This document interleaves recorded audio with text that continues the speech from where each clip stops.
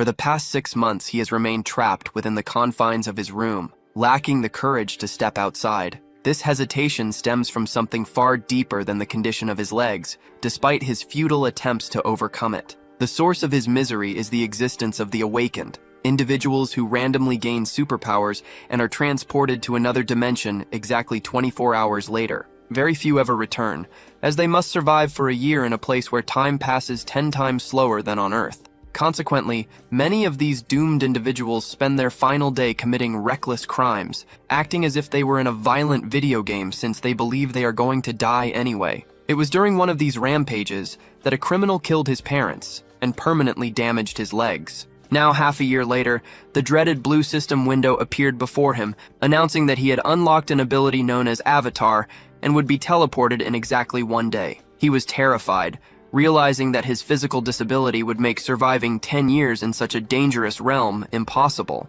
Although he grudgingly dressed in preparation, he felt utterly hopeless until he decided to test the nature of his new power. When he activated the skill, a perfect copy of himself manifested in front of him. The experience was immediately disorienting because his consciousness was split between 2 bodies, allowing him to see from 2 perspectives simultaneously. With the departure timer ticking down the final 5 minutes, a desperate idea struck him. Reasoning that the clone was technically him, he wondered if it could take his place. Acting on impulse without considering the ethics of the situation, he pushed the duplicate into the portal, and to his surprise, the switch worked. Even though the clone was the one teleported, the shared sensory link caused him immense pain and confusion. Unable to handle the overwhelming sensation of existing in 2 places at once, he quickly unsummoned the avatar to break the connection. Overcome with nausea, he rushed to the bathroom to vomit, realizing with relief that he had successfully escaped the forced transfer to the other world. He summoned the avatar once more, and as it appeared, he couldn't help but notice that he was actually quite good-looking. However, he questioned the utility of the ability, frustrated by the difficulty of controlling 2 bodies simultaneously. Suddenly, a notification from the system left him stunned. It announced that he had completed the mission of returning to Earth alone without utilizing the Karma Shop. This new achievement meant he could now access the dimensional portal daily, and he realized he held the record for the fastest return of any awakened individual. Along with this freedom, he had accumulated nearly 2 million karma points, a currency awarded based on one's impact on the other world, regardless of whether that influence was heroic or villainous. For a moment, he wondered if his method had technically broken the rules. He wasn't sure if unsummoning the clone counted as a death or a successful extraction, but he quickly dismissed the thought, reasoning that his actions hadn't been intentional anyway. Feeling wealthy with his new points, he decided to browse the Karma Shop and purchased a recovery enhancement for 10,000 karma. Almost immediately, he felt a reaction in his lower body. His previously useless legs began to ache and tingle as they regenerated. The physical disability that had forced him into seclusion was not only cured, but his legs now felt incredibly strong. Driven by excitement, he returned to the shop to evolve his avatar ability. He noticed the clone looked even better than before, but the true upgrade was mental. His consciousness was no longer split, allowing him to issue commands to the clone without sharing its physical pain. Deciding he needed a domestic helper, he assigned the clone a job. He then realized the upgrade allowed him to summon a second duplicate. Needing names for them but admitting he lacked creativity, he took inspiration from his love for ketchup, naming the first one Hans and the second Heinz before ordering the pair to start working. One clone is assigned to household chores and training, while the other is sent to explore the alternate dimension, leaving the most critical task for the protagonist, using a clone's body to overcome his personal trauma. When Heinz stepped outside into the sunlight, he surprisingly felt no anxiety or fear, a result of the avatar's passive Mind Core ability. Each copy possesses distinct skills, so attention shifts to Hans, who is currently navigating the other world. Unfortunately, a wild panther caught his scent and decided he would make a good meal, attacking swiftly. Although Hans isn't a skilled fighter, having a body that doesn't transmit pain makes combat much easier, and after a struggle involving only a small sword, he managed to defeat the beast. After recovering his energy, Hans spotted a nearby village where he met a bald man named Malcolm, who introduced himself as the village chief. Welcoming travelers, Malcolm remarked that the young man must be strong to travel alone, and offered him a place to sleep so he could continue his journey during the day. As they walked, the old man asked several questions, eventually deducing that the clone was from another world. Hans, whose real name is Seongyun, was simply happy to speak with someone after being a recluse for 6 months, so he accepted the room. However, while the clone slept, an intruder broke in. Back on Earth, Xiongyan was celebrating his new life with a meal while Heinz trained to his limit in the next room. Suddenly, when he tried to access Han's controls, he realized the avatar was dead. Confused because the village seemed peaceful, he reviewed the clone's stats and memories, concluding that the old man was not as kind as he appeared. Then, something abnormal occurred. Xiongyan successfully reconnected with the deceased avatar. In the other world, Malcolm and another figure were complaining that the adventurer was just an average guy who had only survived the forest by luck, resulting in a mere elite skeleton level. Xiongyan realized that Malcolm had murdered Hans and resurrected him as an undead creature, granting the avatar new class-specific abilities. Looking around, he saw numerous other skeletons, realizing they were all deceived adventurers. Just then, a man who had been at the tavern the previous day entered the room and stared intensely at Hans. For a moment, it seemed he might have noticed something was wrong, but he simply ordered the skeleton to move to the correct area with the others. A strange force compelled Hans to obey the command, and although he possessed the strength to resist, he chose to comply to prevent blowing his cover. Thanks to his specific affinity for mana, he could distinctly feel and understand the magic trying to control him. Over the course of a week spent infiltrated among the trainees, he finally grasped the basics of necromancy, though his current limit was controlling a single undead entity at a time. After days of trying, he managed to catch a troublesome rat, killed it, and resurrected it as a zombie to serve as his eyes outside the room. Using the reanimated creature, which he named Alfred, he watched from a hiding spot as a man approached a warehouse, grumbling about having to check something on the old leader's orders. As the man undid the padlock, Hans seized the opportunity to send the rat inside to investigate. However, as soon as Alfred entered, an overwhelming and dangerous aura forced him to stop. Hans instinctively knew getting closer would be fatal. Meanwhile, two guards outside were discussing the situation. One asked when the maturation process would begin, while the other complained that his life force felt drained every time he went out, noting that their master spent every day stuck inside. They also questioned the logic of building such heavy defenses for the village when there seemed to be no threat of invasion. From this conversation, Hans deduced that the warehouse likely concealed a fragment of the immortal king. Satisfied with the intel, he directed Alfred to use a shadow dive ability to travel stealthily toward the village chief. Malcolm noticed the movement on the ground and initially dismissed it as a regular pest, but as the rat emerged from the darkness, he realized it was an undead creature overflowing with dark mana. He mused aloud whether the environment had naturally transformed the animal before Alfred lost his form and collapsed lifelessly on the floor. Confirming that this was the only place saturated with such dark energy, Malcolm turned to his men and demanded to know who had been in charge of the warehouse that day. Back in his room, Hans solemnly vowed to avenge his fallen spy, asking the rat's spirit to watch over him. Elsewhere in the village, a man stormed out of a building, cursing the old chief because the intruder had managed to escape. An overseer was brutally enforcing order among the undead, stomping his foot and shouting at them to get back in line. After punching one of the reanimated corpses in the face,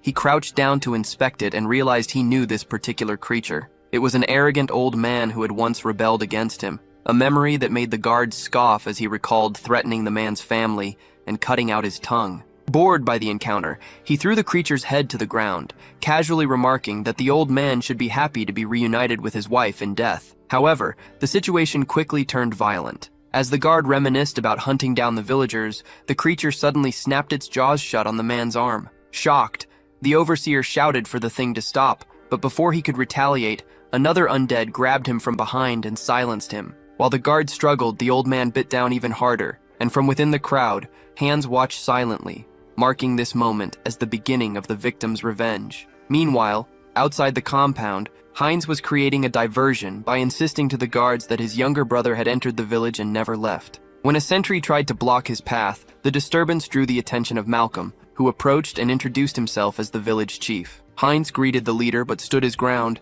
explaining that he was certain his twin brother, Hans, was nearby. Taking advantage of this distraction, Hans slipped through a portal and entered an underground chamber with ease. There, he discovered a dark object pulsating with power, which he identified as a fragment of the immortal king. He noticed that the reanimated corpses in this chamber were significantly stronger than the others, and realized the artifact was connecting with them to fill a void. Grimacing at the thought of consuming something so repulsive, he pressed the fragment against his chest, triggering a massive explosion of energy. Back on the surface, Heinz pointed to his head and explained to Malcolm that because he and Hans were twins, they shared a mental connection that allowed them to always know each other's location. Malcolm struggled to believe what was happening, but his skepticism quickly turned to panic when he sensed a disturbance with the artifact. Shouting that something was wrong with the fragment, the village chief immediately ordered his guards to kill the intruder. Two men rushed forward, cursing Heinz as they prepared to attack, but before they could strike, the target vanished instantly,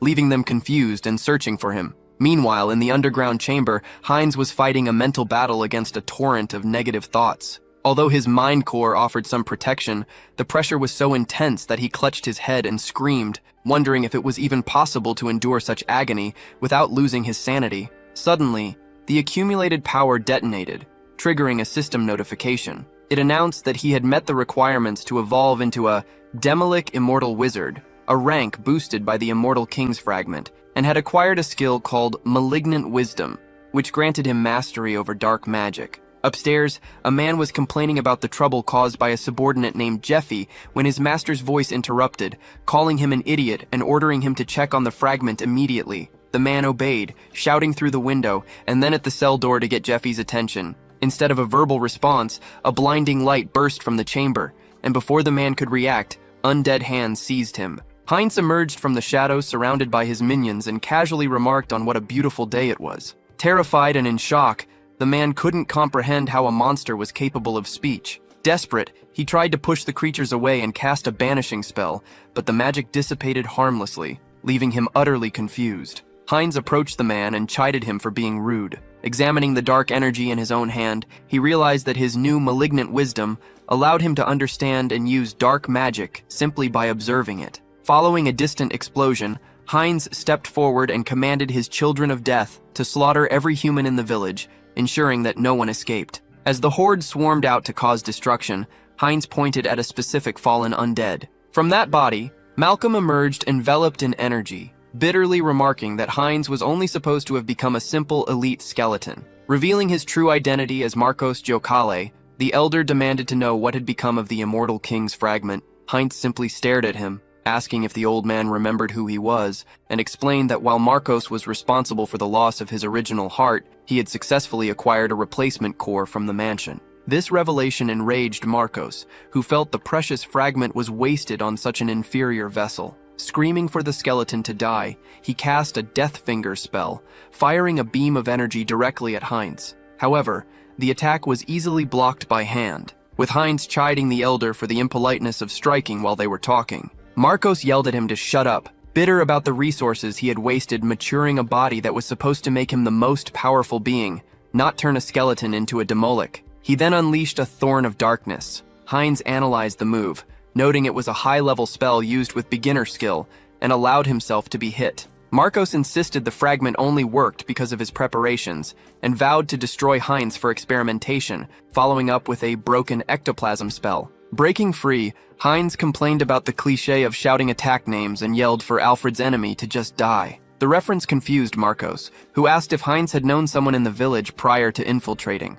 Suddenly, the magic backfired, and the energy thorns struck their creator. Marcos realized Heinz was adapting to dark magic unnaturally fast, attributing it to the fragment's power. Unwilling to waste more time, the elder initiated a Pact of Destruction. Simultaneously in the village, a hooded figure betrayed a companion, triggering a chain reaction where dark energy burst from the victim and infected others. Marcos raised the Crown of the Broken, draining the souls of his followers as he placed the artifact on his head to activate the Resting Place of Death. Heinz asked if he was powering himself by sacrificing his own people. Marcos acknowledged the fragment's defense but launched a Flame of Drained Souls Darkness. Despite the effort, Marcos was struck down by dark magic. Standing over the defeated elder, Heinz joked that the long technique name nearly put him to sleep and suggested they finish it. He thanked Marcos for the lesson in dark arts, leaving the old man to lament his wretched end. Heinz struck him down, mocking him as ridiculous as he fell to the ground. Staring at the lifeless body, he asked if Alfred was watching, assuring the spirit that he had been avenged, before looking up at the moon to wish his little friend a peaceful rest. The scene then shifts to a large castle at night, where a woman was kneeling in prayer before a statue. Suddenly, she lifted her head in surprise, opened the door, and called out for Bishop Martin. The bishop greeted her, noting that she had finished her prayers, but Saint Restar urgently asked him to contact the others. She informed him that she had detected signs of the immortal king's resurrection coming from the west, a revelation that left the bishop terrified. As Martin ran off to organize an immediate meeting, Restar remained behind, frowning as she recalled how the king's previous resurrection had plunged the continent into destruction hundreds of years ago. Looking out the window, she vowed that she would not allow history to repeat itself. Meanwhile, surveying the battlefield, Heinz realized that his troops had suffered extensive damage. However, he reminded himself that the best part of being a necromancer was the ability to use fallen bodies to replenish his ranks. First, he decided to tend to his own injuries. Spotting a fallen skeleton with suitable parts, he tore off its arm, remarking that it looked good. He then activated his super recovery skill to merge the new limb with his own body. Testing the repair, he deemed it perfect and wondered if he should start rebuilding his army. Turning to one of the fallen corpses, he commanded it to become his subordinate, channeling his power through malicious wisdom. The fragment of the immortal king lent its strength to the spell, and his magic contaminated the remaining power in the target's body. However, the process stripped away the thought fragments, causing the skeleton to fall apart. Confused by the failure, Heinz questioned why it wasn't working while his remaining undead watched in silence. After a few more attempts, he concluded that he was slowly getting the hang of it. He then turned his attention to Marcos's corpse, planning to turn it into an undead with a soul to extract information. However, as he lifted the body, he stopped, discovering that the old man had no soul. Finding a magic circle on the man's chest, he realized the soul had been artificially extracted as a security measure. Dropping the body, he decided he could still use it even without a soul by turning it into a high-level undead with self-awareness and combat skills. He began the process by contaminating the remaining magical power, removing residual thoughts, and inserting a new ego. The body rose as a death sorcerer, awaiting orders. Surprised that the creature not only had self-awareness but could also speak, Heinz named him Malcolm and ordered him to obey. When the creature hesitated, Heinz punched him, prompting Malcolm to finally respond with a yes. Although his new servant retained no memory of his past life, Heinz decided he would continue to punish him for his previous crimes. He summoned Malcolm and took possession of the staff, admiring how it looked as he posed in front of the pile of defeated enemies. Scanning the corpses, he recognized a specific zombie, the young man responsible for killing Jeffy. Placing a hand on the creature's head, he looked out at the burning village and silently granted them all a final release. The scene shifts to Han Sung-hyun's apartment, where he wished eternal peace for the young zombie and his family. After finishing his meal, he used his phone to check current gold prices and review his total earnings. However, he was startled when his avatar, Han, suddenly materialized in the room. The skeleton appeared to be malfunctioning and tried to speak, forcing Sung-hyun to frantically command the system to cancel the summon. Once the avatar vanished, he took a moment to recover from the fright, feeling as though he had narrowly escaped a disaster. Deciding to focus on progress, he accessed the interface to upgrade his unique ability. He was pleased to find he had earned more points than anticipated, allowing him to boost his mental strength significantly. A notification confirmed the acquisition of a new skill called Tranquility, which protected his mind from external attacks. As he packed gold bars into a bag, he noticed the calming effect extended to his main body, leading him to wonder why the system always seemed to provide exactly the skills he needed at the right time. Ready to cash in, he went to the bank and requested to deposit all the gold into his account, a request that left the employees visibly shocked. After thanking them, he left the building, feeling secure because he had secretly hidden his skeletal avatar, wearing a mask for disguise, within his own shadow using black magic. Just as he concluded that his precautions were likely unnecessary, a massive creature smashed through a shop window directly behind him. A beastman and a masked accomplice emerged, celebrating their mega jackpot heist. As the thieves prepared to flee, with one jumping onto the creature's back, Han Sung-hyun stepped into their path to intervene. He shouted that they were villains misusing their awakened powers and called for onlookers to report them, trusting that the city's guardians would handle the threat. However, his attempt to stop them ended abruptly when the beastman delivered a direct punch to his face. Collapsing to the ground, Sung-hyun could only cover his injured face and watch helplessly as the criminals escaped. The masked accomplice was confident that their escape plan was succeeding, believing they had plenty of time before the guardians could catch up. Their only remaining task was to locate their partner, Portal, whom the beastman quickly spotted lying on the ground ahead. He knelt to wake her, but instead of rising, she pointed frantically behind them. When the duo turned around, they were confronted by Han's avatar, and the beastman immediately noted that this creature was certainly not a standard guardian. While Han Sung-hyun himself remained powerless to act, his skeletal summon took control of the situation. Magic hands burst from the earth to grip the villain's legs, immobilizing him as the Avatar prepared to fight. By the time the association's pursuit team arrived at the warehouse, shouting that the fugitives couldn't escape, the battle was already over. The guards were confused to find their targets, including the Beast Man, lying defeated on the ground. The squad leader deduced that an unknown party must have intercepted the villains before vanishing and ordered his men to search the perimeter. Unnoticed, a shadow slipped away from the scene, and Han Sung-hyun emerged from his hiding spot on the street, remarking to himself that it was a relief to de-stress once in a while. Meanwhile, in the other dimension, Han's second avatar, Heinz, stood before the gates of a castle city,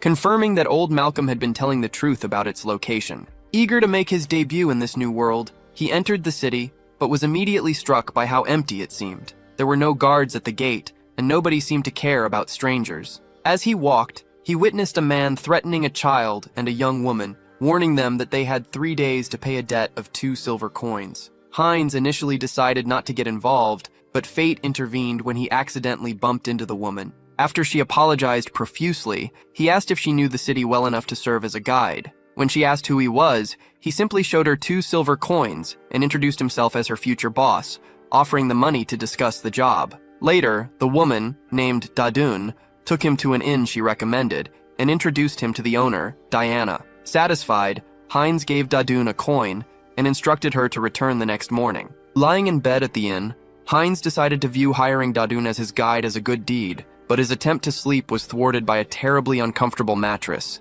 As he tossed and turned, a sneeze escaped him, immediately answered by another sneeze from outside. Curious about the noise, he looked out the window and was surprised to see Dadun sitting there, cheerfully wishing him a good night. He was confused as to why she was waiting for him until dawn. The next morning during their meal, he told her that she didn't need to wait for him so early anymore. She agreed excitedly, though he had to reprimand her for calling him a juicy. Noticing she hadn't touched her food, he asked if she was going to eat and offered her more if she was still hungry. Dadun thanked him and accepted the meal with a smile. As they walked through the town later, she explained that the city was named Azanthu, located in the west. Heinz observed that it looked like a common medieval town, but a symbol spread everywhere caught his attention. Touching the mark on a wall, he realized it wasn't paint, but blood. The girl seemed uncertain about the symbol, prompting Heinz to recall a detail from the previous night. Turning to Dadun, he asked if she had eaten deer soup. She confirmed it, surprised by his knowledge,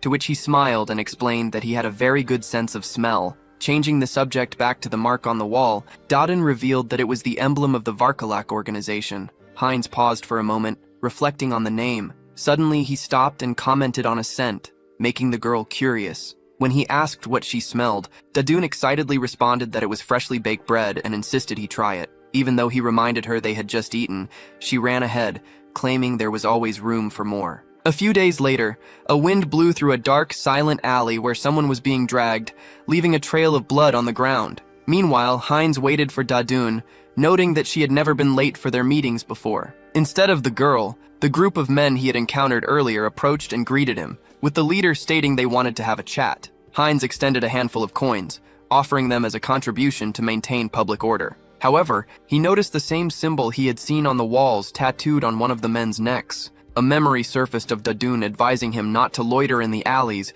and to leave the city, followed by another recollection of a man asking why they had taken that little child. Connecting the dots, he realized they might have captured Diana. As the men turned to leave, Heinz shouted for them to wait, deciding to intervene. He clenched his fist and approached the young man, saying he was curious about something, but just then Dadun suddenly appeared, calling out to him and urging him to look for Diana. The men asked what he was so curious about, but instead of answering, Heinz shifted the focus to the money he had given them earlier. Showing them an empty pouch, he pointed out that they had already taken everything he had. He then turned his attention to Dadun, scolding her for being late, and warning that she would miss her meal. However, she cut him off with devastating news. Her little brother had disappeared. She explained that although the food had helped him recover, he was now nowhere to be found. This triggered a memory for Heinz, who recalled the men mentioning a captured child. When he asked if the Varkalak gang was responsible, Dadun confirmed it. He tried to reassure her by offering to pay a ransom, but she screamed back that money was useless because they wanted blood,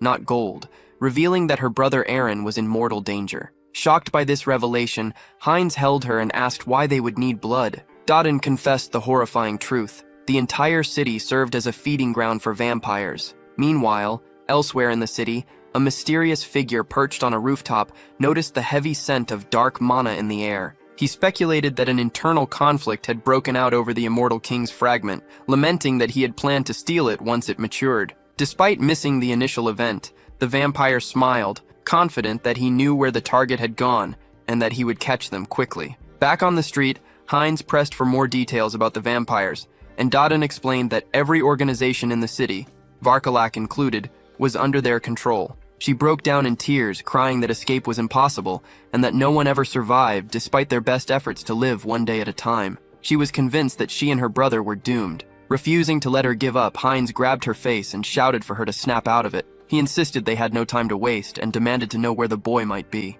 Although Dodin was skeptical and warned him of the danger, Heinz simply told her not to worry. He declared that he was an expert at making fools suffer and immediately set out to save the unlucky girl and her brother. Inside a nearby tavern, a thug slammed coins onto a table, betting his entire stash. When his companion asked where the windfall came from, he bragged about ripping off a tourist earlier that day. Suddenly, the door crashed open as Heinz kicked his way in. The gambler stood up, demanding to know who dared to interrupt, while his partner laughed, recognizing Heinz as the donor from before and mocking him for coming back to give them more money. Ignoring the taunts and having already silently disposed of the guard outside, Heinz grabbed the man by the collar. He demanded the location of the child they had discussed earlier. The thug tried to bluster, asking if Heinz knew who he was messing with, but Heinz didn't let him finish, silencing him instantly with a powerful blow. Heinz stated he knew exactly what kind of trash people were who messed with families out of greed, simply calling the man garbage before defeating him with a single punch.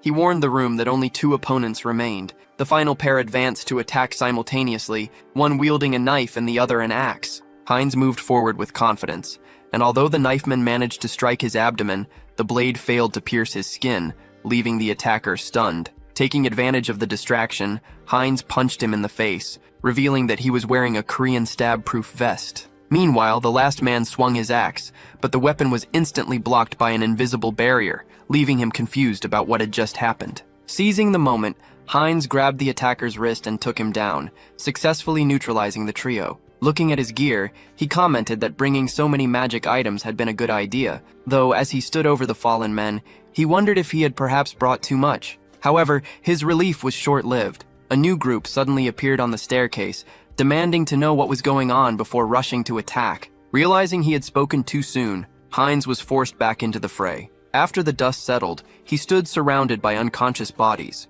catching his breath and pulling a weapon from his shoulder, while lamenting that he had lost count of the enemies during the brawl. He stepped on the head of the last conscious man and demanded to know where the taken boy was. The thug refused to talk, threatening that his boss would arrive any moment to end Heinz's life. Heinz thanked him for the unintended tip, retorted that the man should worry about his own life, and headed into a nearby room. There, he found a boy shrinking into the corner, begging to be released. Heinz approached gently, explaining that the boy's sister had sent him for a rescue. Just as the boy, Aaron, asked if Heinz really knew his sister, a large bat landed in the window, interrupting their escape. A mysterious voice demanded to know who dared to touch his food and interrupt his meal. A vampire then materialized before them, asking if Heinz belonged to the Oath of Audacity or was the child's brother, warning him of the consequences of interfering. Pulling Aaron close, Heinz clarified that he was just a tourist who had been robbed and decided to help. The vampire found the answer unamusing,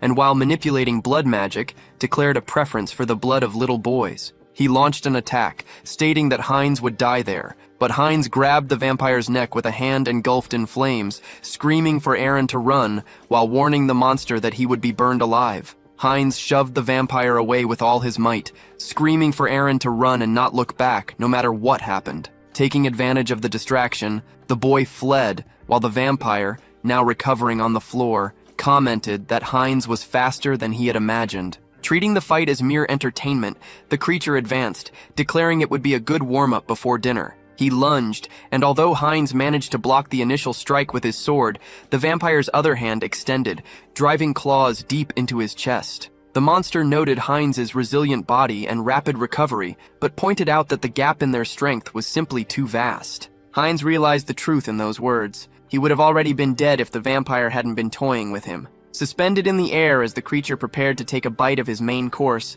Heinz decided he couldn't just stand by and do nothing. The vampire blocked a desperate punch, grabbed him by the neck, and declared that their useless struggle ended there. However, just as the monster leaned in to bite, warning that Heinz would pay dearly, the protagonist decided that if he couldn't win, they would die together. Suddenly, his body was engulfed in flames, shocking the vampire, who recoiled and asked if this was a hidden magic item. Heinz revealed that the idea came to him when he saw alcohol spreading on the floor earlier. He realized he could turn the tables by igniting it. The vampire, thinking him crazy, asked if he really planned a mutual suicide. In response, the burning Heinz slammed into him, mocking the creature's earlier insults. When the vampire called him a weak piece of meat, Heinz surprised him with a brutal headbutt, throwing him to the ground. He reminded the monster that this gourmet food was tough and recovered fast, screaming that he wasn't in the mood to be eaten. As the fallen vampire begged him to stop, a massive explosion of fire consumed the entire area.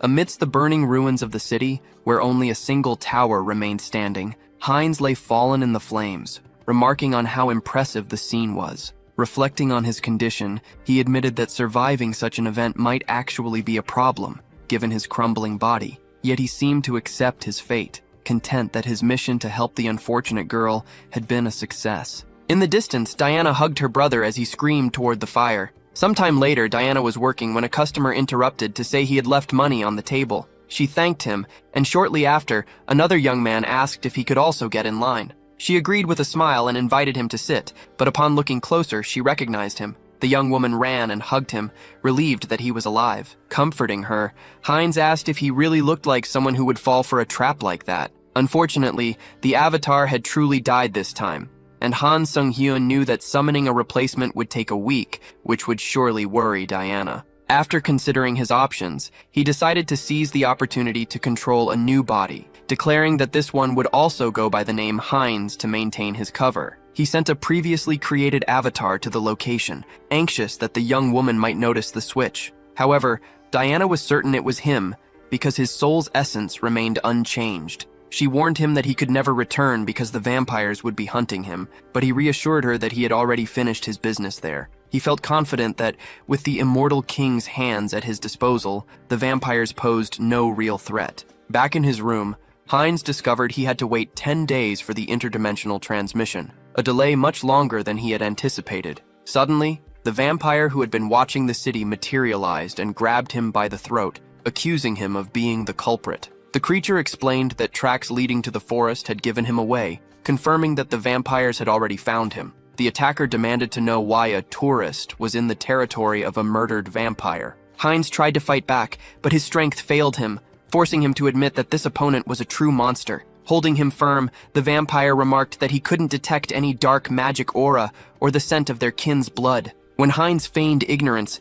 claiming he didn't know what happened because he had been sleeping, the vampire insisted on making him understand the situation and bit him on the neck. After tasting the blood, the creature warned he would speak slowly. Heinz touched his neck, feeling his body transform into a vampire and realizing he had acquired the lesser bloodline ability, which theoretically made lying impossible. Releasing an intense pressure, the vampire asked again if he was truly unconnected to the Oath of Daring. Although his new blood screamed for him to submit to his superior, Heinz discovered he could ignore the urge thanks to his mind core, which filtered out the instinct. He lied, answering that he was just a simple traveler. Seemingly convinced he had misunderstood, the vampire ordered Heinz to follow him, saying they had work to do. Deciding to play along to gather information, Heinz accompanied him to the Azanthu branch of the Varkoslak clan. As they entered, the other vampires greeted the lord but eyed Heinz with disdain, questioning why their leader had accepted such an inferior turning. Suddenly, a female vampire named Rosalika grabbed him,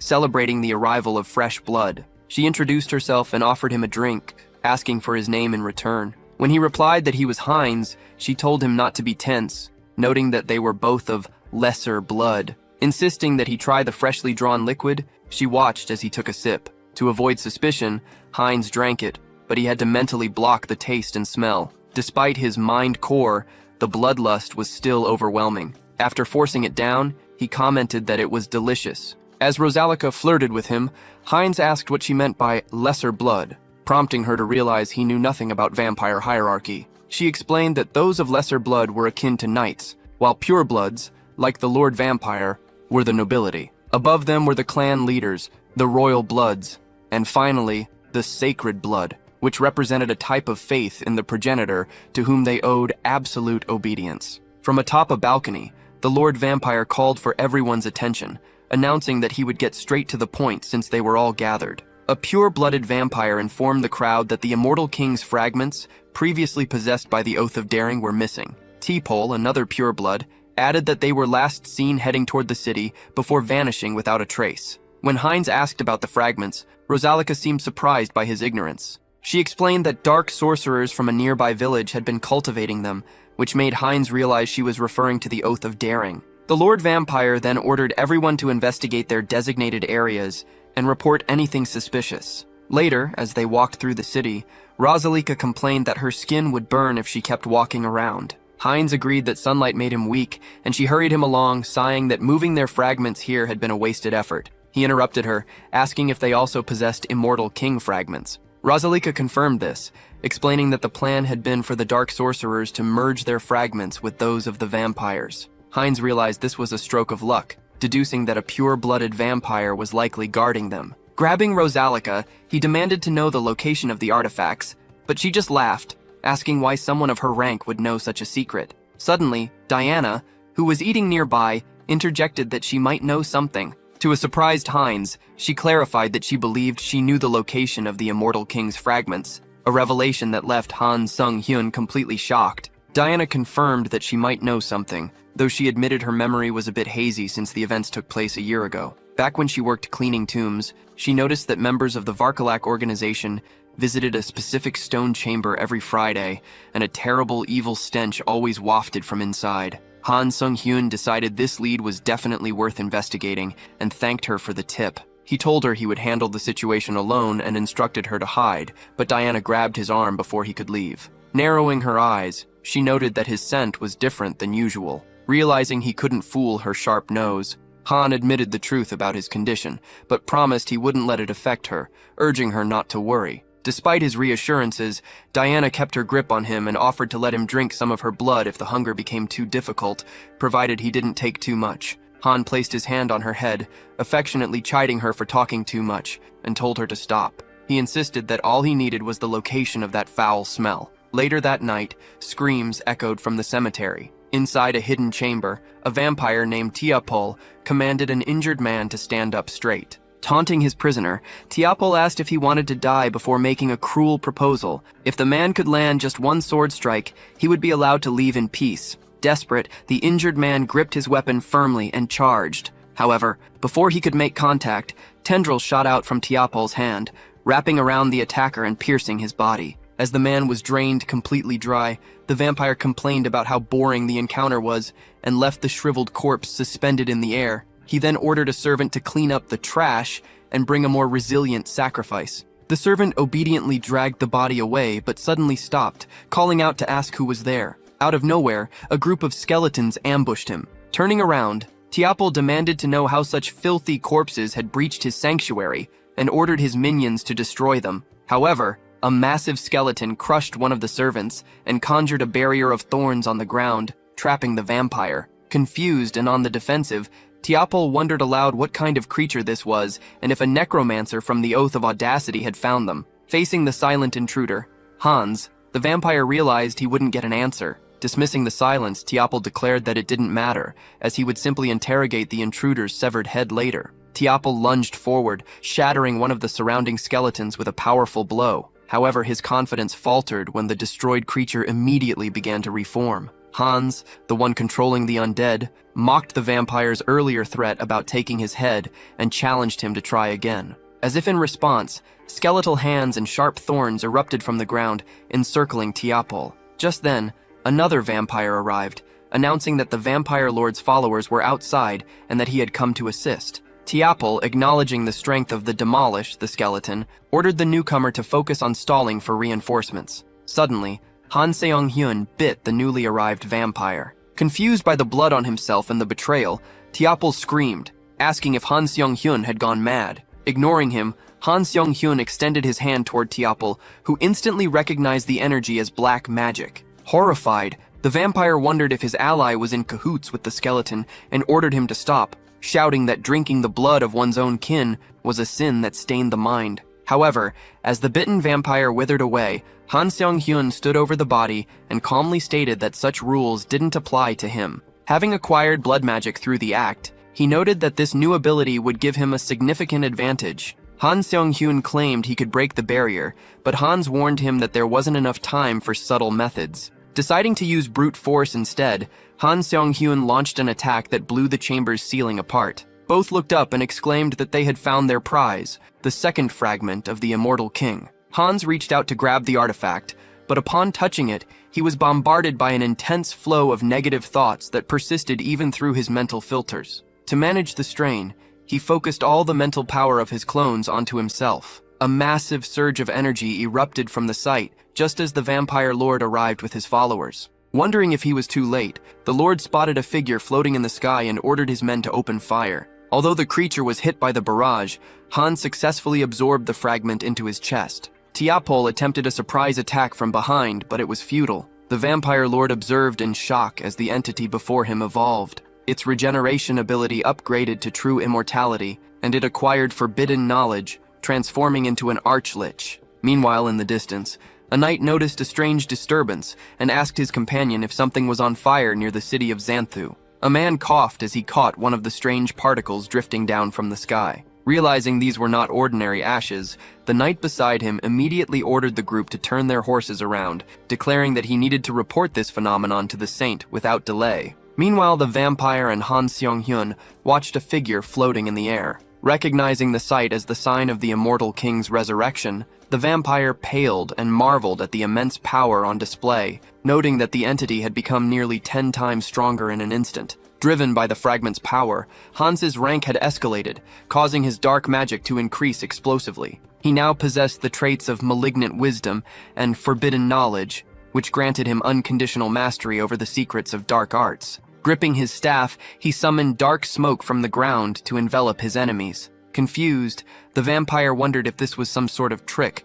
while one of his subordinates panicked and suggested they flee. However, before the man could escape, a shadowy hand snatched him and threw him high into the air. Suddenly, the vampire found himself surrounded by shadows that pierced him from all directions. Hans remarked that while his opponent was certainly stronger than other purebloods, he was now nothing more than a blood bag. Shocked, the vampire asked if he had absorbed the entire fragment and questioned how he had managed to withstand so much malice on his own. Hans replied that the answer was simple. He was not alone. At that moment, a silhouette emerged behind the vampire. Standing over the defeated enemy, Han Seong-hyun received a notification that he had met the conditions to evolve his lineage into a pureblood. Satisfied with this growth, he vowed to evolve even faster by hunting his own kind, promising to devour every vampire he could find. Later, the survivors regrouped in the forest, uncertain of their next move. Rosalika lamented that they wouldn't have been defeated so easily if Parita had been there, but another vampire warned against underestimating their foe.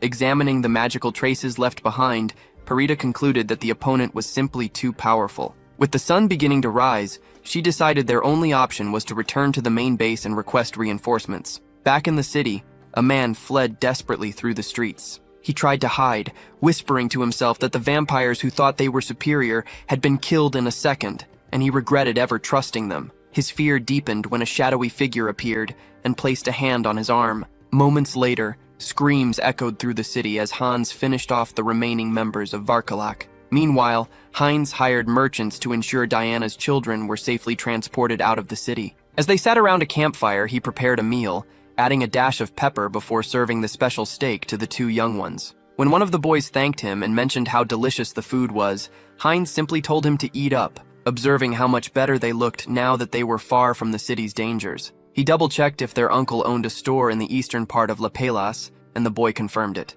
Although the child expressed uncertainty about whether they would be welcomed, Heinz reassured him not to worry. For a moment, he reflected on how attached he had grown to them and realized it would be painful to say goodbye. It struck him how much he had changed since arriving, and how long it had been since he felt this way. Snapping him out of his thoughts, the girl asked if he was okay, or if his blood sugar was low. He assured her he was fine, silently noting that he had already had his fill by devouring the remaining vampires in the village. Elsewhere, Hans was busy transforming bodies into undead. urging one of them to enter quickly. He commented on the incredible convenience of the location, noting that it seemed endless and musing that with further research, he might even be able to open a subspace on Earth. Suddenly, an attack was launched toward the portal, directly hitting a skeleton guard. A female vampire approached, asking if he was still wandering around their city, and questioning if he was underestimating them. Ovore Vaskoslak, a true blood vampire, demanded to know if he was truly part of the Oath of Audacity.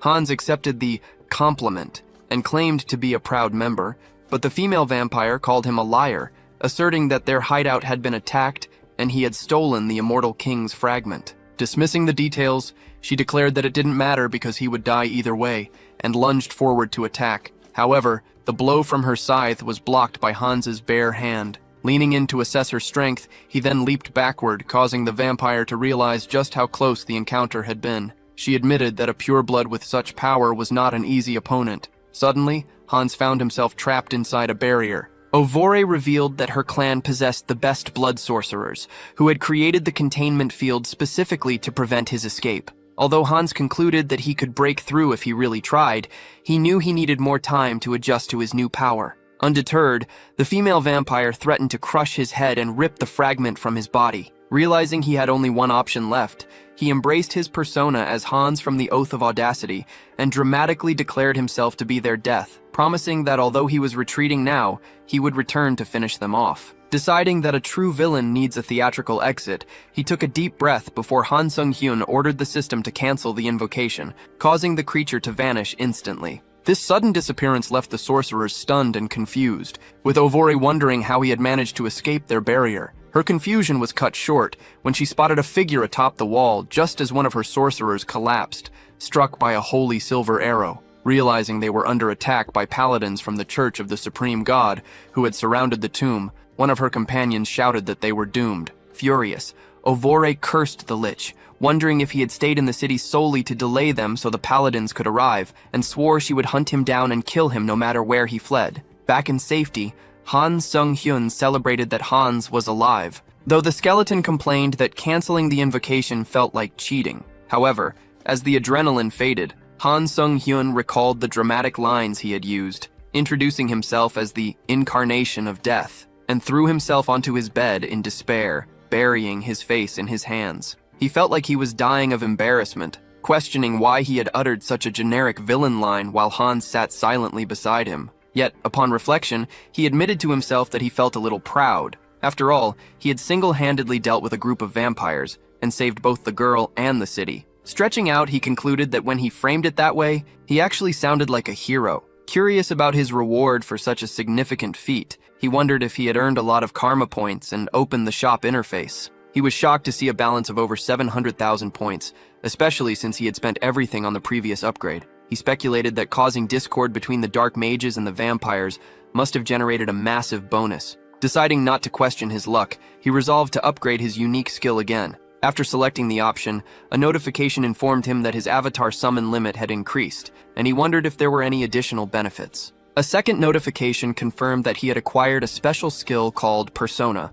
Letting out a small laugh, he read the description. The skill allowed him to use an avatar as a vessel to contain specific emotions. Han Sung-hyun understood immediately why the system had determined he needed this ability. He reflected on how he had connected with strangers and helped them defeat powerful enemies, realizing that he, a recluse who had been locked in his room for 2 years, had managed to accomplish all of this. The reason was simple. To him, everything felt like a game rather than reality. However, he was now forced to face the truth that he was still trapped inside his room, burdened by the loneliness, sadness, and anger he had suppressed for so long. As all these accumulated negative emotions surfaced, Han Seong-hyun called for Hans and ordered the avatar to transfer those useless, rotting feelings into a vessel. The transfer cleared the emotions from his body, leaving him feeling refreshed, though he quickly noted that the feelings hadn't disappeared but were merely stored. Worried, he turned to Hans, concerned about the effect of absorbing such negativity.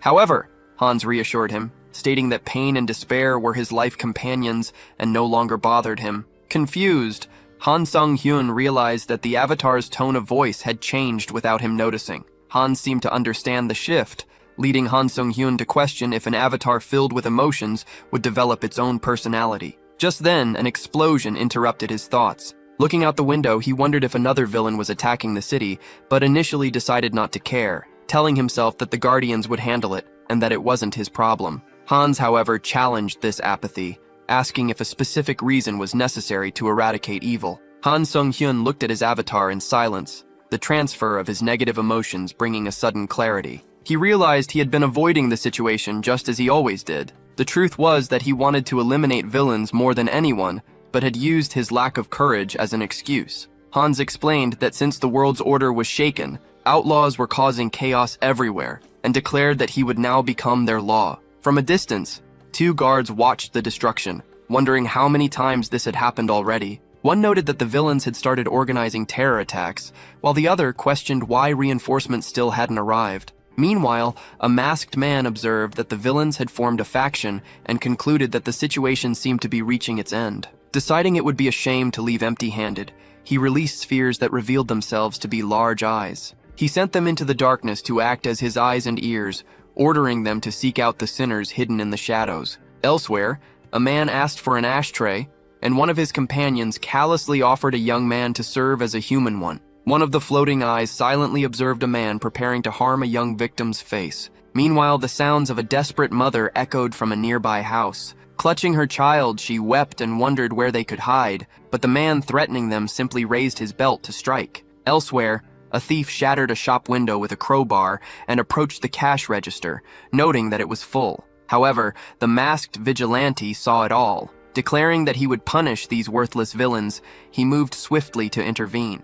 He grabbed the thief by the throat and seized the abusive man from behind, promising that their punishment would be deeply traumatic. Confronting the aggressors, he vowed to engrave fear into their very souls, warning them to remember this encounter. He added that if they ever embraced evil again, he would return from the shadows to find them. As screams of terror faded with the night, the vigilante stood atop a building, feeling increasingly comfortable with his new power. With the sunrise, he stretched and took a deep breath, feeling a profound sense of satisfaction after a long night of cleaning up the city's trash. However, he realized that his Eye of Darkness had significant limitations. Exposed to sunlight, its power weakened and vanished. Since he couldn't simply release undead creatures into the city, he needed a more efficient way to track his enemies. Just then, a flock of pigeons flew overhead and soiled his clothes. Annoyed, he muttered a threat to kill them and turn them into servants, but the incident sparked an idea. He realized he could use familiar magic, a slavery technique for animals,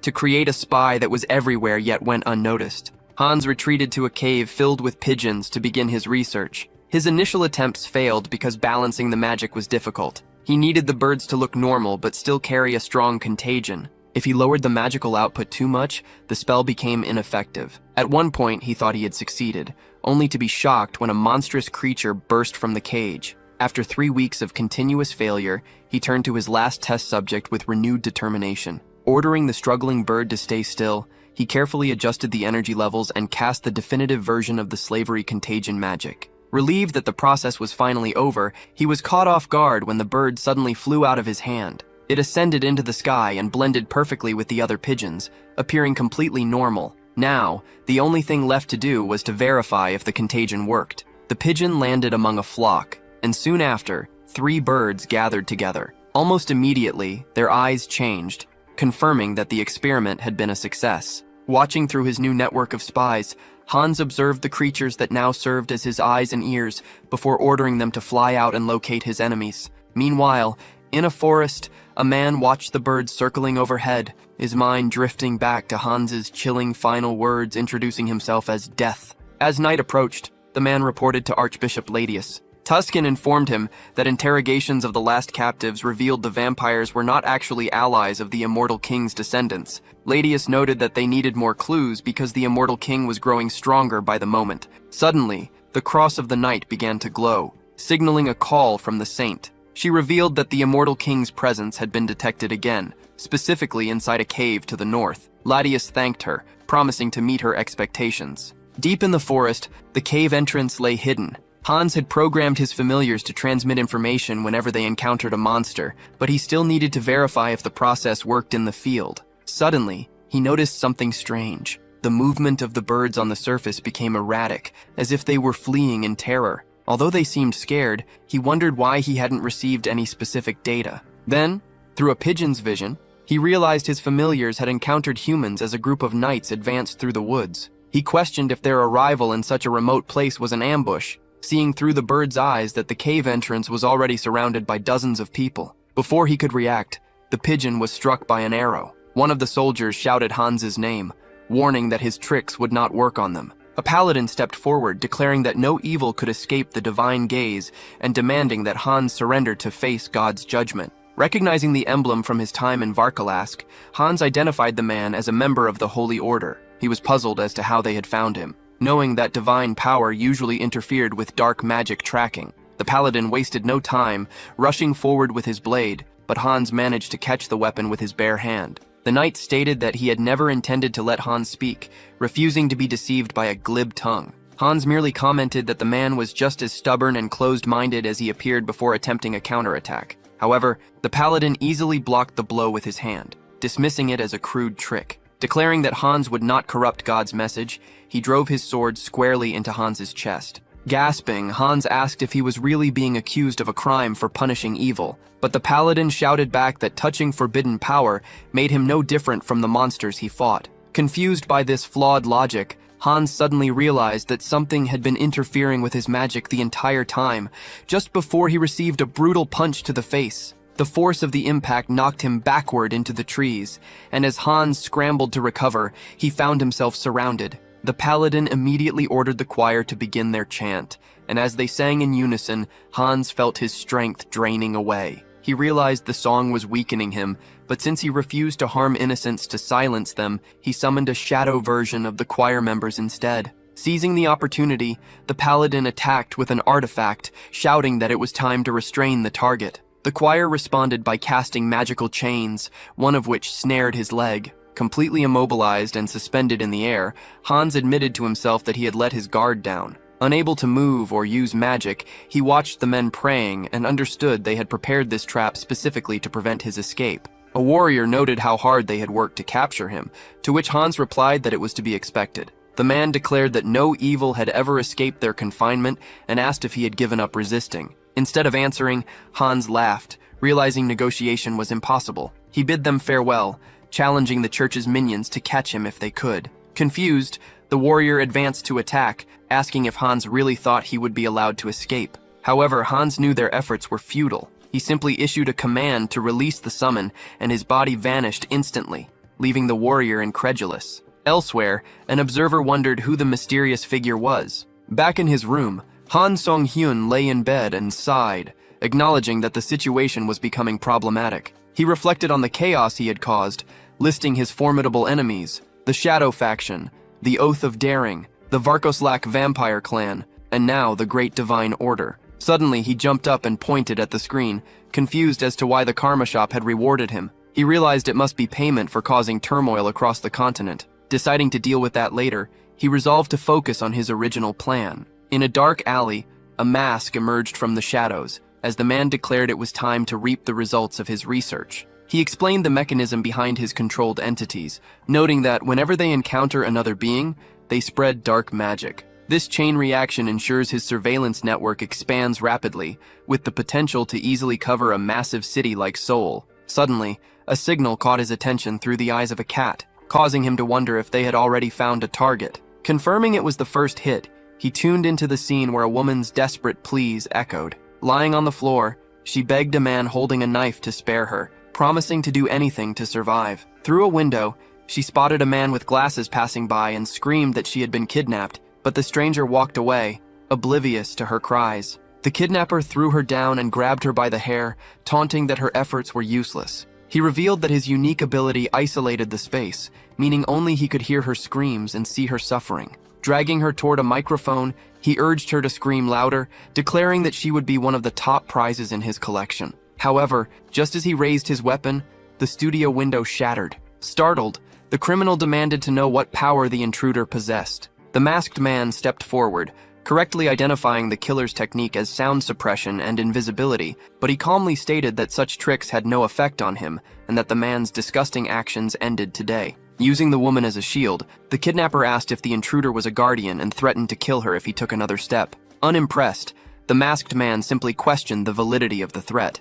In a flash, the woman was pulled to safety behind him. Realizing he was facing a returnee, the murderer accused him of stealing his prey and charged forward, swearing to kill them both. However, his attack was halted instantly as his body froze mid-air. The masked man remarked that the killer's words suggested this wasn't his first crime. To confirm, he touched the man's forehead and activated the Lament of the Dead, a necromancy skill that revealed a memory of the killer attacking a previous victim. Satisfied that the man was a serial killer, he declared that death was too merciful a punishment. Instead, he decided to transform the criminal into an undead servant to help him on Earth. As he began the blood-draining process to create the creature, he admitted he hadn't expected to build his army so soon. The transformation was successful, resulting in a horrifying intermediate-level undead. Seeing potential in his new creation, the masked man ordered it to come closer, remarking that it might actually be quite useful. Before leaving, he glanced at the unconscious woman lying on the floor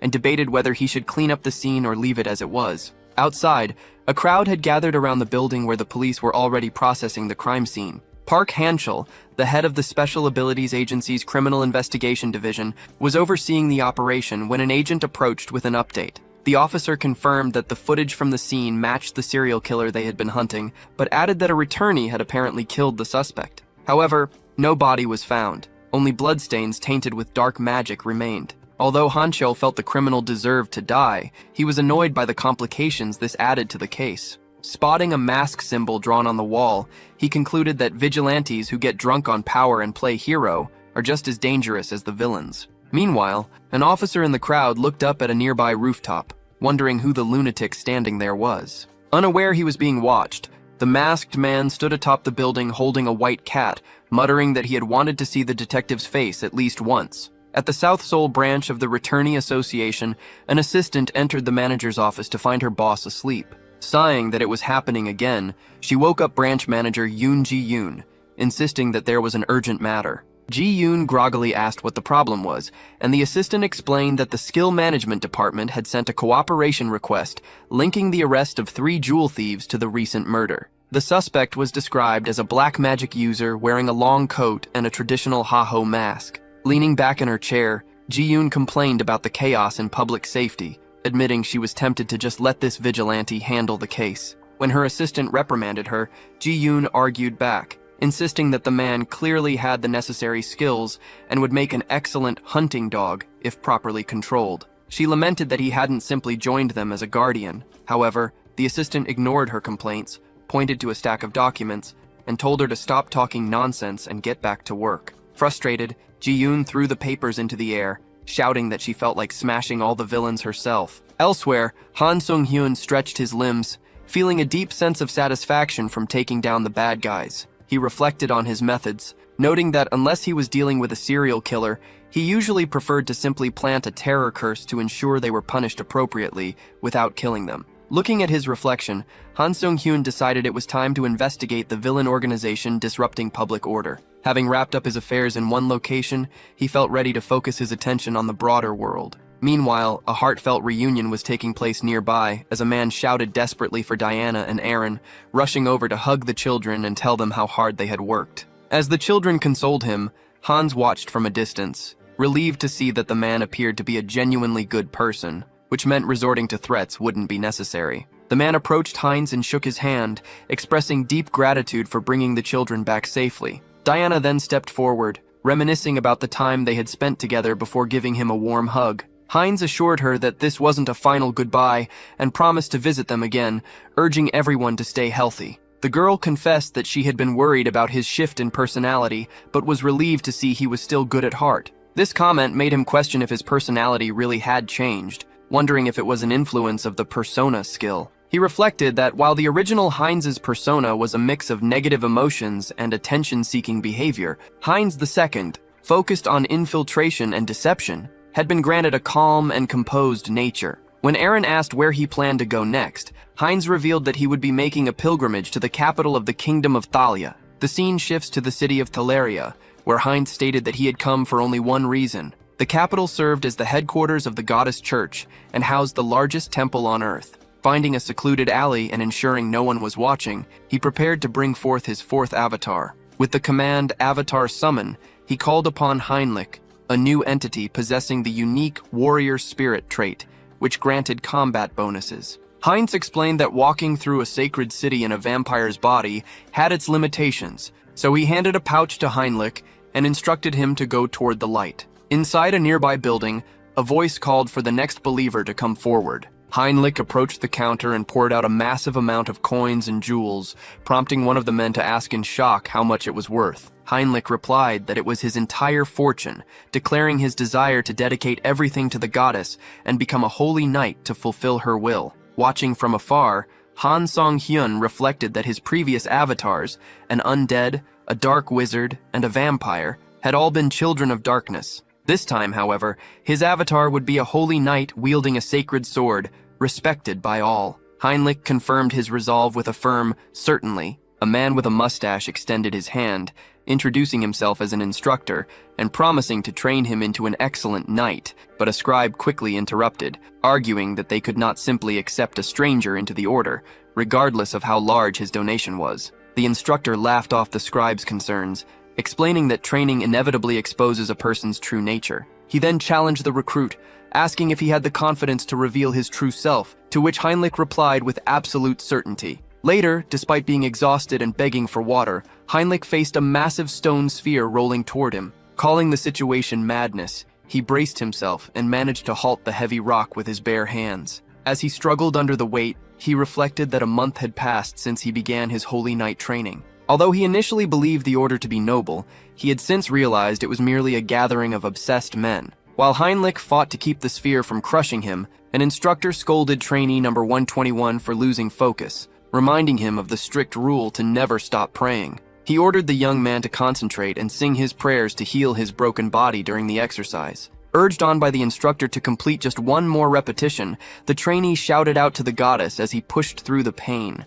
Watching the chaos, Heinrich had to admit the brutal methods were effective. One man celebrated how great his back felt, even asking to be hit harder, while another flexed his arm as a spiked mace struck him. However, surrounded by these shouts of faith and physical punishment, Heinrich couldn't help but question if such a perverse style of training was truly necessary. From a balcony overlooking the grounds, Marco remarked that the new recruit was impressive, noting that Heinrich was already strong even before his baptism. He expressed excitement to see the young man's future progress. Down below, Heinrich noticed the stairs and felt uncomfortable, wishing he could avoid attracting so much attention from the group. 3 months into the program, a panting Heinrich realized that he would have collapsed long ago if not for his warrior spirit and super regeneration abilities. While his physical stamina had improved significantly, he found that the social environment presented a much bigger problem. A man grabbed his arm asking if he was done with leg day, while an instructor invited him to join them for some holy chest exercises. Another interrupted,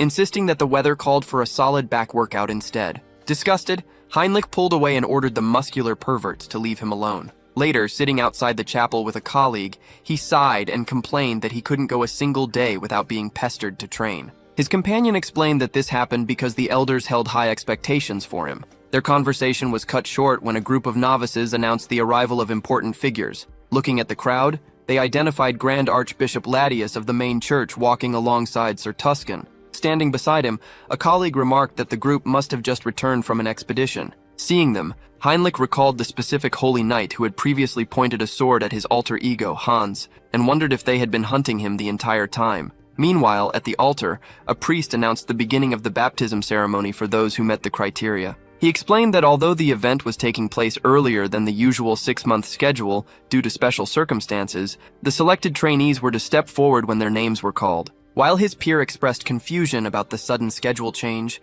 Heinrich claimed he could guess the reason. He deduced that the order was desperate for reinforcements to hunt down the immortal king's heir. Regardless of their motives, he viewed this as the perfect chance to save time and test a new application of his persona and mind core abilities. The high priest then called up a trainee named Max Warrowan, asking if he swore to dedicate his life and everything he had to the Lord God. After the young man confirmed his vow, it was explained that during baptism, initiates sacrifice all their mana to the deity. In exchange for losing the ability to use magic, they receive immense holy power. The magnitude of this blessing depends heavily on the individual's faith, meaning that the purer and more genuine the belief, free from doubt or lies, the stronger the resulting holy knight becomes. When Heinrich's name was called next, he stepped forward. declaring that this moment was exactly why he had chosen this path. Internally, however, he was executing a complex strategy. He realized that while he had previously used his mind core to suppress emotions,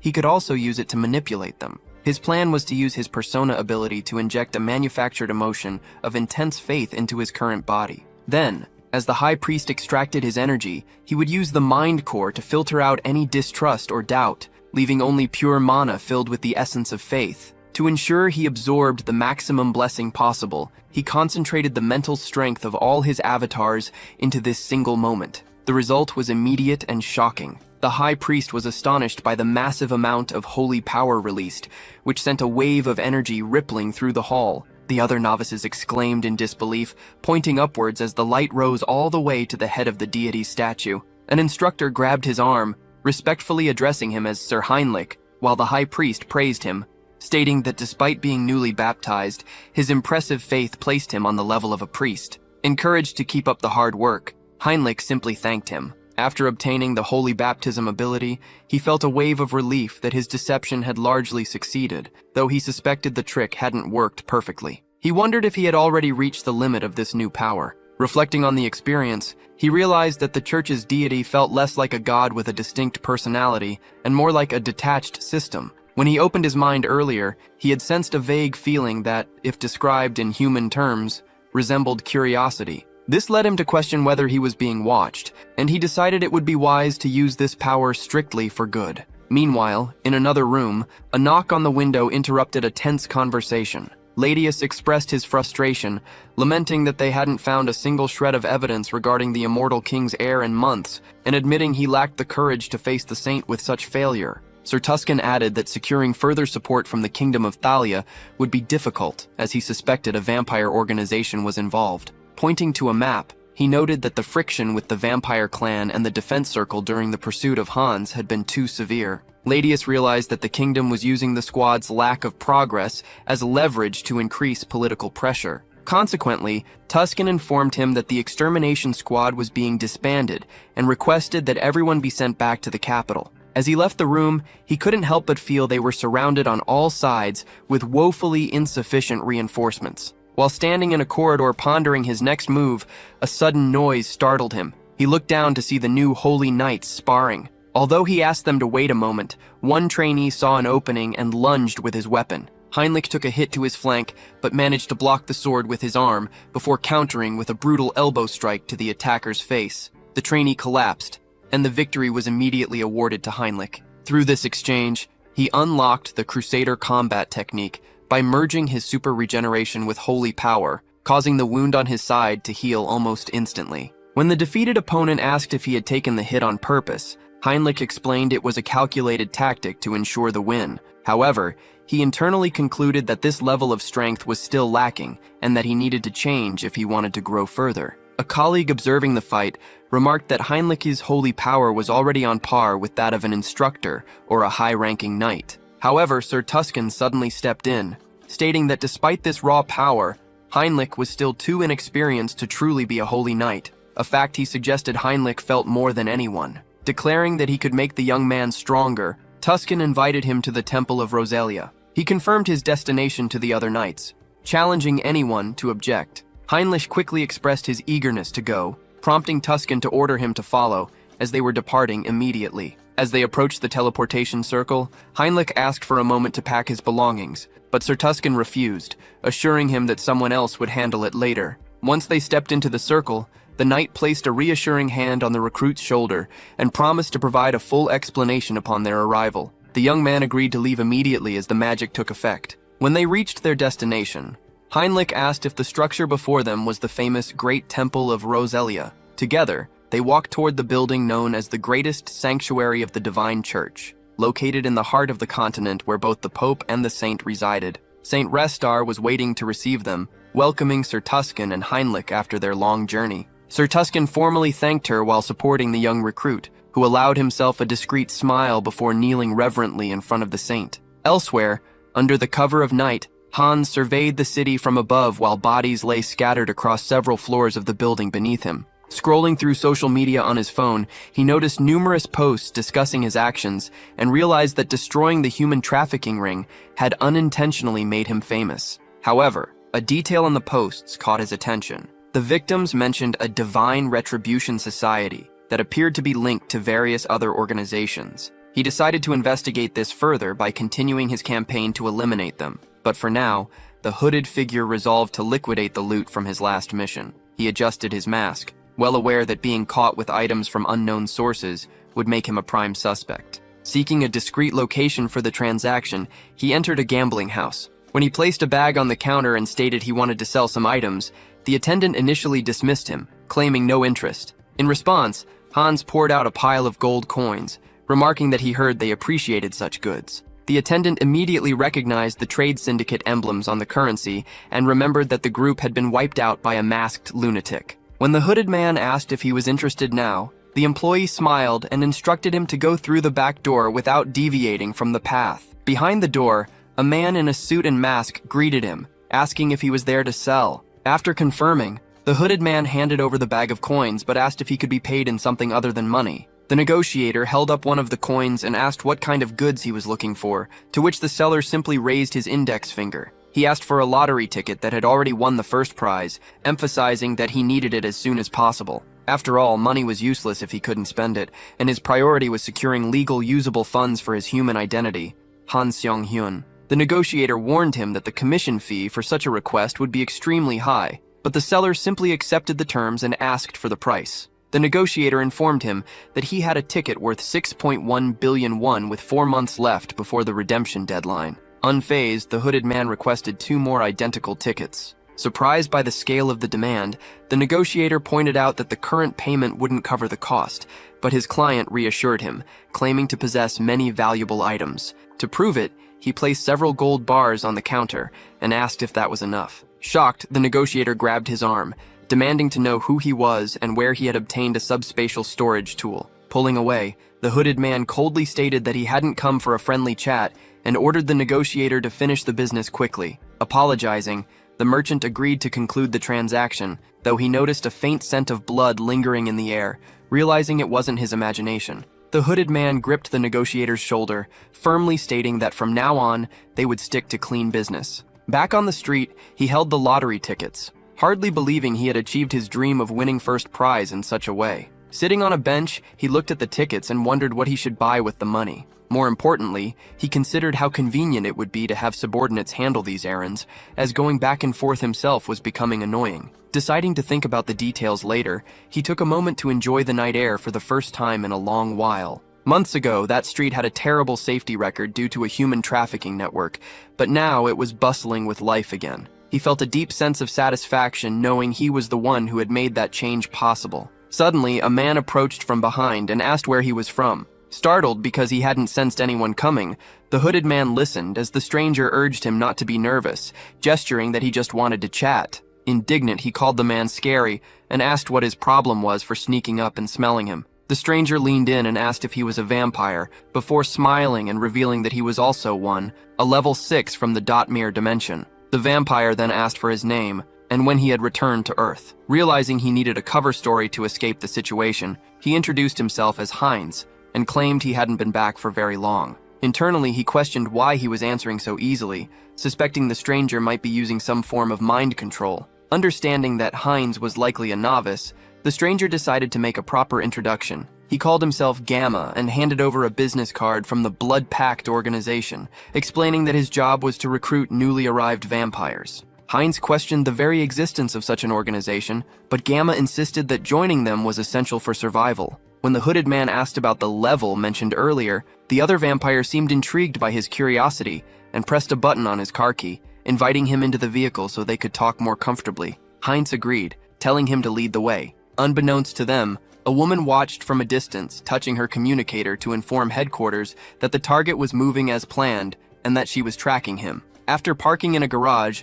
Gamma invited Heinz inside, leading him down a dark corridor. As they walked, Heinz asked about the nature of the place. Gamma explained that every vampire possesses a vampiric factor that determines their power, and the Blood Pact organization specializes in measuring and quantifying this factor into levels. Passing shelves filled with strange vials and potions, they arrived at a room featuring a magic circle on the floor, where Gamma claimed they could measure Heinz's level. Heinz expressed his distrust, finding the entire situation incredibly suspicious, but Gamma urged him to enter the circle anyway. Heinz figured he could simply cancel the summoning if things got too dangerous, but as he stepped closer, he noticed a skull on the floor and sensed traces of black magic. Turning to Gamma, he remarked that it wasn't just black magic, but a complex mix of several magical arts, wondering aloud how such a thing was possible. Although the Returned began appearing about 20 years ago, the advancement of magical technology had been slow, because energy laws differed between dimensions. The combination of such distinct abilities made the Blood Pact seem far more impressive than he had initially imagined. A hooded figure then asked for his arm for the next examination, and cut him with a dagger, warning that it would sting a bit. As blood floated from Heinz's wrist, 5 orbs formed in the air. Gamma observed the firm connection of the spheres, noting that he was a level 5 and deducing that his regeneration abilities were strong. He then asked another member about the level of Pertrian purebloods, admitting he had been nervous since Heinz came from an unknown dimension. However, seeing that Heinz was only a level 5, Gamma considered it a waste of time and stress. With a sinister smile, he stated that at this level, there was no need to cut off any limbs and ordered the hooded men to begin. As the group responded affirmatively to Lord Gamma and started the ritual, Heinz was suddenly restrained by an unseen force. Realizing they truly had ulterior motives, he concluded that the ritual was far too complicated to be just a simple measurement of power. Just as he was preparing to summon Hans, the door suddenly crashed open, catching Gamma off guard. The woman who had been trailing them burst into the room, shouting for everyone to stop before lunging at one of the hooded figures. Backed by her team, she announced that Gamma was under arrest for the kidnapping and murder of his fellow vampires. Gamma addressed the intruder as Lady Jin Saran, asking if her behavior wasn't a bit rude, while Heinz watched her with a strange sense of familiarity. Jin admitted that she hadn't been entirely certain about the abduction rumors, but the scene before her confirmed the truth, so she ordered him to release the captive and surrender quietly. Mocking her, Gamma called Jin a small, naive slave of the Blood Pact and questioned why they should accept such servitude. He argued that since they were stronger than humans, they shouldn't have to hide or follow human rules. Jin shot back that it was precisely because of militants like him that their kind was forced into hiding. Gamma simply smiled and remarked that that was just her opinion before asking if her companions felt the same way. Suddenly, one of her men attacked another from behind, striking him in the neck. Horrified, another teammate named Min Jung asked the attacker what he was doing, but she was quickly assaulted as well. Demanding to know why he had betrayed them, she was grabbed by the hair as the traitor explained his simple reasoning. He revealed that while he had been a powerful lord in his own dimension, back on Earth he was reduced to living in a basement and working security at a nightclub, pointing out that not everyone lived as comfortably as she did. Gamma stepped closer to explain his rebellion against the Blood Pact, which involved kidnapping low-level vampires. He noted that since accumulating karma to gain power was no longer an option, they had discovered a foolproof method to get stronger quickly. As he spoke, Heinz's body began to float in the air. Jin Saran asked if he had tampered with forbidden arts. Smiling, Gamma held the other vampire's body and asked where she thought the missing victims had gone. She realized he was creating bloodthirsty vampires again, a practice involving cannibalism between different dimensional variants, and reminded him that this madness was why they were persecuted. Consuming a vampire from another dimension combined their factors, creating immense power but often driving the consumer insane with bloodlust, marking them as a global threat. However, Gamma reassured her that the risk was gone, explaining that after extensive research, they had finally found a way to purge the victim's lingering will from the blood. He declared that everyone present would serve as excellent research material as the magic circle beneath his feet began to activate. Heinz quickly realized that the circle wasn't designed merely for categorizing or restricting vampiric factors.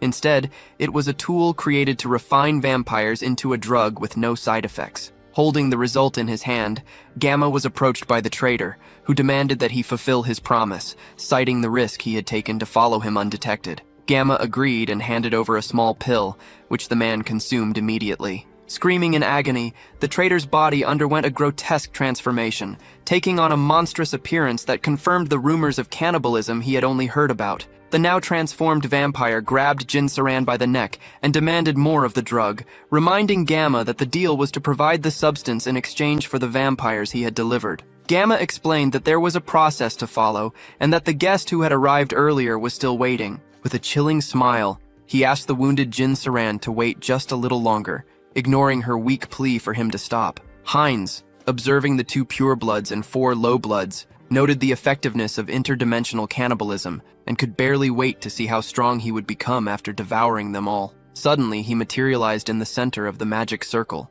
surprising everyone. He commented that while his stealth abilities were decent, their security was completely pathetic. Summoning 2 more skeletons, he declared that from that moment on, no one would leave without his permission. Although the transformed vampire was startled by the creatures, Gamma yelled for everyone to stay together and not to panic. Spikes suddenly sprouted from the traitor's body as he lunged forward, destroying one of the skeletons with a single punch before rushing toward Heinz, screaming for him to die. Observing the unusual transformation, Heinz concluded that a vampire's appearance must change depending on their dimension of origin. He slammed his staff onto the floor, causing multiple spikes to emerge from the ground and impale the attacker. Jumping down, Heinz expressed regret that he couldn't do anything to save the creature, as he had hoped to capture them with minimal blood loss. Grabbing the injured vampire by the shoulder, he remarked that it was no big deal before biting into his neck, stating that there was still plenty of food to come. Watching the scene unfold, the traitor wondered in horror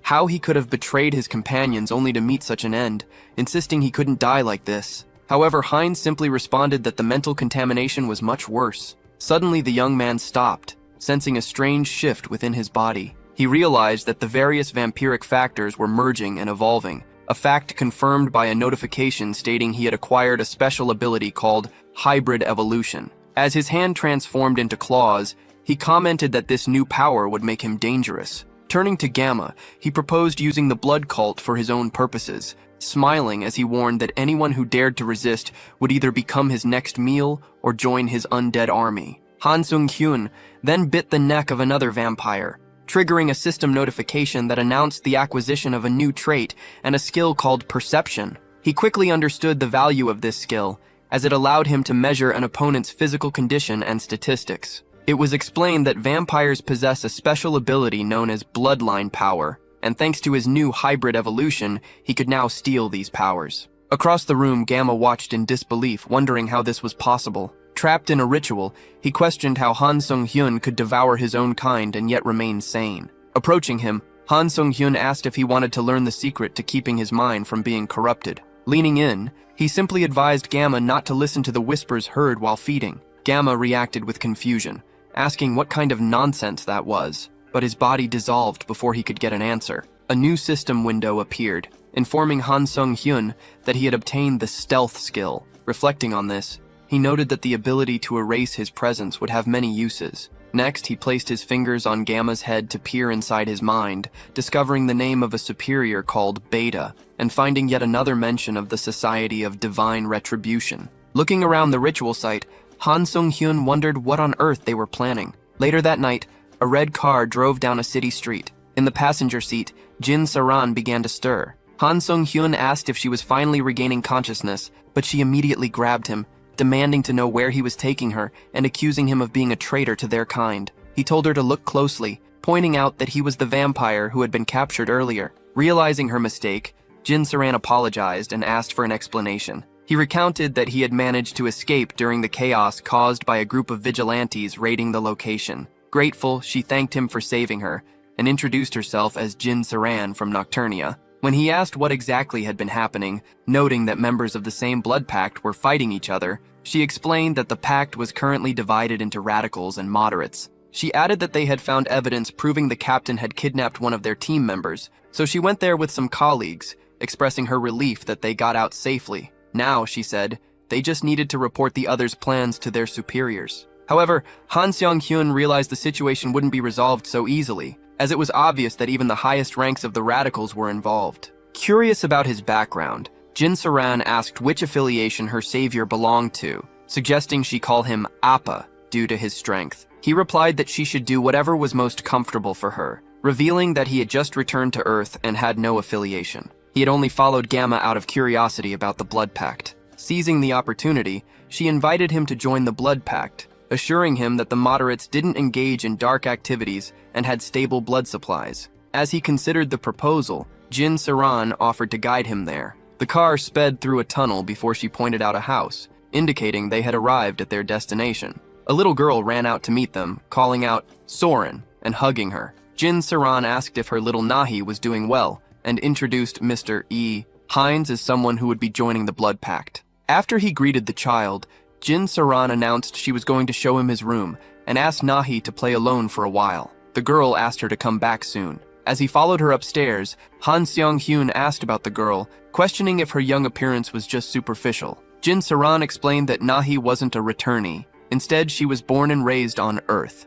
Han Seong-hyun wondered if all vampires weren't supposed to be returnees, but she clarified that the girl's father was the returnee who had turned her into a vampire to save her from a terminal illness. Han Seong-hyun now understood why the government wanted to keep vampires under control, as they were no different from an invading race. Jin Saran mentioned that this wasn't a common method because infecting someone on Earth consumed much more energy. Nahi's father had truly given his all, mainly wanting his daughter to be able to live confidently, even under the sun. She then stopped before a door, announcing they had arrived. Jin Saran advised him to rest a bit since it was already late, telling him to call her if he needed anything. With a nod, she said goodbye and left him in the room. Alone, he recalled a familiar gesture and voice, suddenly remembering he had seen her in a broadcast. He identified her as BJ Orchid, causing Jin Saran to turn around in surprise at his exclamation. She commented that the final phrase from her livestream must have stuck in his head and asked if he happened to be a subscriber. Han Seong-hyun denied this,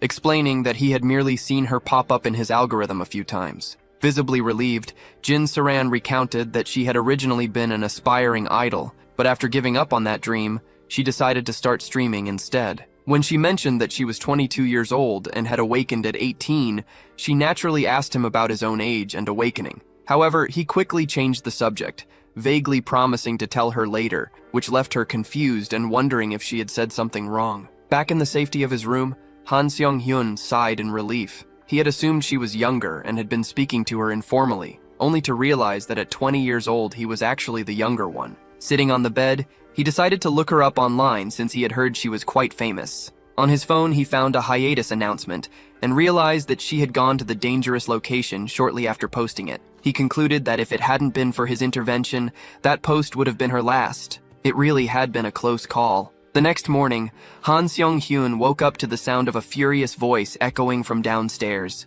The shouting was about someone failing to find anything in such a large place. He went down to investigate, while the voice continued to demand answers regarding the lack of evidence. Finding Jin Saran on the phone, he asked what had gone wrong. She greeted him, asking if he had slept well, before explaining the situation. Her colleagues had gone to the location, but everything had been burned to the ground. Consequently, they had no leverage to pressure the radicals, and she remarked that it was a shame they had gone so far to erase the traces. Taking the opportunity, he asked her for a favor, to mark the location of the radicals' base. Surprised, she questioned the existence of such a base and asked if the blood bags provided didn't suit his taste. He calmed her down, leading her to understand that he simply wanted to know the location to avoid running into dangerous people. Jin Saran agreed to help, assessing that Heinz's power level was likely around 6 or 7 by Earth standards. She handed him her cell phone with the locations marked, assuring him that he would be safe if he avoided those areas. Meanwhile, secretly, she thought about turning him into a true blood brother. Jin Saran then offered to prepare a meal, but he politely declined. Showing her the map on his cell phone, he claimed to have spotted several great restaurants nearby. With a smile, he mentioned that he was thinking of heading out to explore some of those good places to eat. Later, inside a restaurant littered with bodies, Han Seong-hyun remarked that the meal had been delicious. The owner, who had collapsed on the floor, cursed him as he watched, threatening that his clan would hunt him down without leaving a single trace. Unimpressed, Han Seong-hyun simply asked how they intended to find him. He explained that thanks to the hiding skill he had stolen from them, tracking him would be impossible. With the security cameras deactivated and the restaurant emptied, he noted that neutralizing the surveillance had been no trouble at all. Grabbing the man, he demanded to know where his comrades were. By peering into the boss's mind, he saw a vision of a hooded figure issuing a warning and discovered that all Gamma members were scheduled to gather for a meeting the following day. Realizing that the radical leadership was assembling, he saw this as the perfect opportunity to catch them all at once. Han Seong-hyun decided he needed to leave immediately,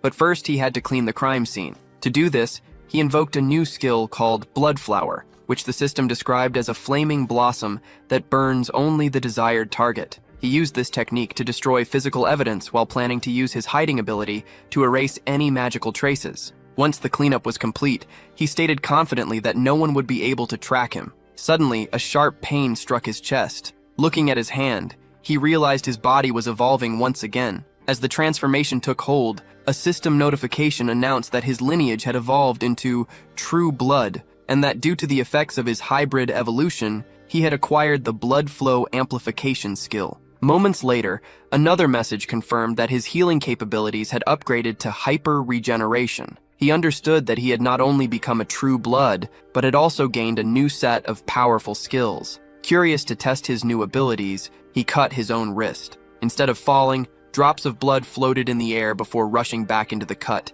sealing the artery in an instant. Observing this, he noted the incredible synergy between his skills. If he could absorb blood from the environment to recover during battle, he would be practically invincible. Glancing at a portrait on the wall, he found himself wondering just how powerful the holy blood must be. Meanwhile, during a live stream, Jin Saran excitedly thanked a fan for a donation of 1 million cheeses. As she calculated that the money would cover her blood pack expenses for the month, she noticed Han Sung-hyun entering the room. The visitor stood silently at the door, simply watching her. Jin Saran turned around awkwardly, apologizing and trying to huddle into herself for a moment to regain her composure. However, embarrassment quickly turned to annoyance as she reprimanded the intruder, demanding that he knock before entering in the future. After taking a deep breath to steady her nerves, she asked him what he wanted. From where he sat on the bed, Han Sung-hyun explained that a letter had arrived for her and handed over the envelope. Upon opening it, she discovered photos serving as evidence of the radical group's crimes, prompting her to wonder who had sent such material. She noted that the actions depicted in the photos bore a strong resemblance to the methods of the Haho mask. Suspicion began to take root, as she remembered that Lord Hines was the only person she had entrusted with the radical group's location, and these anonymous tips had only started arriving after that exchange. She stared intently at her visitor, trying to determine if he was working in tandem with the vigilante or if it was all just a coincidence. Later, under a starry night sky, Han Sung-hyun positioned himself on a rooftop overlooking a specific mansion. His avatar had reported that the radical leaders were gathered inside to devise countermeasures against the Ha-Ho mask. Utilizing his perception skill, he detected an invisible barrier coating the building's exterior and pinpointed the group on the first floor, specifically noting the energy signatures of the Gamma-level members. He decided on a strategy. Hans would remain hidden in the shadows while he advanced to invade the hall and eliminate them all at once. The avatar smashed through a window to breach the hall, and Han Sung-hyun landed immediately after, warning the criminals to prepare themselves. However, confusion struck him as he looked around. The room was empty. Suddenly, reflections in a broken mirror revealed a group of unknown vampires who questioned the appearance of a new face. One of them stepped forward, remarking that perhaps he could hunt this intruder too, before asking his companions if Beta Wan and Beta Shin knew anything about the stranger. One replied that they didn't know him, but estimated his level to be at least 7, suggesting he had returned from an unknown location. Recalling memories stolen from the radicals, Han Sung-hyun identified the hierarchy: 1 alpha, 2 betas, and 13 gammas. He deduced that the 2 betas were present, but he reflected that the real threat was the masked group from the Society of Divine Retribution, whose energy remained undetectable. The vampire leader then ordered his men to capture the intruder and to drag out the one hiding in the shadows. Realizing they were already aware of his backup plan, Han Sung-hyun decided to act immediately, declaring that he would deal with them quickly. Stepping forward, he triggered his blood flow amplification skill and surged through the vampire ranks with blinding speed, delivering a direct blow to one of their faces. One of the vampires pointed at him in horror, demanding to know why he was cannibalizing his own kind with that monstrous arm. However, Han Sung-hyun appeared instantly behind the man, warning him that it wasn't the time to be surprised because the real show was just beginning. As skeletons burst from the ground, another vampire shoved his companion aside, yelling that survival was the priority. But his attempt to flee was thwarted when an invisible barrier threw him back with great force. With the exit blocked by Han Sung-hyun remarked that the vampires weren't the only ones capable of setting up a barrier. Turning to the group, his avatar announced the grim reality, which Han Sung-hyun completed by declaring that this was now a fight to the death with absolutely nowhere to run. Amidst the chaos, one of the vampires was decapitated, leaving Beta Wan stunned by the brutality of the confrontation. Questioning if the opponent was insane, he realized the power displayed far exceeded that of a common level 6 or 7.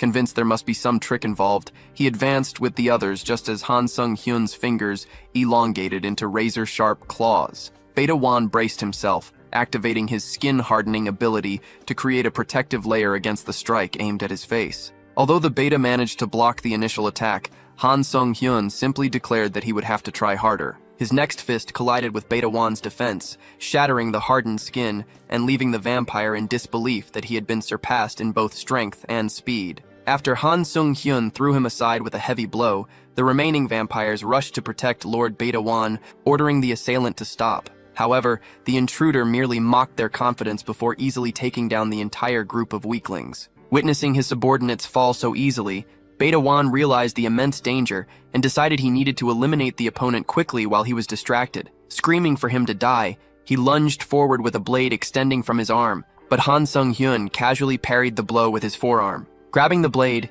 he declared the attack useless as his arm began to regenerate instantly. He explained that by absorbing blood to recover his strength, he was continuously getting stronger, before revealing he had also acquired invisibility and vanishing right before Beta Wan's eyes. The Beta looked around in confusion, wondering where the hell his opponent had gone, only for Han Sung-hyun to silently reappear directly behind him. Stabbing the vampire in the back, he whispered that he was right there and with a smile declared checkmate. As he supported Beta Wan's collapsing body, a system notification appeared, revealing that his ability had evolved into Blood Mystery. He immediately felt the change, realizing that his powers were now subject to his pure will, granting him greater freedom and speed in their manipulation. Witnessing this, Beta Shin insulted him, calling him a scumbag for devouring his own kind and asking if he was a bloodthirsty monster, adding that it explained his strange abilities. Han Sung-hyun dismissed the insults with a simple, "So what?" and asked if he planned to whine all day. He then challenged Beta Shin to attack him just like his partner had, mocking him by asking if he was afraid. Provoked, the vampire charged, but Han Sung-hyun met the advance with his new blood mystery skill, the force of which threw Beta Shin backward. In a flash, Han appeared beside the disoriented enemy. When Beta Shin accused him of using dirty tricks, Han sarcastically replied that the comment was a little painful. He then grabbed the vampire, stating he had something to say as well, and delivered a final blow while repeating his declaration of checkmate. From the sidelines, the masked men expressed their shock, admitting they never imagined the Ha-Ho mask would have such a formidable helper. The leader immediately ordered them to prepare the orb to deal with the intruder. One of the men wielded the artifact, firing multiple beams, but Han Sung-hyun deftly positioned himself behind his avatar, Hans. He commented that the attack was interesting, but when the beam struck one of the masked men instead, he noted that the blow actually lacked real power. Realizing the situation was hopeless against such strong enemies, another subordinate tried to flee, only to be grabbed by the neck by his superior. The leader asked where he thought he was going, told him he had done well, and then shoved him toward Han Sung-hyun, shouting for him to die for the sake of the Divine Retribution Society. As the leader prepared to escape using spatial manipulation, Han observed the self-destruction curse placed on the subordinate. Calling the leader irresponsible for trying to run, he recognized the attempt to force a retreat and extended his hand to intercept the cursed man. Dismissing the curse as nothing more than a minor nuisance, Han declared his intention to completely decipher it. He identified two orbs within the man's body as the source of the energy and immediately prepared to extract them. As a shadowy figure loomed over the fallen body, Han proclaimed himself the one who governs death, questioning if his opponent truly believed he could escape his fate. A projectile struck the ground nearby, marking the failure of the masked leader's escape attempt. Although the leader realized the barrier was incredibly strong, he felt a moment of relief that he had managed to materialize just in front of it, believing that survival was enough if he simply waited for the right opportunity.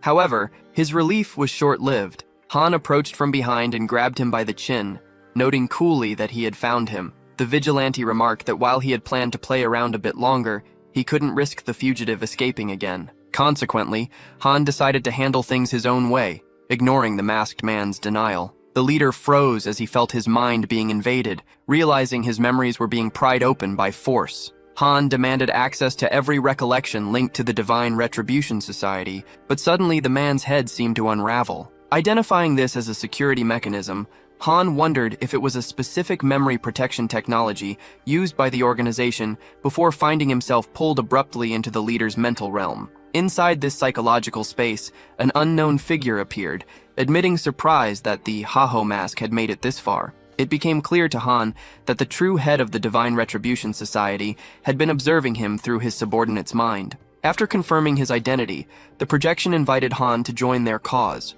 Finding the proposal intriguing, Han inquired about the organization's true purpose, to which the leader explained that their goal was simple. They sought freedom for returnees and aimed to build a world led specifically by them. Han noted that such objectives seemed overly ambitious for a group that had only recently gained prominence, but the leader corrected him immediately. The figure revealed that they had existed for much longer, fighting continuously for this so-called freedom. This admission made Han realize that they had been carrying out acts of terror for years. As the man behind the mask demanded further answers, a system notification flashed, warning that his mental core was actively regulating his surging emotions. Windows alerting him to this regulation continued to pop up rapidly. The leader asked if the timeline really mattered, and expressed hope that Han would make a wise choice. In response, Han simply punched the projection standing before him. Unfazed, the leader asked if that was his final decision, explaining that within the mental realm, mental strength took precedence over magical power,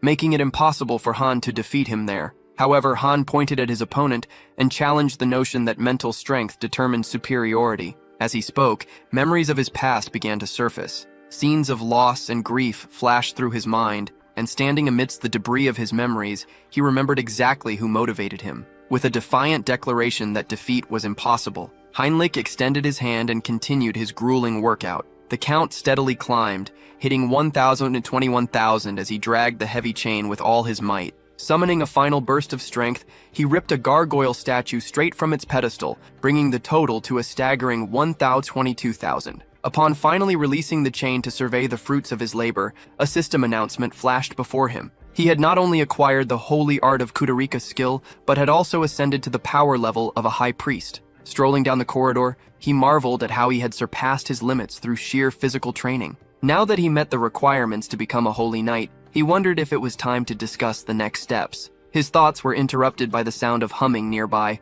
causing him to pause. In the garden, he spotted Saint Restar, noting that despite her exalted status, she looked like an ordinary girl enjoying the flowers. When she noticed him and greeted him as Lord Heinrich, he turned and respectfully returned the greeting, addressing her as Saint. Curious, Heinrich asked why she was out there alone.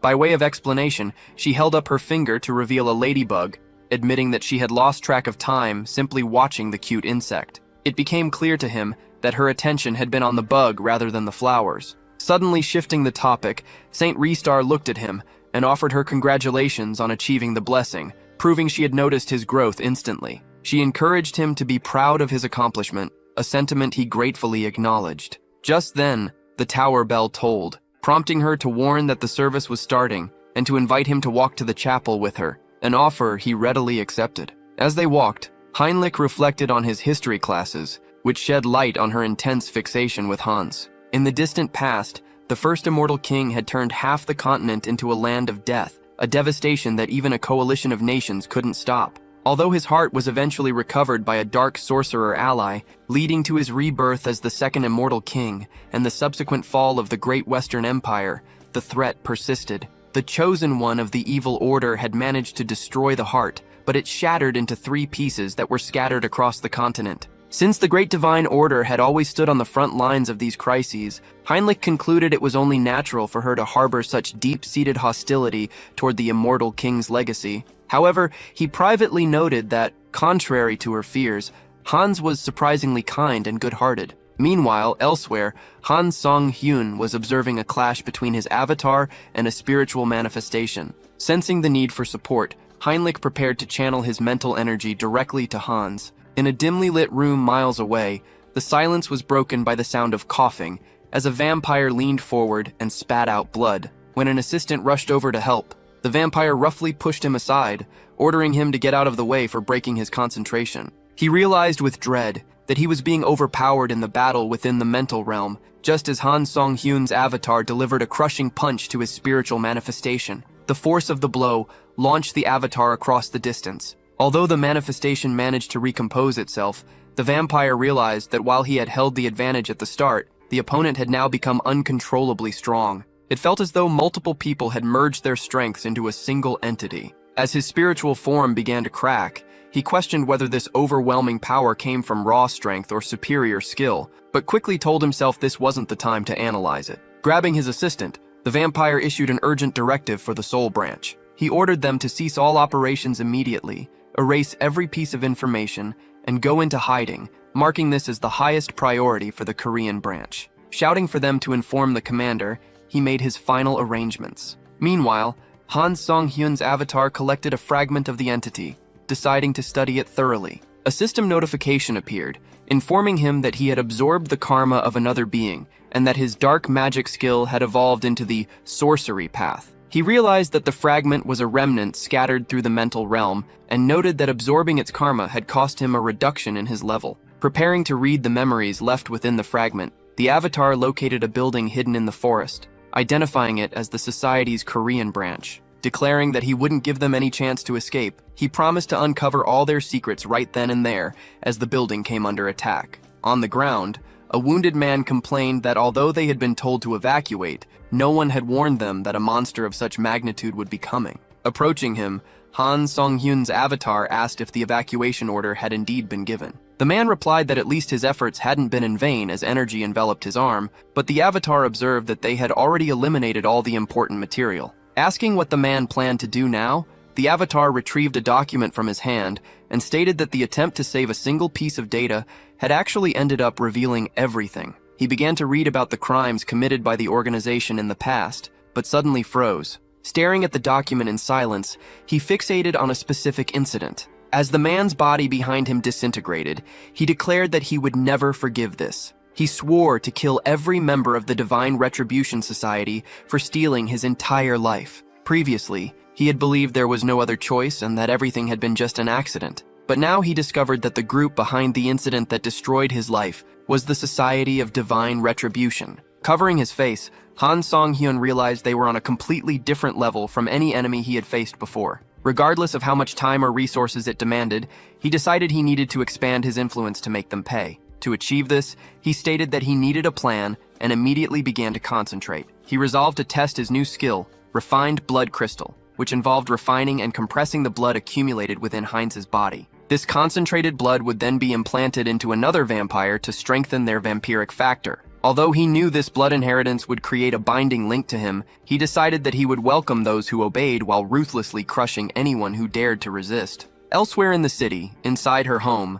Jin Saran reacted with surprise. She asked if it was really Heinz who had resolved the problem with all the hardliners, and if he truly wished to meet the leader of the moderate faction. Heinz confirmed that he had indeed dealt with most of them, and insisted that he had matters to discuss with her leader. When Jin Saran asked him to wait so she could verify the facts, Heinz questioned the necessity of such a step. Instead, he released a surge of energy, asking if that served as sufficient proof. The demonstration left Jin Saran completely astonished. She realized his power was at least level 7 or higher, a level she found impossible to even evaluate. Later, in the presence of the faction leader, it was noted that Heinz had eliminated the hardliners single-handedly, and now intended to absorb the remnants. As an assistant served a glass of wine, the leader remarked that the proposal was surprising, perhaps even disturbing. However, Heinz assured her that he did not intend to impose absurd orders. His goal was simply to maintain peace and order, while rooting out anyone linked to the Society of Divine Retribution. The moderate leader asked if those two objectives might conflict,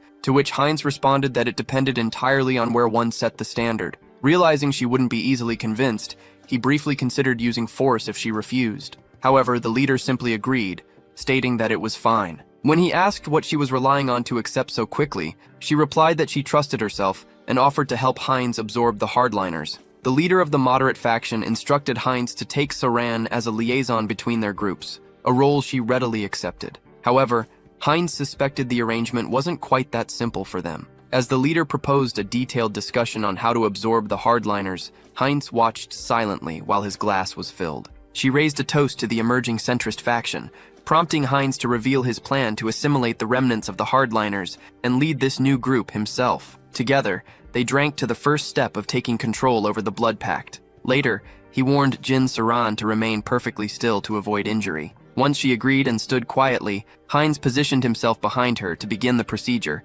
inserting the refined blood crystal directly into her back. She immediately described a sensation of intense heat surging through her, noting that her blood circulation felt more powerful, while her muscles and bones seemed to expand. It felt like a rebirth, she admitted, as if her body no longer belonged to her. Meanwhile, Heinz observed that the crystal had reached its enhancement limit of 30%. When she stood up and addressed him as master, Heinz was initially surprised but quickly accepted the title, explaining that they were essentially forming a new clan. Agreeing that they needed a proper name for this new lineage, he pondered something distinctive. Realizing that his dominant hybrid traits would cause mutations in those who accepted the crystal, he decided on heterosis. He announced that from that moment on, they would be known as Hybrid Vigor, vowing to transform the remaining hardliners into the strongest force within the Blood Pact. Back in the safety of his room, Han Seong-hyun concluded that while the situation on Heinz's side was resolved, it was still insufficient to confront the Society of Divine Retribution.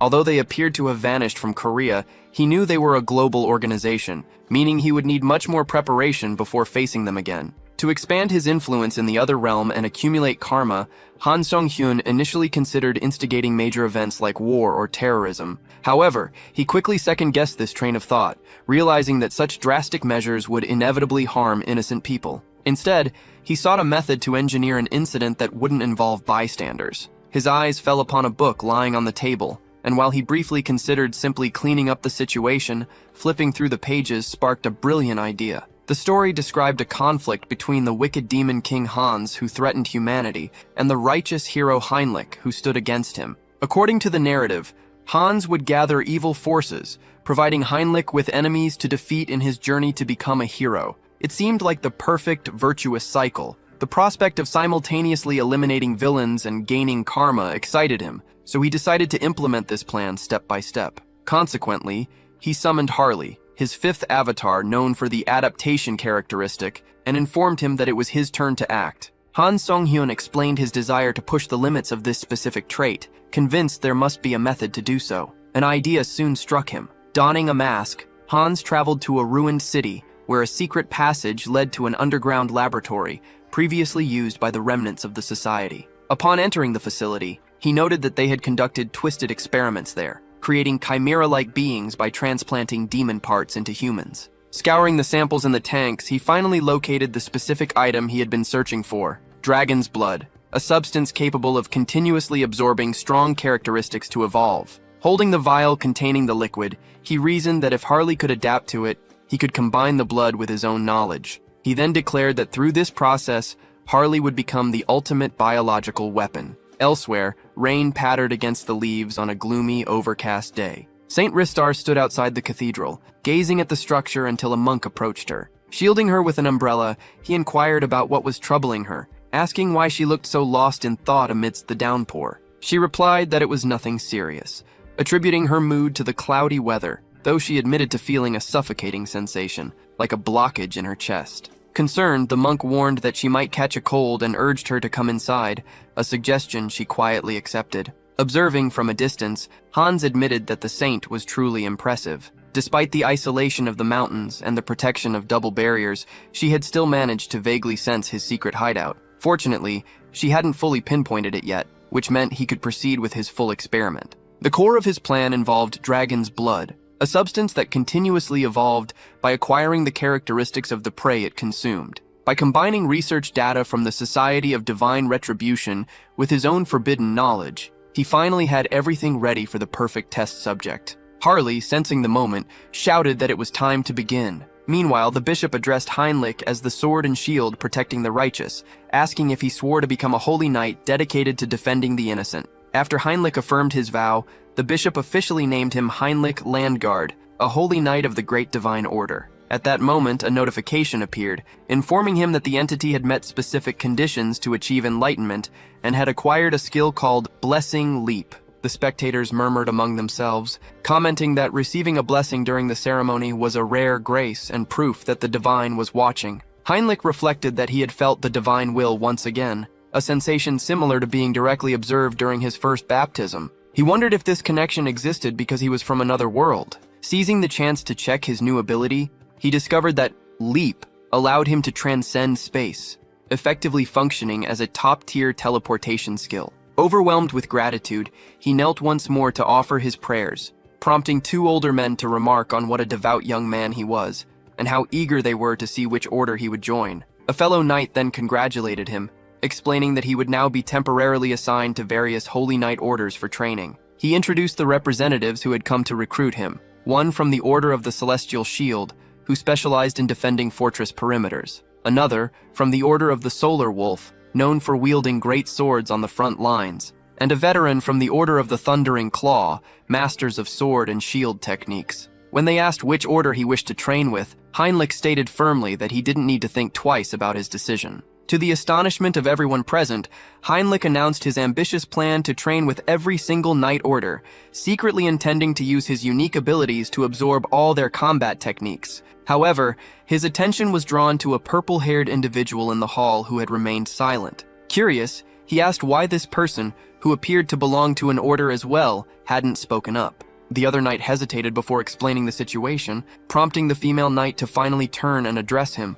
She stated that her order accepted only the absolute best, but after evaluating him, she admitted that he wasn't bad. She noted that his divine power, which rivaled that of high priests, might allow him to take their entrance test. When Heinrich inquired about the specific criteria for her order, she simply commanded him to follow her. As they walked, she revealed that her specific order was responsible for guarding the temple's most critical fortress. Heinrich asked what that meant, but as she opened a large door, she replied that she would only explain the meaning if he passed the test. Stepping inside, Heinrich immediately identified the hooded figure waiting in the room as a heresy inquisitor. The female knight instructed him to read the text on the table aloud, ensuring that even the divine could hear it. Realizing this was likely a trap designed to root out spies, Heinrich questioned the procedure, claiming he was offended that his faith was being doubted. However, she dismissed his concern, stating it was merely standard procedure and asking if there was any specific reason he couldn't read the text. Left with no choice,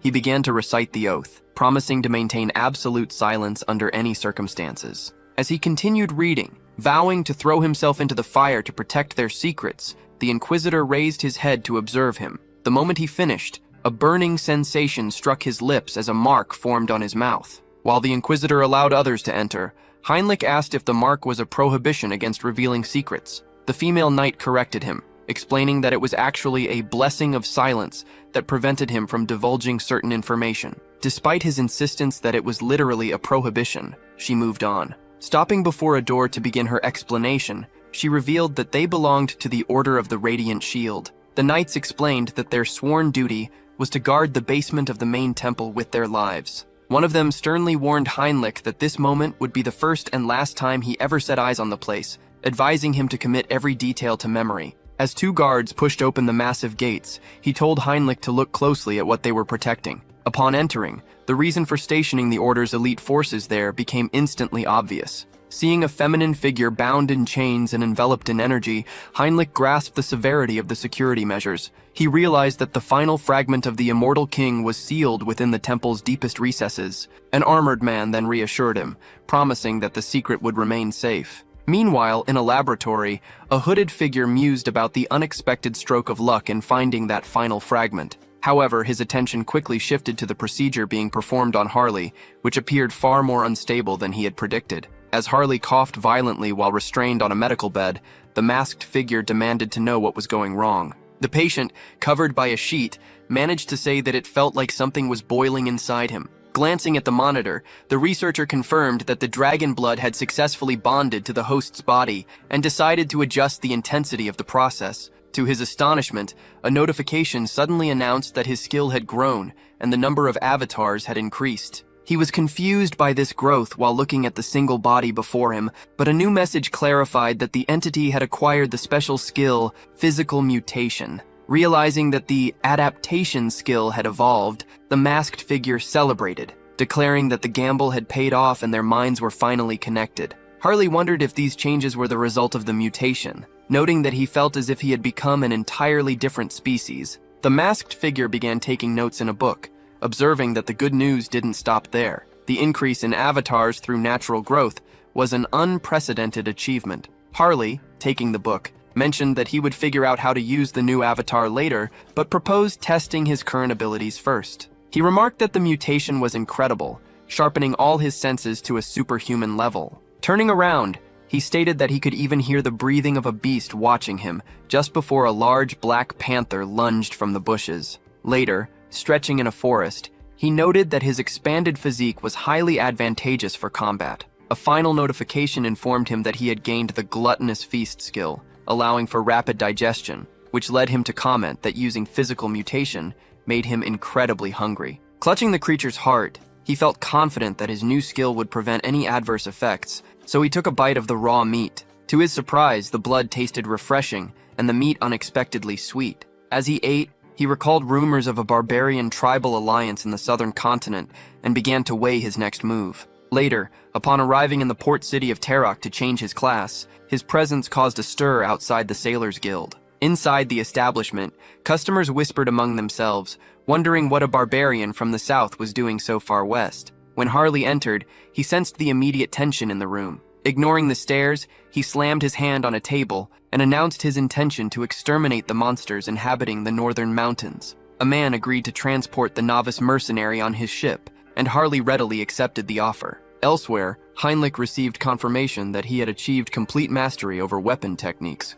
Declaring his training complete, he walked down a large hall, satisfied that he could now wield any weapon to perfection. However, he paused when he spotted the saint standing outside in the rain, dressed in full ceremonial attire. When he approached to ask what she was doing, she greeted him warmly before explaining that she was sharing her holy power with the earthworms to cheer them up. The comment made Heinrich worry, as he vividly imagined the creatures growing to giant sizes due to her influence.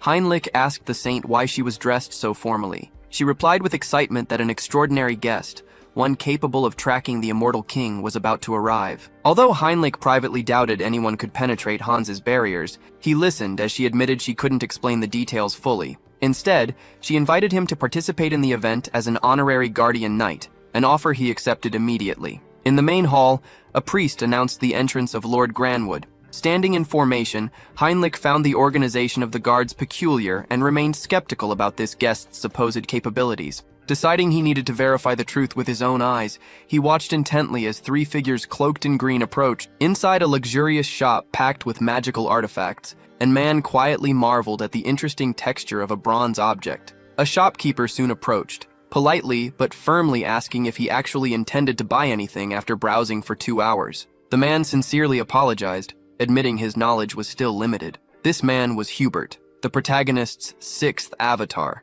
unlocked through Harley's recent achievements. Hubert possessed an appraisal skill that allowed him to identify basic item details like material and weight. Although his current proficiency was quite low, refining this ability could eventually help him monopolize the continent's market. However, reaching that level meant overcoming rival merchants. To guarantee this success, Harley's heroic reputation needed to keep expanding so they could mutually support each other later. Meanwhile, the scene transitioned to a frozen mountain range where Harley had finally arrived at his destination. Confronted by a massive bear, he identified it as the area's greatest threat just before the beast launched a ferocious attack. Gripping his axe, Harley countered with heavy strikes that injured the creature and forced it back. Seizing the opportunity, the warrior jumped above the beast to deliver a fatal blow to its head, but his weapon broke in half upon impact. Before Harley could even curse the broken axe, a heavy paw swatted him away, sending him crashing through the trees. As the bear charged again, the warrior quickly activated his body mutation ability,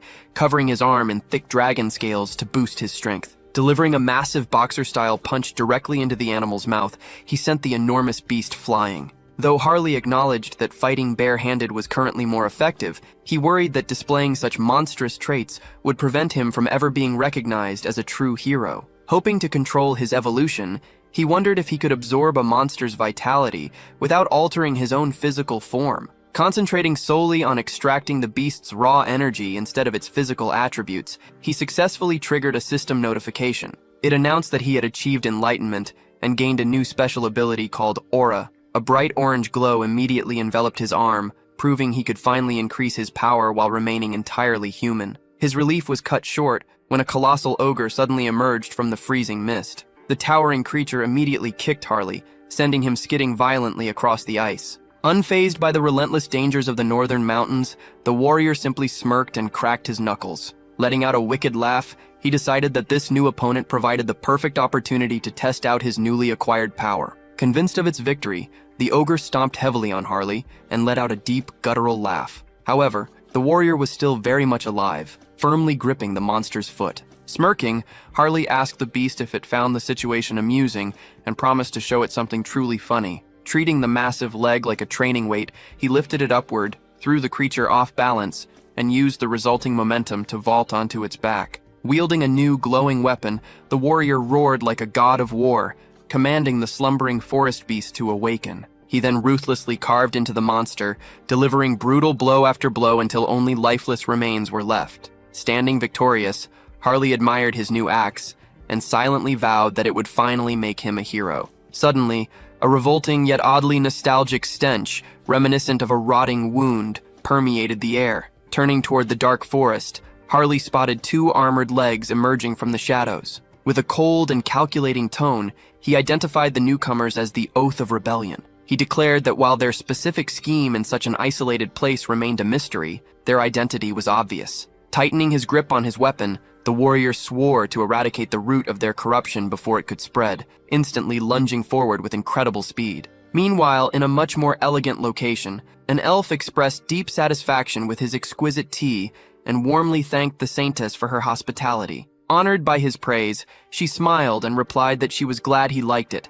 adding that the great divine church sincerely appreciated his visit. This new ally was actually a high elf from the Enamel continent, a kingdom where the people worshipped the world tree. Despite holding different religious beliefs, the church and the elven kingdom had a long history of mutual respect, regularly exchanging culture and knowledge. After all, acknowledging another nation's existence was completely separate from sharing their faith. Since high elves represented the pinnacle of their society, the saintess wondered if his long journey meant they intended to use the world tree's power to locate Hans. Distracted by his unique appearance, she marveled at his star-shaped pupils until the guest noticed her staring with a knowing smile. Flustered, the saintess quickly averted her gaze and apologized for her rudeness. The high elf politely dismissed her concern, explaining that his celestial eyes were a fascinating topic anyway, as they served as the distinct mark of his kind. He clarified that elves born with these eyes acted as priests who connected their people to the world tree. Because such births were incredibly rare,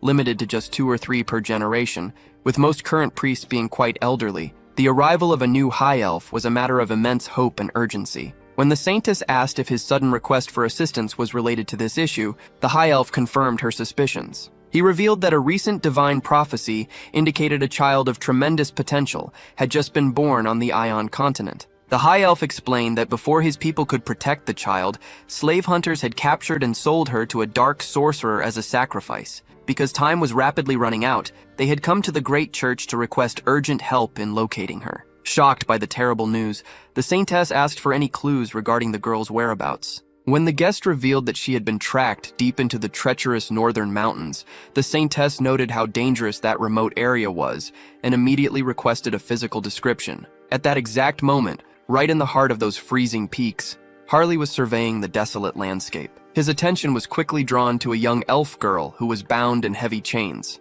Meanwhile, back at the church, the high elf continued his explanation. He noted that since her celestial eyes had not yet awakened, she simply looked like a normal elven teenager by human standards, possessing light green hair and orange eyes. Hearing this specific description, Heinrich took a sharp breath. His expression shifted as he suddenly realized the impossible coincidence. Simultaneously, deep within the mountains, Harley stepped toward the captive and gently asked what she was called. After a brief hesitation, she softly replied that her name was Cecily. Shortly after this quiet exchange, piercing screams began to echo throughout the frozen forest.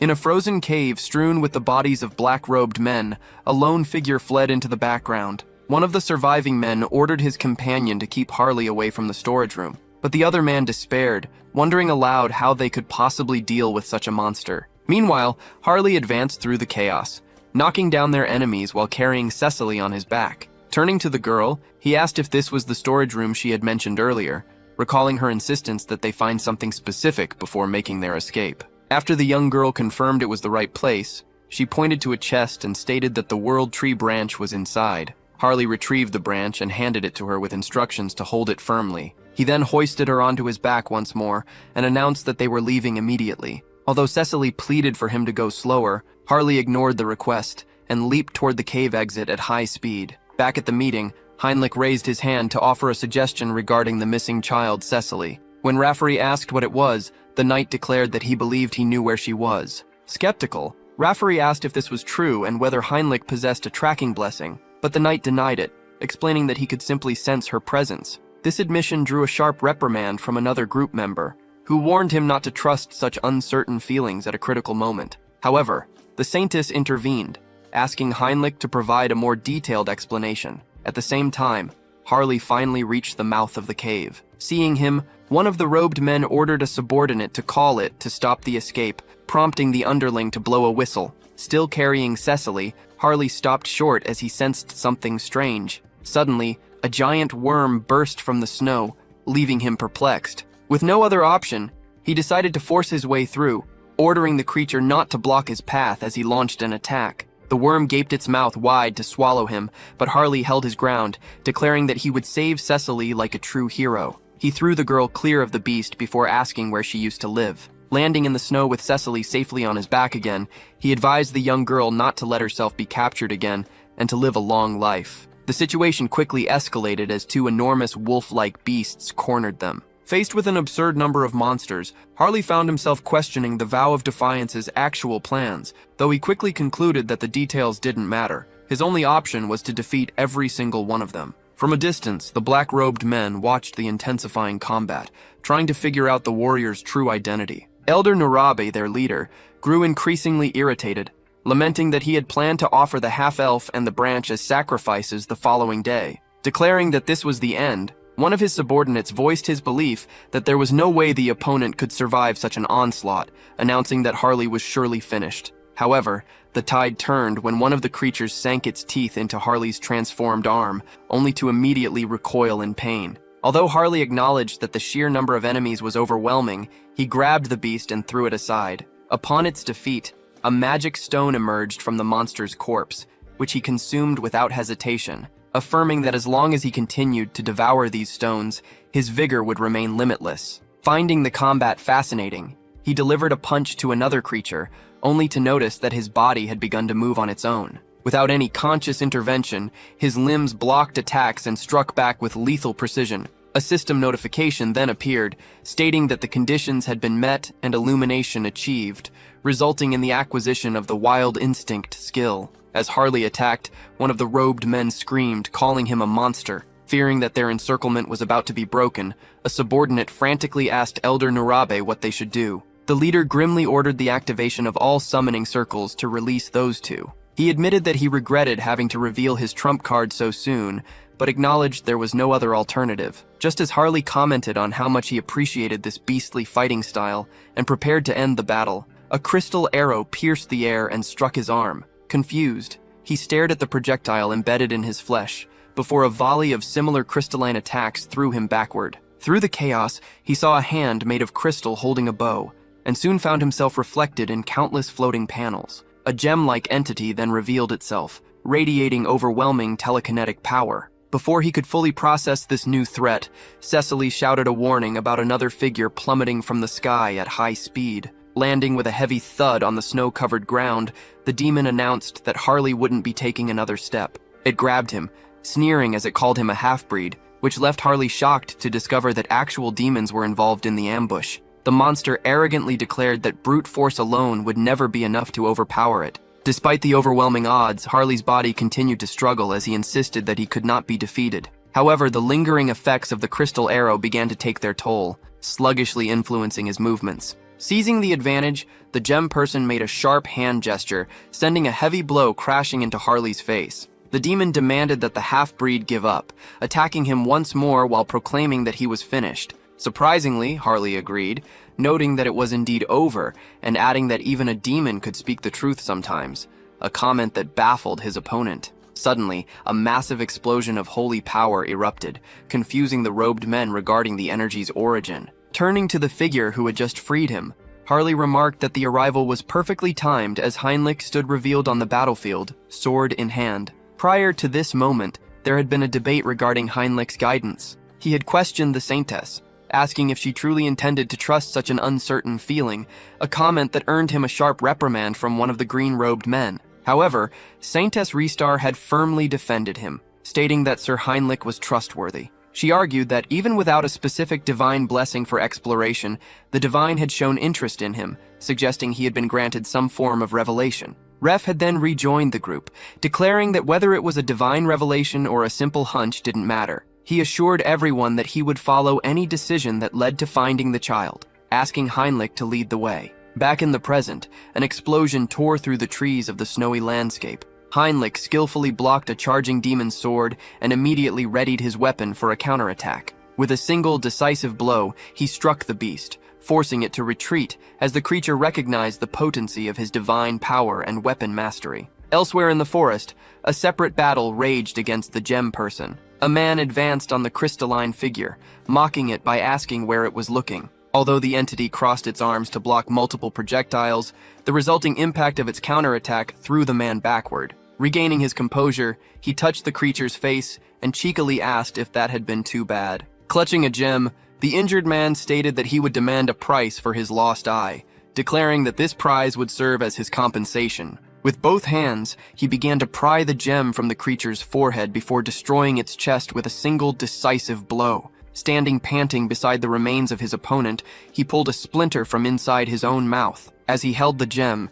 he commented that since the creature had taken his eye, it would now serve as a substitute. A system notification immediately announced that a new body part had been successfully transplanted, followed by another window informing him that he had acquired the Gem Eye Psychokinesis ability. Smiling, he remarked that he could now attack from a distance, casting his gaze toward the mountaintop to wonder if even those two had been defeated. Meanwhile, panic was setting in among the men in black robes. One of them demanded to know who the hell that holy knight was, but Elder Narabe warned him not to act rashly. Stating that there was only a man and a child present, he ordered his subordinates to release the remaining monsters to cover their retreat. However, when a subordinate turned to question the order, he was abruptly interrupted by a mace striking his face. Leading the charge for the Order of Holy Knights, a warrior rushed forward, declaring his intention to crush the skulls of the damned heretics. Desperate, one of the men asked Elder Nurabi what they should do and if the teleportation device was ready.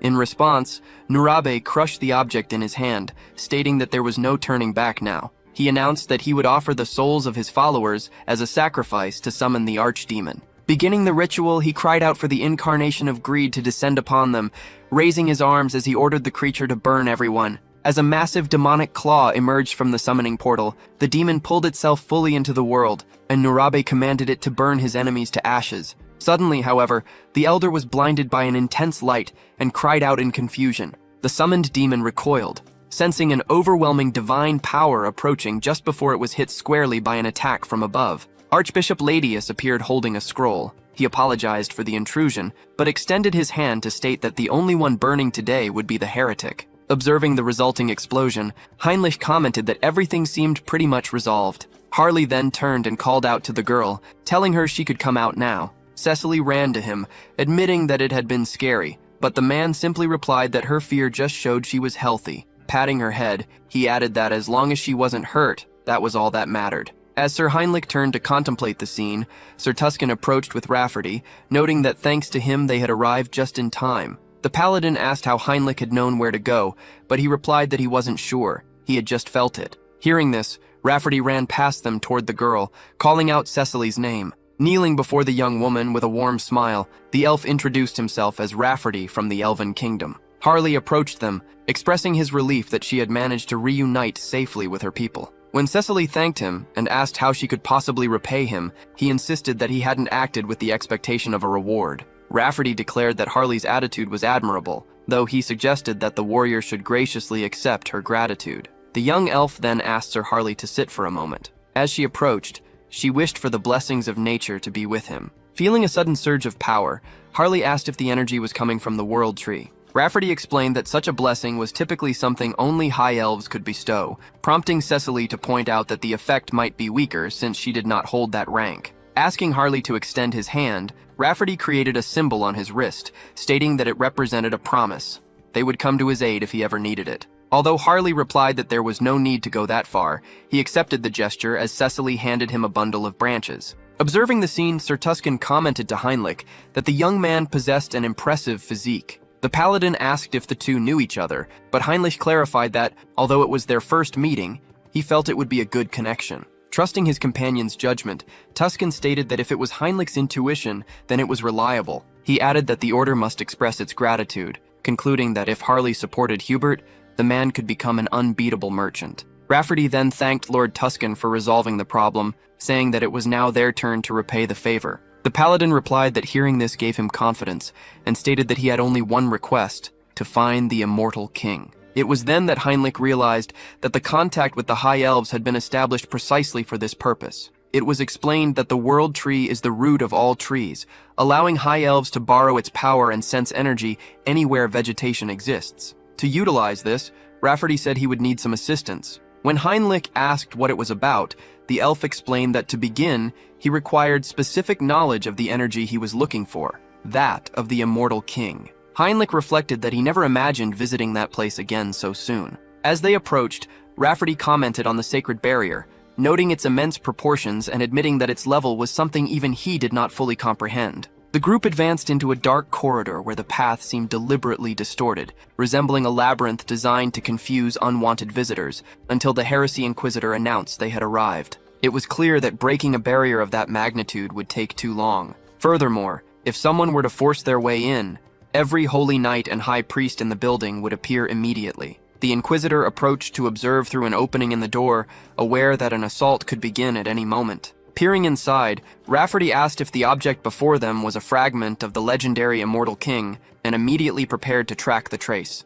Realizing that the High Elf would be tracking Hans, Heinlich understood that the elite forces would inevitably be mobilized against his target. A smile crossed his face as he recognized that this distraction opened a possible path for him. Clutching a fragment in his hand, he resolved that he would secure the final piece that very day. Meanwhile, in a dark room, a voice announced that the time had come to begin the executive meeting of the Challenge Vow. As the shadowy figures confirmed the presence of representatives from both the Empire and the East, the presiding voice noted that Narabe would not be attending, as he was dead. The speaker assumed everyone was already aware of the news, but pointed out the lingering mystery regarding how the Order and the High Elves had managed to track their fallen comrade. One member questioned if they were becoming careless, citing Marcos's cultivation of the fragment and Narabe's subsequent defeat, while another suggested that the Order's resurgence was likely a reaction to the appearance of the Immortal King's heir. When the second figure proposed using this new heir to their advantage, the first retorted by asking if they were seriously suggesting an alliance with the imposter currently cornering them.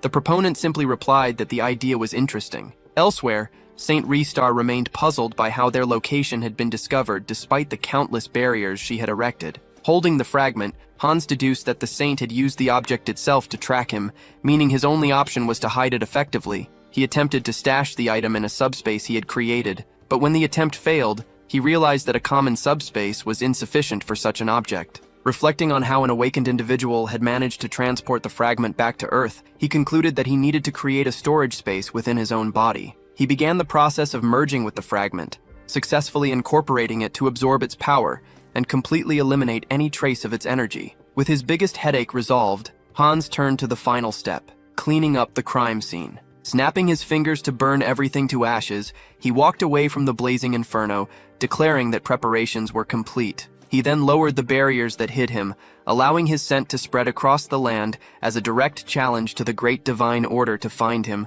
while vowing to claim the last fragment of the Immortal King himself. At that moment, in a distant forest, a point of light manifested among the trees and fixed itself onto a trunk, indicating the target had been located. Rafferty announced that he had found the traces, pinpointing the Immortal King's location to the monster forest in the west of the continent. Wasting no time, Archbishop Ladius ordered the immediate summoning of all paladins and any available archbishops. A paladin named Pyre, hailing from the Great Temple of Jiran, approached the group and expressed his offense at not being summoned for such a crucial task. After introducing himself, he declared his intention to join the mission, which brought a sense of relief to the archbishop, who realized the expedition would now consist solely of the elite. However, when Saint Restar approached Ladius and insisted on accompanying them, arguing that even the cardinal was going, her request was firmly denied. Ladius emphasized that she had to remain behind, reminding her that she was the vital pillar of the great divine order. Consequently, the archbishop turned his attention to Lord Heinlich,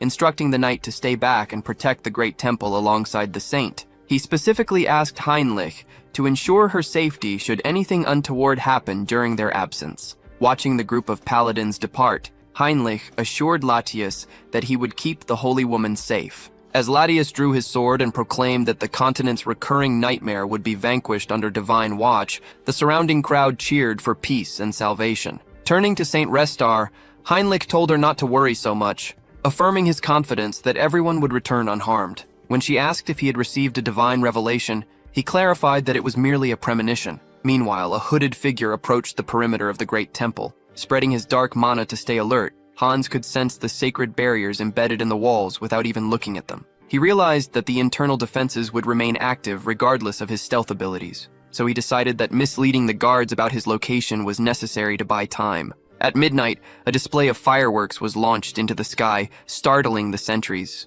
From atop the wall, a guard pointed downward in horror, shouting that a horde of undead was advancing against the gate, prompting an immediate order to summon everyone for defense. Far away in the forest, the search was proving problematic. Knights reported to Pyre that they had meticulously scoured the area where the presence was detected, but found the cave empty. Raferi insisted this was impossible, arguing that the World Tree would have warned them if the target had moved. Suspecting a trap, Latius questioned if the target had noticed the tracking and employed a trick. Realizing that this was all a distraction orchestrated by the enemy, he ordered everyone to return to the Great Temple immediately. His fears were confirmed as he understood the temple was likely already in flames. Unaware of the panic he caused, Hans finally reached his destination. Standing before the last fragment of the Immortal King, he announced that they had finally met. He held the energy against his chest, readying himself for the next step. As energy surged through him, he proclaimed that the moment for the Immortal King's resurrection had finally arrived. Almost immediately, the tower bell began to toll, accompanied by urgent voices ordering everyone to move. Knights sprinted through the corridors, shouting alerts that they were under attack by the undead. Observing the frantic movement, Heinrich concluded that the defenders were in serious trouble, a realization that brought a faint smile to his face. Since he had been assigned to guard the garden, he decided to wait there, planning to use the chaos to sneak in unnoticed. A knight leading a large group screamed for everyone to follow him without stopping. However, Heinrich noticed there were far more soldiers than expected, including many faces he didn't recognize. Despite this, he calmed himself, realizing that they were still distracted by the undead outside and had no idea that Hans had already reached the depths. Suddenly, the Heresy Inquisitor appeared, yelling that the undead assault outside was merely a distraction. He revealed the grim truth. The heir to the Immortal King had already infiltrated the lower levels. Consequently, he ordered everyone to advance immediately to the sealing chamber. Wondering how they had discovered the intrusion so quickly, Heinrich started running, knowing he had to intervene before the situation turned into an absolute disaster. When the group arrived, they found the sealing chamber completely destroyed. Archbishop Latius demanded to know how an intruder could have entered without detection, noting the lack of signs of external invasion. One knight suggested it might have been teleportation, but Saint Restar stated that there was simply no way to know for sure at that moment. Despairing over how the enemy could have gotten so close, she blamed herself for her inadequacy and questioned what they would do if the king truly returned. Her thoughts were interrupted by Heinrich, who finally appeared and apologized for the delay, explaining that the route had been congested. As he announced that he would take the lead, Saint Restar called out, pleading for him to lend his strength to the group. Elsewhere, Hans surveyed the fallen bodies, noting that a significant number of his undead minions had been eliminated. He realized that the Guardians were far more resilient than he had anticipated, acknowledging that Malcolm in particular had not been an easy opponent. Bidding farewell to the fallen warrior,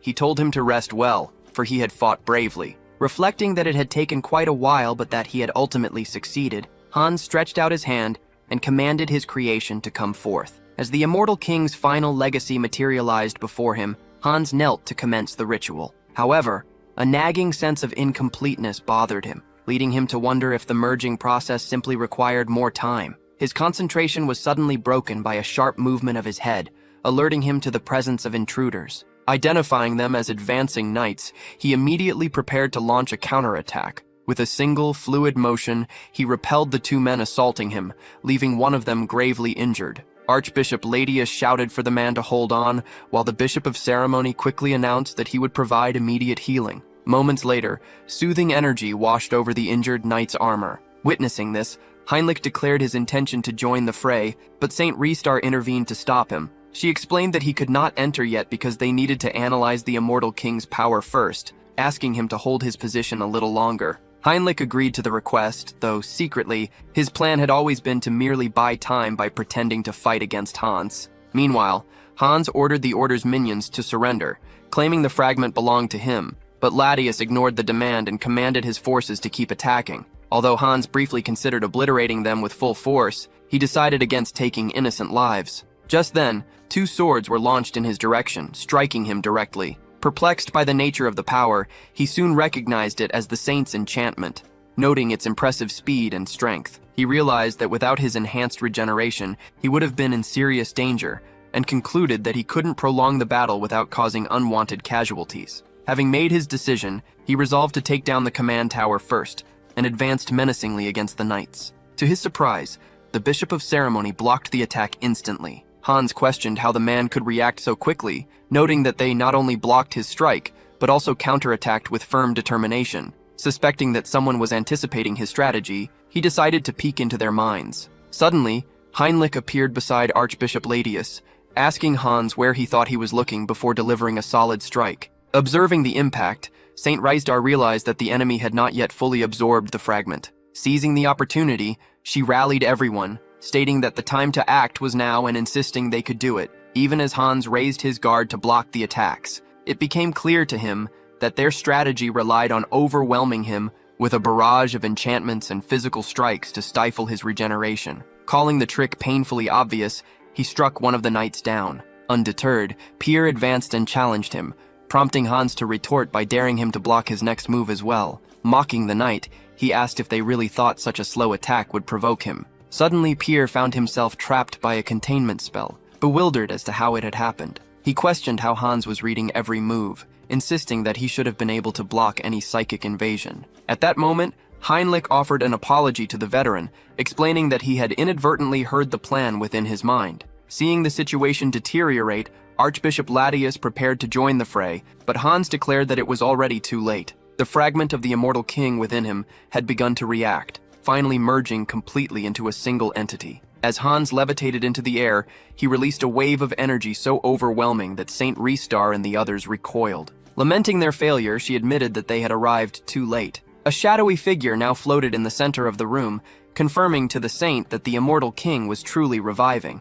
Turning to face them, the entity caused the Order's members to tremble in fear, disparaging them as dogs of the Order. A system notification flashed, announcing a triumph. A new achievement titled Overcome Death had been unlocked. The immortal king then proclaimed his return as the Calamity of the Outer Dimension. Meanwhile, a group of knights sprinted toward the sealing chamber, shouting to one another to hurry and help the saint. However, upon arrival, they stopped abruptly at the entrance, questioning if the figure before them was truly who they imagined. Standing before the resurrected king, the knights feared they were too late, but Archbishop Latius shouted that it wasn't over yet. He explained that the sacred space they were in suppressed the immortal king's power and declared that they would risk their lives to stop the demon, ordering everyone to attack immediately. The immortal king, however, questioned their belief that they could stop him, pointing out that they couldn't even see his status window. As a system notification announced the evolution of his abilities, he declared himself invincible. Covering part of his face with his hand,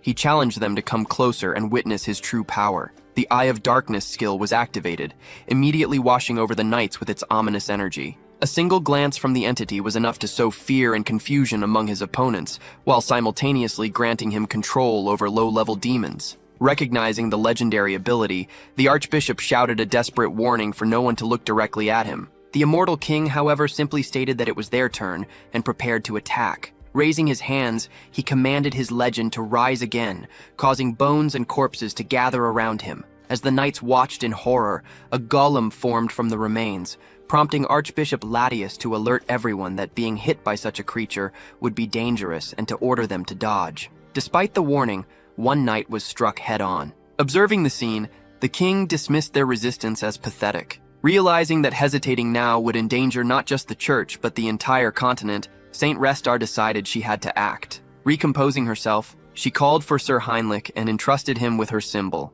Handing over the object, she instructed him to retreat, become stronger, and eventually stop the immortal king. She then turned to the other knights, ordering them to clear a path for Sir Heinrich and protect his escape with their lives. Although the knights advanced to stop him, the king merely swatted them away like buzzing flies. He grabbed one of the attackers, threatening to end them all at once before turning abruptly to strike another knight who had tried a repetitive move. The injured man, however, remained defiant, declaring that it didn't matter because their objective had been achieved.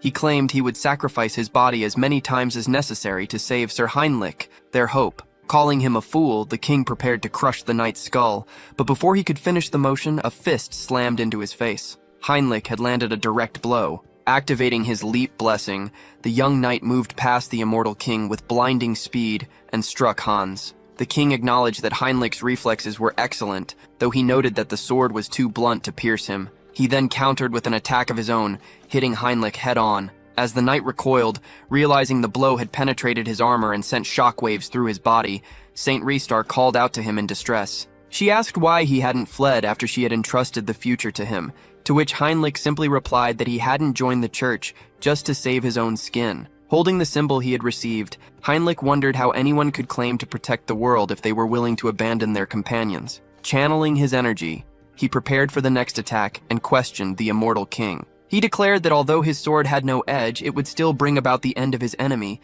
even if the blade itself shattered. At that moment, a system notification appeared, announcing that he had acquired a third blessing, the special skill, Sword of Light. Ready to bring the confrontation to a close, Heinrich advanced and struck the immortal king head-on. The king praised the splendid attack and stated that it was time for their final words. Bidding farewell to the onlookers, which left Saint Restar and the Bishop of Ceremony in shock, the immortal king gripped the blade, plunged into his chest, and demanded to know the name of the church's minion. The young man shouted his full name in reply, Heinrich Landgard. The immortal king asked how he dared to wound him, while a system notification informed that the death immunity skill had been activated. Declaring that he would remember that name, the king launched a counterattack. As he fell to the ground, exhausted, Heinrich wondered if he had managed to escape. However, Pyre caught him, offering support and expressing disbelief that he had actually managed to strike the immortal king's heart. A smile spread across Heinrich's face as the paladin called it the resurrection of the chosen one. Watching the scene unfold, Han Sung-hyun applauded, sarcastically calling it a heroic tale that brought tears to his eyes. He explained that in the end, Hans had been reborn as the immortal king, only to be defeated by Heinrich with the blessing of the gods. Sitting in his chair, he concluded that it was the perfect rivalry between a hero and a demon king. Turning to a panel, he stated that all that remained was to collect his payment. On the Karma Shop screen, he was surprised to see that the value had risen by about 1 million. Without hesitation, he selected the unique skill enhancement option. A notification informed him that his unique skill had grown, and that he had acquired a special customization skill. Approaching the screen, Han Sung-hyun asked what customization meant. Upon accessing a menu to alter the appearance of the immortal King Hans, he declared that this was exactly what a game was all about. The new ability opened up 2 possibilities: an enhanced Create Avatar function and a new Change Avatar function. The new Change Avatar function allowed him to modify the appearance and attributes of existing characters, whereas the Create Avatar feature was designed to define their initial state from scratch. However, Han Seong-hyun noted that the most significant update was the addition of a gender selection category. Driven by a "you only live once" curiosity, he decided to test the female option, but he was surprised to find the selection locked. Turning his attention to the Essence selection menu, he realized that this feature generated specific species by consuming an item. He immediately wondered if the World Tree branch Cecily had given him would work as an essence. Although he had grown fond of using the vase as an air purifier, he acknowledged that he had no other choice. Holding the vessel, he concluded that the branch inside should be sufficient to create an elf. The system detected the item and immediately initiated the generation process, transforming Han Seong-hyun's body. Once the creation was complete and customization unlocked, he set about refining the avatar's look. He decided to give the face a more beautiful aesthetic while lengthening the arms and legs to create a slender silhouette. Since elves are natural elementalists, he focused his status distribution on maximizing nature affinity. Finally, he named the new avatar Harris, who possessed the Son of the World Tree trait. Admiring the well-defined physique and striking face, Han Seong-hyun remarked that it was exactly the kind of look one expected from an elf. However, the newly created avatar suddenly spoke, complaining that the sensation was unpleasant. Confused, Han touched the elf's face, fearing that Han's dark magic might be consuming Harris. Panic set in as he realized that his mental core was failing to function due to the elf's high natural affinity, meaning he was on the verge of losing the new avatar. Reacting quickly, he ordered Hans to cancel the invocation. Deciding to set Harris aside for the time being, he turned to his bookshelf and picked up a volume, wondering if he should write the legend of the mercenary king next. Later, the avatar mentioned liking the function that allowed his ears to twitch, a comment that seemed to bring relief to the woman present. After thanking them for their sponsorship, he left the shop. As he walked through the streets of Tarek, he noted that Hubert had found a perfect item, proving that this truly was a city of artisans. However, recalling rumors that some men had been meddling in Hubert's business, he considered that it might be time to teach them a lesson. In a tavern, a man openly mocked their attire and tattoos, sneering that it was no surprise the South was ridiculed as a den of savages. He went on to claim that they had brought this reputation upon themselves. The avatar immediately stood up and glared at the heckler, demanding to know what he had just said, but the seated man simply dismissed the confrontation, muttering that it wasn't worth the effort. Suddenly, another man approached the group, furiously asking who had dared to insult the Southerners. Pointing at the first man, he threatened to beat some sense into him with a wooden club. However, the avatar intervened before the blow could land, snapping the weapon with just one hand. Shocked by this casual display of strength, the attacker could only shout an insult in disbelief. Realizing that these newcomers were authentic Southern warriors, the avatar saw a golden opportunity. He understood that by approaching them and building a relationship, he could gain the supportive companions he needed to become a true Southern hero. However, the interaction didn't start smoothly. One of the warriors reprimanded him for his appearance, telling him to dress properly because his clothes were intended only for festivals. When the confused avatar asked if people no longer wore such outfits, the warrior grew annoyed, stating that he couldn't stand to hear such ignorance anymore. Consequently, he challenged the avatar to a traditional Southern duel. The avatar accepted the challenge but imposed a condition that surprised them. He wanted all three men to attack him at once. One of the warriors questioned if he intended to insult their honor by requesting such a lopsided fight, but the avatar arrogantly corrected him, suggesting that two should attack while the third stayed back to help them up when they fell. The three men charged simultaneously, but after a heavy impact, two were instantly left on the ground. The last man standing, calling him insane, insisted that he couldn't be from the South, demanding to know how someone with such high-level skills could lack the traditional warrior's mark.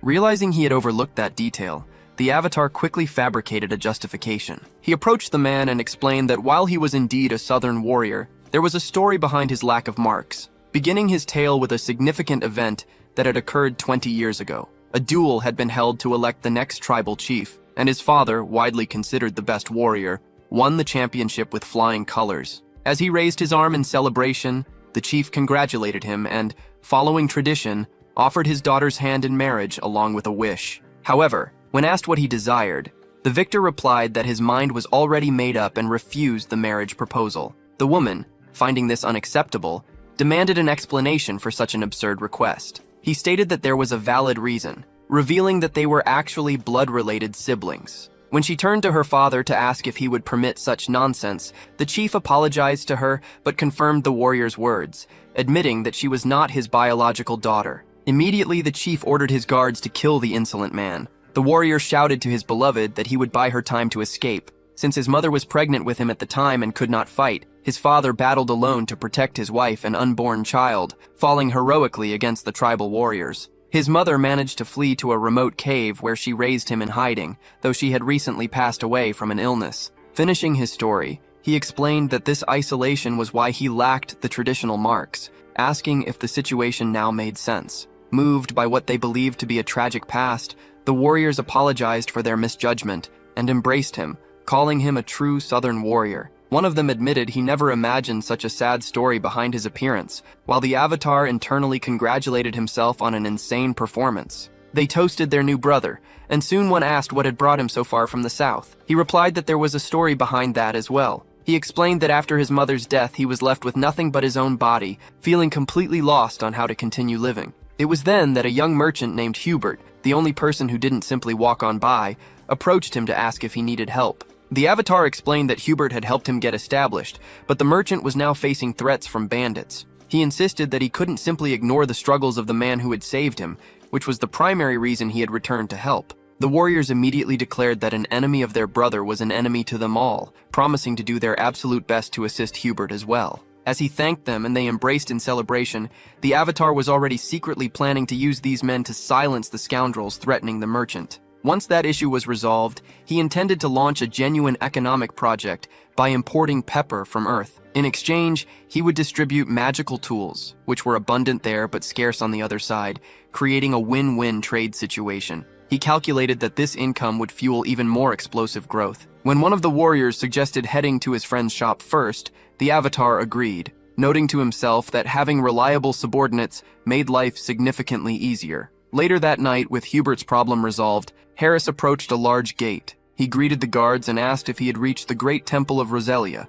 before introducing himself as a skilled mercenary named Harris, a close friend of Harley. He explained that since Harley was an ally of the Order of Holy Knights, he had come to request an audience with the elven envoys. The guard examined the letter of introduction, commenting on the drawing and the ridiculously sloppy handwriting, but confirmed that there was no doubt it was a handwritten note from Mr. Harley. He invited Harris inside and guided him to the elven envoy's quarters. Upon reaching the door, the guard informed him that Lord Rafferty had already been notified and that he was free to enter. Asking for permission as he crossed the threshold, Harris was greeted by the elf sitting at the table, who expressed that it was a pleasure to meet him. The host introduced himself as Rafferty Granwood, a high elf from the Elven Kingdom, and invited his guest to sit down. As he took a seat, Harris thanked him for the opportunity, internally reflecting on how difficult it was to pretend not to recognize such a familiar face, though he found the entire situation fascinating. Viewing Rafferty through the eyes of a high elf, he noticed that the envoy's eyes seemed to shine with an intense brightness,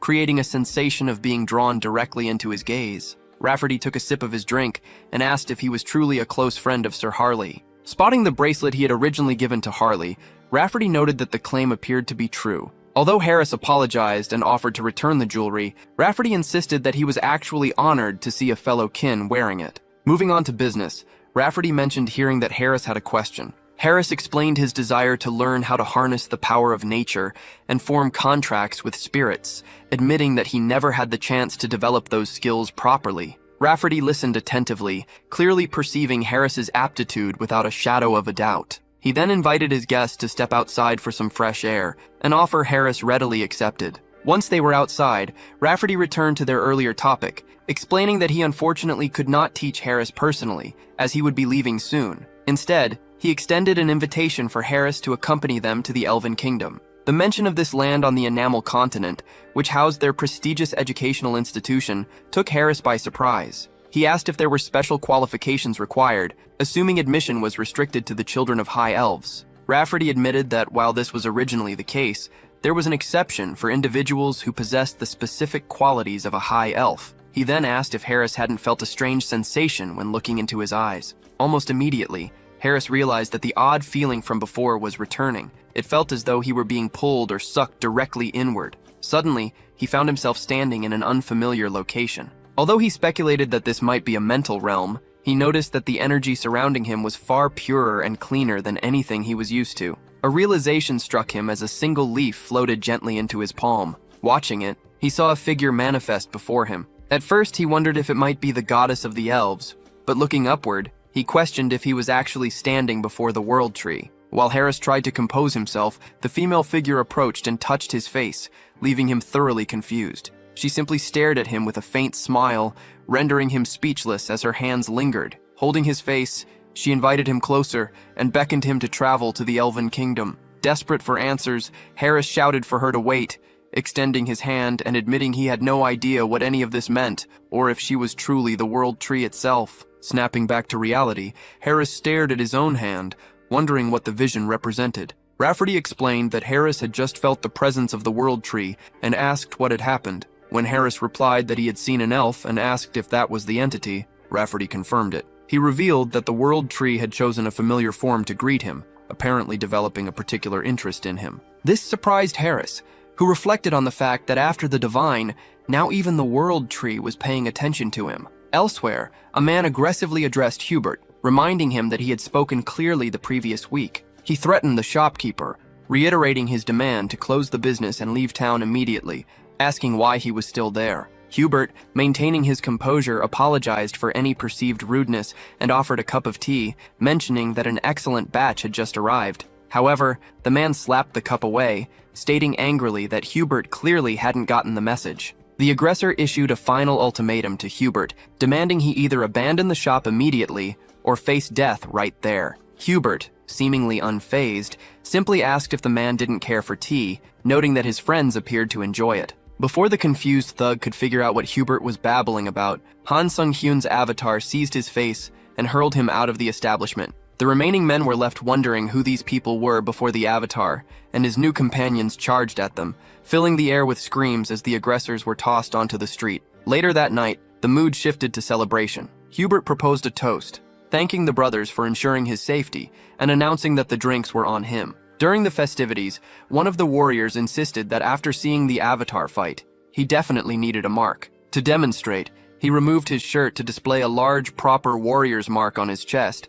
and suggested seeking out a specific southern shaman in Tarak who knew how to sculpt such designs. Wasting no time, the avatar grabbed Luwang by the shoulder and hoisted him up, declaring that they would find this woman immediately. Despite being carried off, Luwang protested that he hadn't even finished his drink yet. Elsewhere, a violent scene was unfolding. A man threw ingredients onto the floor and verbally abused an old woman, calling her a wretched hag while demanding protection money. He asked if her age had affected her hearing, to which the shaman replied that the amount was absurdly high and she had no way to get that much money. Frustrated because he had already had a terrible day, the man grabbed and pushed her, shouting that he didn't care how she found the funds. Just as the old woman tried to speak, the man's expression turned to shock, and he let out a scream upon seeing a sudden arrival. Han Sung-hyun's avatar appeared out of nowhere, sending the tormentor flying. While effortlessly holding on to another enemy, he greeted the old woman and explained that he had come to get a mark sculpted. When the shaman asked what he intended to do about the bandits, he dismissively replied that they would leave on their own once they woke up. Although she remarked on what a big mess he had made, she invited the group inside. Once they were seated, the shaman verified that he had indeed come for a warrior's mark, a request he urged her to fulfill immediately. She warned him that while the mark granted great power, it also drained a significant amount of life force. However, he confirmed that he was already aware of the risks. Impressed, the shaman noted that it had been a long time since she had encountered someone with such a monstrous level of vitality. Admitting that his potential made her greedy, she speculated that he might even be able to withstand the mark of the Supreme Warlord. Excited by the prospect, he urged her to sculpt the warlord's mark, but she immediately shot down the idea. She explained that it wasn't happening because she simply didn't know how to do it, noting that the technique hadn't been successfully performed in hundreds of years. Disappointed, he complained that her refusal was a total mood killer. Since the legendary option was off the table, he decided to settle for the Great Warrior mark that Liu Wang had mentioned earlier. However, she responded that this too was a problem, which took him by surprise. She clarified that she was low on materials, as it had been an eternity since she last sculpted such a mark. Furthermore, she added that receiving one required a significant warrior feat, specifically, a great deed. To earn the Great Warrior mark, he would need to travel to the Iron Fortress in the northern mountains and defeat the ruling ogre single-handedly. Hearing this, Liu Wang was astonished and angrily questioned if she knew what kind of monster an ogre was, accusing her of trying to get his brother killed. He pointed out that the monster's head alone was the size of a man. In response, the avatar simply lifted a massive skull he had brought with him and asked if this was what she was talking about. Shocked, the shaman confirmed it was indeed an ogre's skull and asked if he had hunted it alone. He merely replied that an ogre was nothing to him. Although the shaman agreed that he was an impressive warrior, she asked him to return in a few days. She explained that her energy was low. Sculpting the mark required stamina, and she hadn't even eaten properly in a while. He told her to leave the food to him, claiming that restoring vitality was his specialty, which left her confused as he abruptly departed. She could only hope he wouldn't cause any more trouble. Later, one of the bandits spotted him approaching and questioned his presence, only to be immediately silenced by a punch from the avatar. Turning to the fallen leader, the avatar commented on how often they were meeting that day. When the man asked who had sent him, the avatar replied that they had messed with the wrong people by laying hands on their shaman. Realizing the old woman was actually the revered southern shaman, the bandit became terrified. He apologized profusely, claiming they didn't know and had assumed she was just a common healer. He implored the avatar to stop, promising never to repeat the error, but the avatar struck him on the side of the face, warning him that he had better keep that promise. Just then Luwang approached, stating that he had resolved things on his side and asking what they should do next. The avatar commented that he had suspected a bandit hideout would be stocked with supplies and asked Luang to help him carry some boxes. Revealing several cuts of meat, he announced that they would be having a barbecue that night. Shortly after, the Southern Warrior avatar arrived back at the shaman's home and announced his return as the grandmother turned to receive him. The shaman was initially taken aback by the sheer volume of provisions, but the young warrior explained that the meat and drinks were intended to help her recharge her energy and restore her health. Smiling at the gesture, the elder remarked that if her son were still alive, he would be about the young man's age, though she quickly added a complaint that her teeth could barely handle chewing meat anymore. However, when he pressed her to eat, she agreed to try a little out of respect for his effort. To the surprise of both young men, she proceeded to devour a massive piece of meat and drank wine directly from the bottle. Watching her polish off the food, the avatar smiled and noted that he always knew Southern women had impressive appetites. With her hunger satisfied and a pile of empty plates before her, the shaman declared that the meal had hit the spot and asked if they were ready to begin the engraving. As she heated the tip of her instrument over a candle flame, she warned him that the procedure would be quite painful. Lying on the bed, he confidently assured her that he was mentally prepared and used to such things. Despite his bravado, the Southern shaman insisted on placing a doll in his mouth, instructing him to bite down on it once the pain started. She attempted to pierce the warrior's chest with the tool, only to stop in surprise when the needle failed to penetrate his incredibly tough skin. When Luang asked if there was any other way to proceed, the shaman reassured him that there was, promising that the meal she had just eaten would be fully repaid in effort. With a loud scream, she channeled her energy into the instrument, declaring it was time to demonstrate the true power of a tribal shaman before driving the needle successfully into his chest. A system notification immediately appeared, confirming that the conditions for enlightenment had been met and that he had acquired the Chalco-style combat symbol ability, specifically the Great Warrior mark. Touching the fresh design on his chest, he remarked that this method was far more efficient than trying to improve via bio-aura. He clenched his fists, feeling a surge of power that made him certain he could now kill an ogre with his bare hands. However, his celebration was cut short when the shaman stumbled in the background. Concerned, he called out to check on her, but the elder quickly reassured him. She explained that she simply hadn't used that much strength in a long time, and just needed a little rest. The avatar then turned to Luang, and announced that they still had work to do. When his companion asked what that entailed, the Southern warrior shouted that they needed to get more meat. The shaman called him thick-headed, explaining that Grandma couldn't simply feel pain to finish the other symbols, and insisting that they let her rest. Meanwhile, Saint Restar remained by Heinlich's bedside, praying continuously for his recovery. Approaching from behind, Cardinal Pion asked if she was still at it, warning her that her own body would suffer if she didn't take it easy. However, she replied that she couldn't forget the sight of him facing the immortal king without retreating until the very end. Lying in bed with his body heavily bandaged, Heinlich listened as the cardinal stated that watching him fight was like witnessing the birth of a new hero. As Saint Restar contemplated this idea, Heinlich suddenly spoke up, remarking that his eminence flattered him. The saint called his name in surprise, while the cardinal asked if the pain was bearable. The young man assured them that his body was fine, thanks entirely to the Holy One's care. Approaching the bed and holding his hand, Saint Restar then proclaimed him not merely a champion of the order, but the hero of Auterica. To this, Heinlich simply replied, "Finally." Observing the narrative unfold, Han Si-Yong-hyun noted that he could now toast Hans, who was playing the part of the Demon King. With the roles of hero and villain officially cast, the avatar wearing the Ha-Ho mask decided it was time to fulfill his duties as the antagonist using his magic. Declaring that he would spread his infamy even further than before, his eyes lit up as he gazed over the city. He stated that he could now see clearly, spotting the filthy stains of evildoers, and leaped from the building, promising to drag them all to hell. Later, paramedics rushed a patient on a stretcher into the hospital, shouting for everyone to move away. One staff member cursed, wondering what the hell had happened, while another deduced that the scoundrel in the Ha-Ho mask had struck again. A hand reached out to examine the dark energy emanating from the patient. It belonged to Han Si-Yong-hyun, identified in this context as the dark mage Han Si-Yong-jin. When the detective asked if he had any idea what was happening, the mage stated that these people had gotten involved with someone seriously dangerous. Observing the bandaged body, he warned that handling this the wrong way would lead to death, calling the masked individual an insane monster. As chains consumed the patient, Han Si-Yong-hyun explained that this level of black magic was beyond comprehension, noting that the soul had already been enslaved. With a grim smile, he commented that if he were caught like that, he would rather not have been born. When the detective wondered how that information helped, Han Si-young-hyun's expression turned serious. He admitted that he was far from that level, realizing the terrifying implication of having a mage of that caliber as an enemy, leaving the detective in disbelief. Han Si-young-hyun confirmed that the Haho mask was indeed the culprit.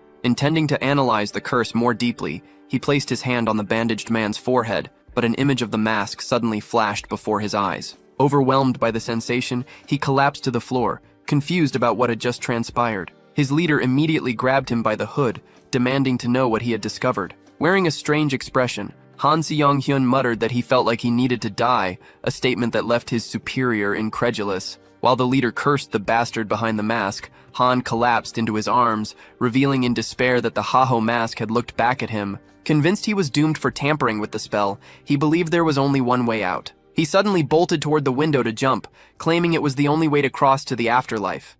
However, his superior caught him, calling him an idiot, and explaining that since the Haho mask only targeted villains, he would be safe. Comforted by this logic, Han admitted he felt slightly better, though the other man questioned his intelligence. Just as the leader felt the mage's body relax, Han Si-young-hyun lost consciousness, prompting his superior to scream his name and call a nurse for help. Outside, the avatar wearing the Haho mask watched the chaotic scene with interest. He noted that the man appeared to be a capable dark mage, and sensing no evil aura from him, decided that he wouldn't mind crossing paths with him again in the future. Later, the scene shifted to the real Han Si-young-hyun sitting at his computer, where he realized that Hans's popularity had spiraled completely out of control. Reading the news, he discovered that the public had dubbed him the Shadow Hero, a title that brought him more worry than joy, as he foresaw it becoming a significant problem. Clutching his head in pain, he wondered how he would manage his operations moving forward. His thoughts were interrupted by a noise, and looking toward the door with doubt, he asked who was there. A voice announced a chicken delivery, but when he opened the door, he was surprised to find Kang Tae-san standing there with a smile. Tae-san greeted him, asking how he had been, and commented on his friend's appearance as he entered. Showing off his police uniform, Tae-san questioned Han Si-young-hyun's reaction to seeing him after such a long time. Han Song-hyun let out a nervous laugh, as Kang Tae-san was the last person he expected or wanted to encounter at that moment. He remembered that Tae-san, who now worked for the Skill Management Department's Criminal Investigation Division, was his only childhood friend and the one person who had sought him out even when he was in hiding. Taking a sip of his drink, the officer commented that Han looked different, almost as if he had found a new purpose in life. Han replied that he couldn't stay trapped in the past forever, knowing his parents wouldn't want that. Raising a glass, Tae-san admitted he had been deeply worried about him all this time. When Han mentioned that things weren't so bad, and that he even left the house occasionally, his friend was visibly surprised. Han simply thanked him, and when Tae-san stared back in confusion, he explained with a smile that his friend had always shown up like this during his worst moments. Opening another can, Tae-san said that seeing Han's improved state meant he could finally share the real reason he had joined the investigation division. He recalled how Han had been like a son to his own parents, and revealed his belief that the tragedy wasn't just a random accident. He explained that a shadowy group known as the Society of Divine Retribution had been operating for a long time with meticulous care. However, he noted that the mysterious Haho mask had recently provided them with their first real lead. This caused Han to laugh nervously again, wondering internally if he had perhaps been too generous with the clues he left for the department. Tae-san promised to keep him updated on the condition of secrecy, to which Han dryly replied that he had no one to tell anyway. As they ate, Han remarked on how impressive the Haho mask was, and asked why the police were hunting him. Visibly annoyed, Tae-san slammed the table and questioned the logic of chasing someone doing such good work. Relieved to see his friend was on his side, the young writer agreed. Tae-san then proposed drinking the night away to celebrate Han's fresh start, though he bluntly advised his friend to give up writing. When Han asked what was wrong with it, the officer criticized the hero versus demon king plot as too cliché and called the name Hans boring, though Han defended it as a classic. However, his friend shot back that it wasn't a classic at all, it was just cringe. Tae-san suggested that since the concept had been used to exhaustion, he should pretend Hans was actually an abbreviation for something like Hannibal Strauss. Admitting that was a decent idea, Han Song-hyun listened as his friend reminded him that if he was really going to commit to being a writer, he could always reach out for help. Just then, Tae-san's cell phone vibrated on the table. Checking the time, he announced that his team leader was calling and he needed to leave immediately, a sudden departure that took Han by surprise. As Tai-san said his goodbyes and reached for the doorknob, Han Song-hyun asked if his grandmother was doing okay. The police officer hesitated before revealing the grim truth. Her condition had worsened significantly, and Han might need to prepare himself emotionally for the worst. When the young man asked if there was anything he could do to help, Tai-san told his dear writer friend to just focus on his own life, insisting that he would handle everything himself. Left alone, Han Song-hyun clenched his fist as a flashback took him to a moment where he held Tai-san's grandmother's hand. She had asked if the food was good, smiling warmly and telling him that if he ever wanted to eat anything else, he just had to ask. She had always treated Tai-san's friend no differently than her real grandson. Young Han Song-hyun agreed, fondly remembering how she had always taken care of him. Now, discovering she was gravely ill while his friend, who had always stood by his side, was going through such a difficult time, he felt completely useless. Suddenly, an idea struck him. He realized he possessed something that could actually help. Standing before a digital interface, he declared that Kang Tai-san would have to apologize for making fun of his names, stating that those cringe characters were exactly who would save the day. The screen displayed Heinrich's profile. To heal a person, a priest was needed, and Han Song-hyun realized he had access to one. Since Heinrich possessed divine power and was recognized by the archbishops, he could certainly heal Tai-san's grandmother. However, the problem lay in getting Heinrich out of his current world, as the disappearance of an official hero would cause many misunderstandings. For now, Han decided he would simply have to wait for the right moment. Meanwhile, in a village, young Aaron was walking while clutching a bag of apples. Although Diana asked if the load was too heavy, the boy assured her he was fine. Suddenly, one of the apples tumbled from the paper bag, and despite Diana asking him not to run, Aaron chased after the fruit. The apple rolled down the stone street until it stopped at a man's feet. Heinz picked it up and handed it back to the boy, advising him that he needed to hold his things more carefully. Diana recognized the man immediately and addressed him as Lord Heinz. He greeted her warmly, inquiring about her well-being, but Aaron was more focused on his appearance, noting with surprise that he looked different. The newcomer admitted that his face had indeed changed a bit. When Diana asked why he had only shown up now, he realized that nearly 7 months had flown by. She guessed that his return meant he had business to resolve, but Heinz corrected her, insisting he had come solely to see them. Although Diana claimed not to care, she told him to speak up while emphasizing that he needed to visit more often. Admitting defeat against the two of them, Heinz handed over a coin and asked if he could hire her once more to utilize her information-gathering skills. The young woman accepted the offer with a bright smile. Later, inside a house, the vampire called for Soren and asked her to review the locations he had acquired for selling magical tools. Jin Saran was impressed by the quality of the items and asked where he had found them, to which he simply replied that he always had a way. He explained that, thanks to Diana, he had secured both high-quality tools and intelligence on Drax Black, adding that the pepper he requested was already in the warehouse waiting for a friend to sell. Soren then informed him that the purge was complete.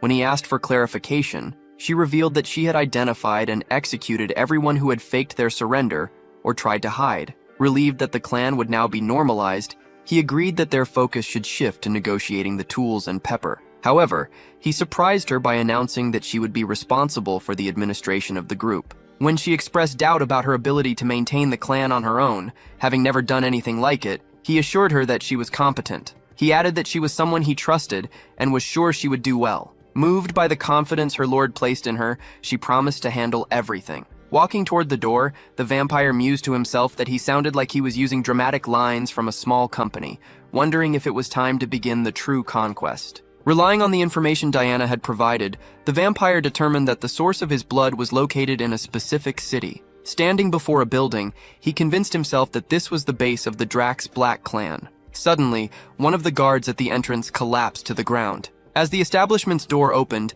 the remaining guards stood confused, wondering why his partner had fallen on his own. Meanwhile, in a room inside, Rosalika drained the contents of a goblet. Finishing her drink, she declared with satisfaction that this was what she called life. Wondering how much longer she would have to keep drinking alone, she laid her head on the table in a drunken stupor. A voice cut through her haze, calling her a drunkard, which caused the young woman to lift her head. Suddenly, a vampire appeared in the room as he released his concealment ability, commenting that there were many familiar faces present. Confused, Rosalika asked who he was, and he introduced himself as Heinz. With a smile, she apologized for her bad memory while refilling her goblet, stating that since a guest had arrived, she needed to show some hospitality. Although she offered him freshly squeezed blood, he refused the drink. His attitude suddenly shifted as he recognized the high-level blood magic she was using. He questioned how she dared to invade the sanctuary of Brokislak. In response, Rosalika lunged to attack him, promising that she would not let him get away with this,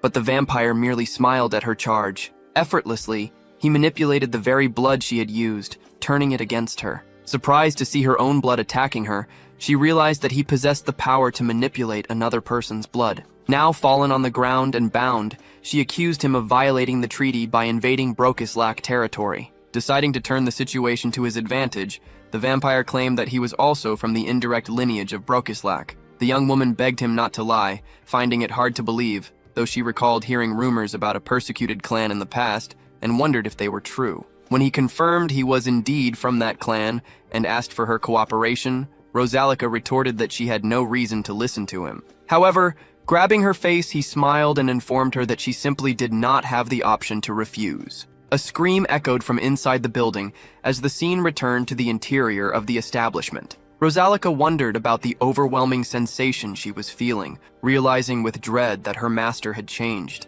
When he asked if she could reveal everything she knew, she found herself unable to refuse the order. She revealed that the true bloodline overseeing Thalaria was Lady Frisia, adding that Frisia was undoubtedly a user of demonic eyes. Meanwhile, as Frisia sipped her tea, a butler asked if she was enjoying the human world. She replied that it was always interesting to see how they struggled to live with such inferior bodies while observing the city from above. The butler then informed her that a recent Protestant denomination was expanding its influence in Raffleshire. With a confident smile, Frisia reassured him that the kingdom already belonged to Brokislak. Disguised as human nobility, she stated that they just needed to pressure the kingdom, and everything would be resolved. Suddenly, a cough escaped her lips, interrupting the moment. A voice cut through the air, asking if she was Frisia, which prompted her to turn and face the visitor. As the vampire approached, he commented that he had never seen her face before while licking blood from his hand. Frisia, observing him closely, noted that he didn't seem to possess true blood,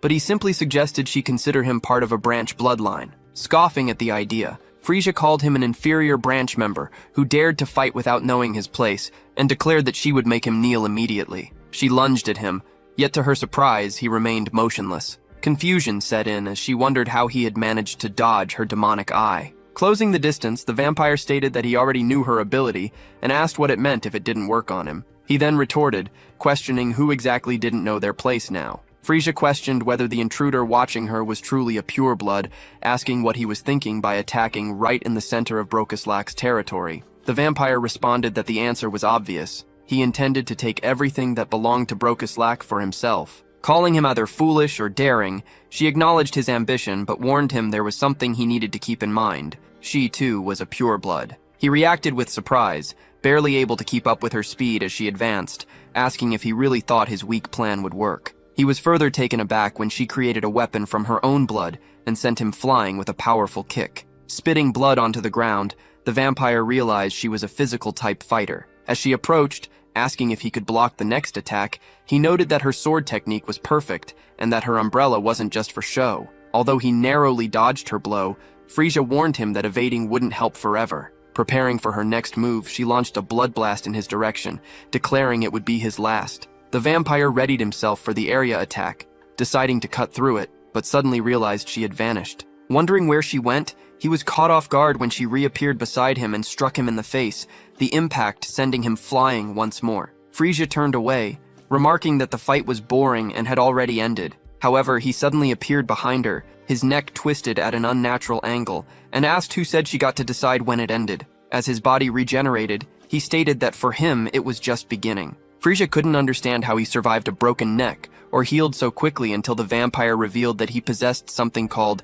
hybrid evolution. Stunned, Frisia admitted she could count on one hand the number of purebloods who had endured her attack and survived. Admitting that she possessed talent, the vampire pointed out that she still had some flaws. He then began to speak, leaving her confused as he extended his hand and proposed to make her stronger, inviting her to follow him. Gripping the handle of her umbrella tightly, she questioned what he was talking about. Enraged by the insult, Frisia swore she would turn him into a pincushion so he could never rise again. However, as she tried to advance, her body suddenly froze. A magic circle formed on the ground, trapping her, and the vampire concluded that since she left him no choice, he would have to use force. Rows of blood emerged from the earth to surround her, prompting her to ask when he had cast such a spell. It was then that the vampire revealed he was not actually a martial artist, but an expert blood mage, demonstrating this by creating an object from blood. He pierced her neck with the construct and injected a substance known as rafalashi into her body. Frisia reacted violently as the liquid infiltrated her veins. Noting that a small dose was insufficient for a high-level vampire, he released a large amount of power toward her, causing her to fall to her knees. When she stood up, she demanded to know what he had done without her consent, vowing never to forgive him. He called her ungrateful, asking if she truly couldn't perceive the difference. It was only then that Frisia noticed her senses had changed, and her physical statistics had evolved to another level. The vampire asked if she finally felt it, to which she responded that she now had enough strength to finish him. She charged forward to attack, but her punch stopped mere inches from his face. Her body refused to move, leaving her wondering what was happening as she felt as if she were bound by invisible chains. He explained that this was the power of his blood domination, meaning she would now move exactly as he wished. Although she refused to believe it was possible, the vampire confirmed that for him, it was simple. He then asked an important question, demanding to know where her clan lord was. Frisia tried to resist, but she was shocked when her mouth moved on its own, revealing that he was at Duke Bright's house. The vampire congratulated her as if she were an obedient servant, which only made her furious. Deducing that the clan chief must have already realized a pureblood had been captured, he decided it was time to wrap things up quickly. Later, in front of a mansion, Frisia called out to the Lord, asking to be let in because she had something important to report. The Lord authorized her entry, but upon crossing the threshold, she complained about the darkness. Dismissing her concern, he stated that they did not need light and requested that she get straight to the point. Frisia attempted to speak, but Lord Mullo cut her off, stating that he had already sensed the unwanted guest standing behind her. Still hidden, the vampire was impressed by the leader's sharp perception and decided to drop his camouflage, remarking that it would have been shameful if the clan chief had failed to notice his presence. Mullo, however, focused his disappointed gaze entirely on Frisia, accusing her of treason for serving another master. Although she tried to explain that there had been a mistake, the Lord confronted her,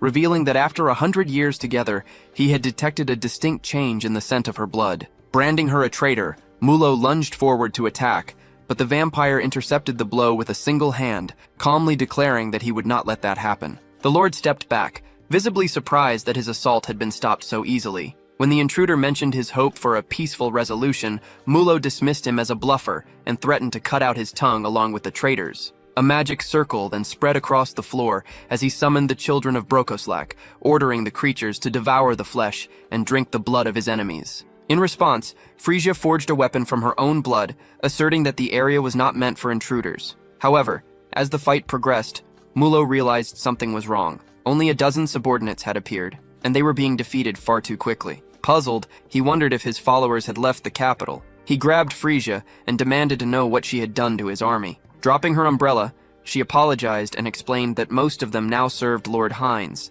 Mullo could not comprehend how they had accepted another's blood without resistance. The vampire chipped in, noting that the process wasn't much different from the cannibalism typical of their kind, a statement Mullo found maddening. When Frisia revealed that this was possible because Lord Hines came from the collateral lineage of Brokoslak, Mullo dismissed the claim as ridiculous. He then unleashed the mixed blood technique, a powerful Brokoslak blood magic, and ordered them to witness his power. The vampire immediately recognized the barrier of a true blood sorcerer as he felt his body become twice as heavy under the enemy's dominion. Mullo warned them that it was too early to be surprised, stating that his servants answered his call regardless of their location, just as a staff began to rise from a pool of blood. Invoking Obor, Lord Mullo watched as a figure rose from the pool of blood, asking why he had been summoned so suddenly. The vampire, however, was left wondering what the hell was happening. Without time for conversation, Mullo ordered Obor to kill the traitors immediately. Asking for just a moment to prepare, the newcomer took a combat stance and in the blink of an eye,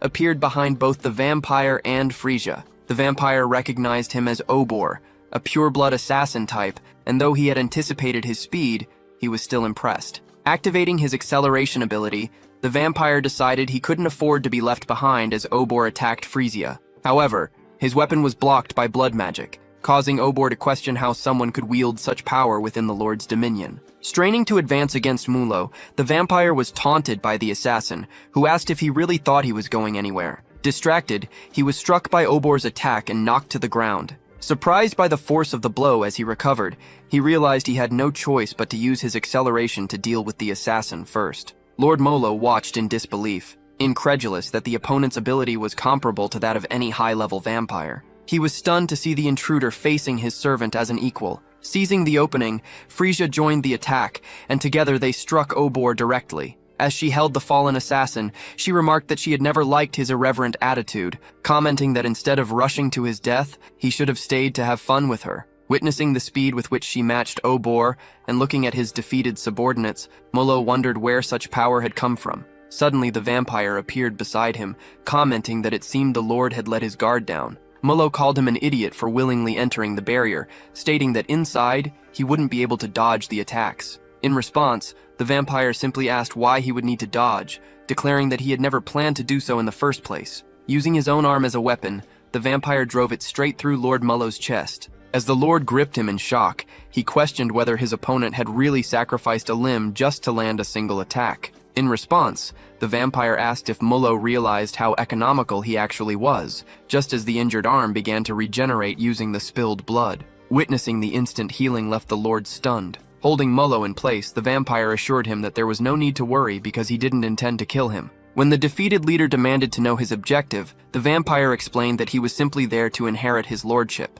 Deep underground, a long spiral staircase led down to a circular room where a solitary coffin rested in the center. As the lid slowly creaked open, a dark-haired woman yawned from within. Raising her hand, she complained about still being sleepy and leaned against the edge, lamenting that she just wanted 5 more minutes of rest. However, as she stretched, she realized that going back to sleep was not an option. She sensed a disturbance, concluding that something terrible had happened to her children. Back in the mansion, the vampire ordered the next subject to step forward. He instructed the subordinate to remain still before injecting the Rafalashi solution into the kneeling figure. Once the procedure was complete, he dismissed the vampire and called for the next one. Wiping sweat from his forehead, he expressed relief that they were finally finished, and asked Mulo if all the remaining members had been processed. The Lord confirmed that they had, noting that this method was much more efficient. However, when the vampire reprimanded him for his casual tone, Mulo immediately corrected himself. The conqueror then remarked that having a lord nearby made everything simpler,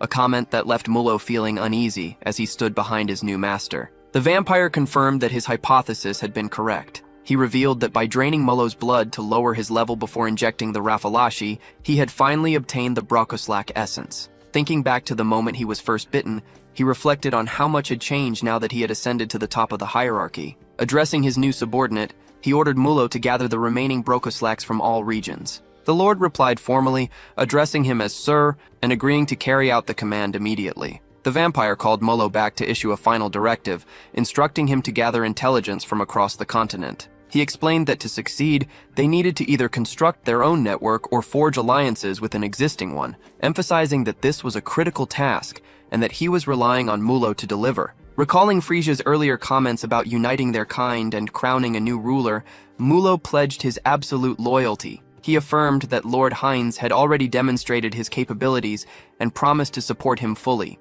With a confident smile, the vampire replied that he was sure Mulo would succeed before turning to leave. Once he was alone in the corridor, however, he questioned his own words, wondering if he had actually mentioned becoming the king of vampires. He concluded that it must have been said in the heat of the moment, though he quickly reconsidered the notion. Admitting that having more vampires under his command wouldn't be a terrible outcome, he decided that he might just handle that ambition personally. Meanwhile, in a different location, Han Sung-hyun sat before his computer, deeply focused on his design work. He tweaked the model by thinning the character's chin and accentuating the orbital bones until he was satisfied. Looking at the finalized image, he declared that this was exactly how the immortal king was meant to appear. Pushing his chair back and standing up, he checked if the avatar had completed its mission. A notification popped up confirming that the Brokoslak vampire saga was finished, which brought a smile to his face as he remarked that their long wait had finally come to an end. He then announced that it was time to visit the Karma shop.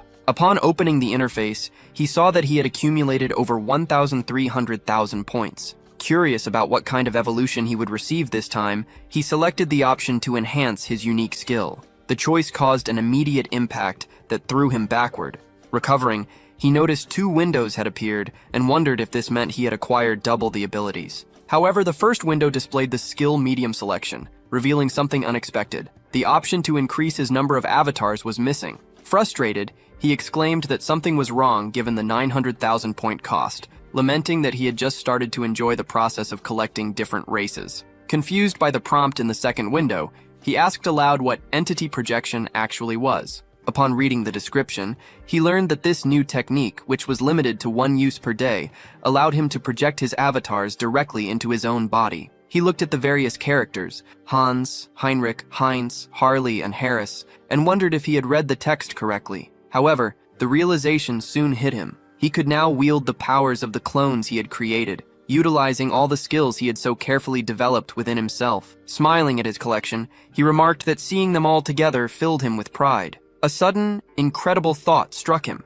If he managed the Immortal King's ability correctly, he might be able to manifest two of them simultaneously. However, he quickly dismissed the idea, concluding that involving Hans without caution would likely end in disaster. Instead, he formulated a new plan, and decided that Heinrich would be the first test subject. Upon transforming, he was surprised to find that the armor and weapon were identical to the original, though he noticed his divine power was only half as strong as it was in Auterica. He wondered if this was the sensation awakened beings felt when returning to Earth. Noting that the effect would only last for 10 minutes, he confidently stated that it would be more than enough time to go out for a while. Later, at a hospital facade at night, a dark shadow stretched across the corridor floor. A masked figure moved through the hallway, depositing Han Seong-hyun, who wondered if it was time to begin. As his feet touched the ground and the masked figure walked away, Han approached a bed and announced to his grandmother that he had arrived. Gently holding her hand,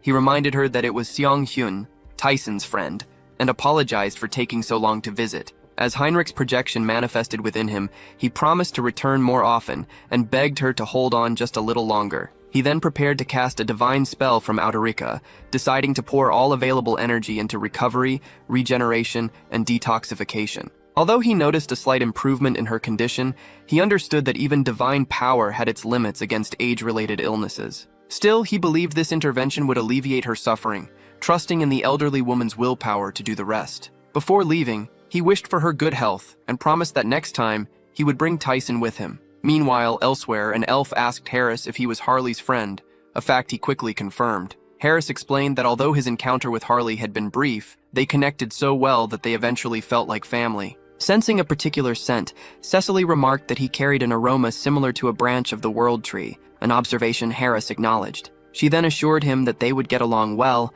and promised to take care of him, to which he responded with thanks. Meanwhile, Rafferty simply watched the group interaction with a faint smile. Suggesting they take a break, Rafferty paused the journey, but Cecily pointed out that Harris still lacked a contract with the spirit and proposed they use the time to train. The two elves moved apart in the forest to practice. Cecily concentrated energy into her hands, and when a small spirit materialized in front of her, she celebrated her success. Rafferty called Harris over to see what she had accomplished, but Cecily noticed his struggle and asked if he was okay. Harris was confused, wondering why the technique wasn't working for him despite his maximized affinity, leading him to believe something was wrong. Rafferty approached to clarify the situation, explaining that mages and spirits are companions meant to grow together, so it is essential to form a bond before attempting to summon them. Harris realized his mistake. He had been trying to create the connection after the summoning rather than before. Glad that he had followed the elves' guidance, he focused on his affinity and released the power of nature. As energy began to form in his hands, Cecily was surprised by his aptitude, while Rafferty noted that he learned quickly. Harris announced that he could feel the connection, and soon after, a notification confirmed that the spirit had achieved enlightenment and a new ability had been acquired. Rafferty commented that at such a speed, the two of them would soon be on the same level, prompting Cecily to joke that his rapid growth almost felt like a betrayal. He thanked them, noting that he was now one step closer to mastering spirit magic. Touching the small creature, Harris decided to name it Pikachu. With the training successful, Rafferty informed the group that he would lead the way from that point forward. He explained that since all forests and trees are connected to the World Tree, elves, being the creatures closest to nature, can travel between them by opening interconnecting portals. Rafferty stated that he was sure Cecily was also capable of this feat, a revelation that took her by surprise. The concept of a single path linking every forest was presented, leading Harris to conclude that it was essentially a mass teleportation network.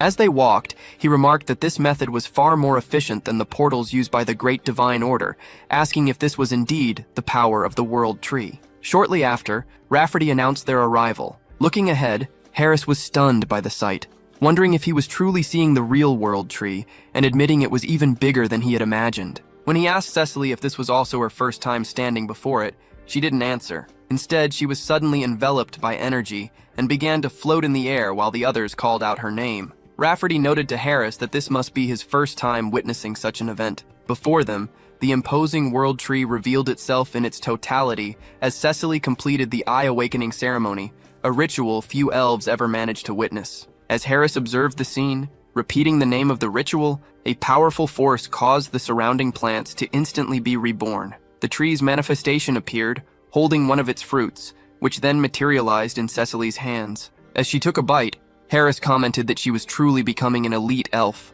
However, he realized he couldn't just stand there watching. Determined not to waste the ambient power, he prepared to absorb as much as his body could withstand. Rafferty noticed the flow of energy moving as Harris achieved enlightenment and acquired an affinity with nature. Celebrating internally, he thought about how he could now get stronger simply by absorbing the energy around him. Just as he tried to justify his actions when Rafferty called his name, the elf interrupted him, telling him to look to the side. A branch was extending in his direction, prompting Rafferty to remark that the World Tree seemed interested in him. Harris was surprised and asked if the branch was truly intended for him. Once Rafferty confirmed it, he held the object while explaining that such sacred relics were rare and could be crafted into weapons or accessories. Assuming the elf must have received a similar item during his own ceremony, Harris offered to give it back. However, Rafferty declined the offer, explaining that he had already used his relic to forge a wedding ring for his wife, an heirloom that had since been passed down to their daughter. Impressed by this gesture, Harris remarked that using a sacred relic for a proposal made him a true romantic. Changing the subject, Rafferty announced the conclusion of the ceremony, just as another elf informed them that Cecily needed to rest to stabilize the energy she had absorbed. Rafferty expressed relief at gaining a new elite elf, joking that he could finally think about retirement. When Harris questioned the comment, the elf quickly reassured him that he wasn't quitting just yet. However, Harris clarified that wasn't his point. He was actually asking if Rafferty was even old enough to retire, a question that earned him a confused stare. Later in Drasha, the capital of the Elven Kingdom, Harris managed to secure a spot at the academy with Rafferty's help. He soon realized that the atmosphere was nothing like he had imagined. While he had expected elves to live like fairies in the forest, the reality was quite different. His fellow students were eager to hear stories about the continent, with one remarking that they heard it was too wild for habitation. Another student brought up the humans who had kidnapped Cecily, labeling them as evil. Harris agreed that they could indeed be dangerous, choosing his words carefully to avoid causing offense,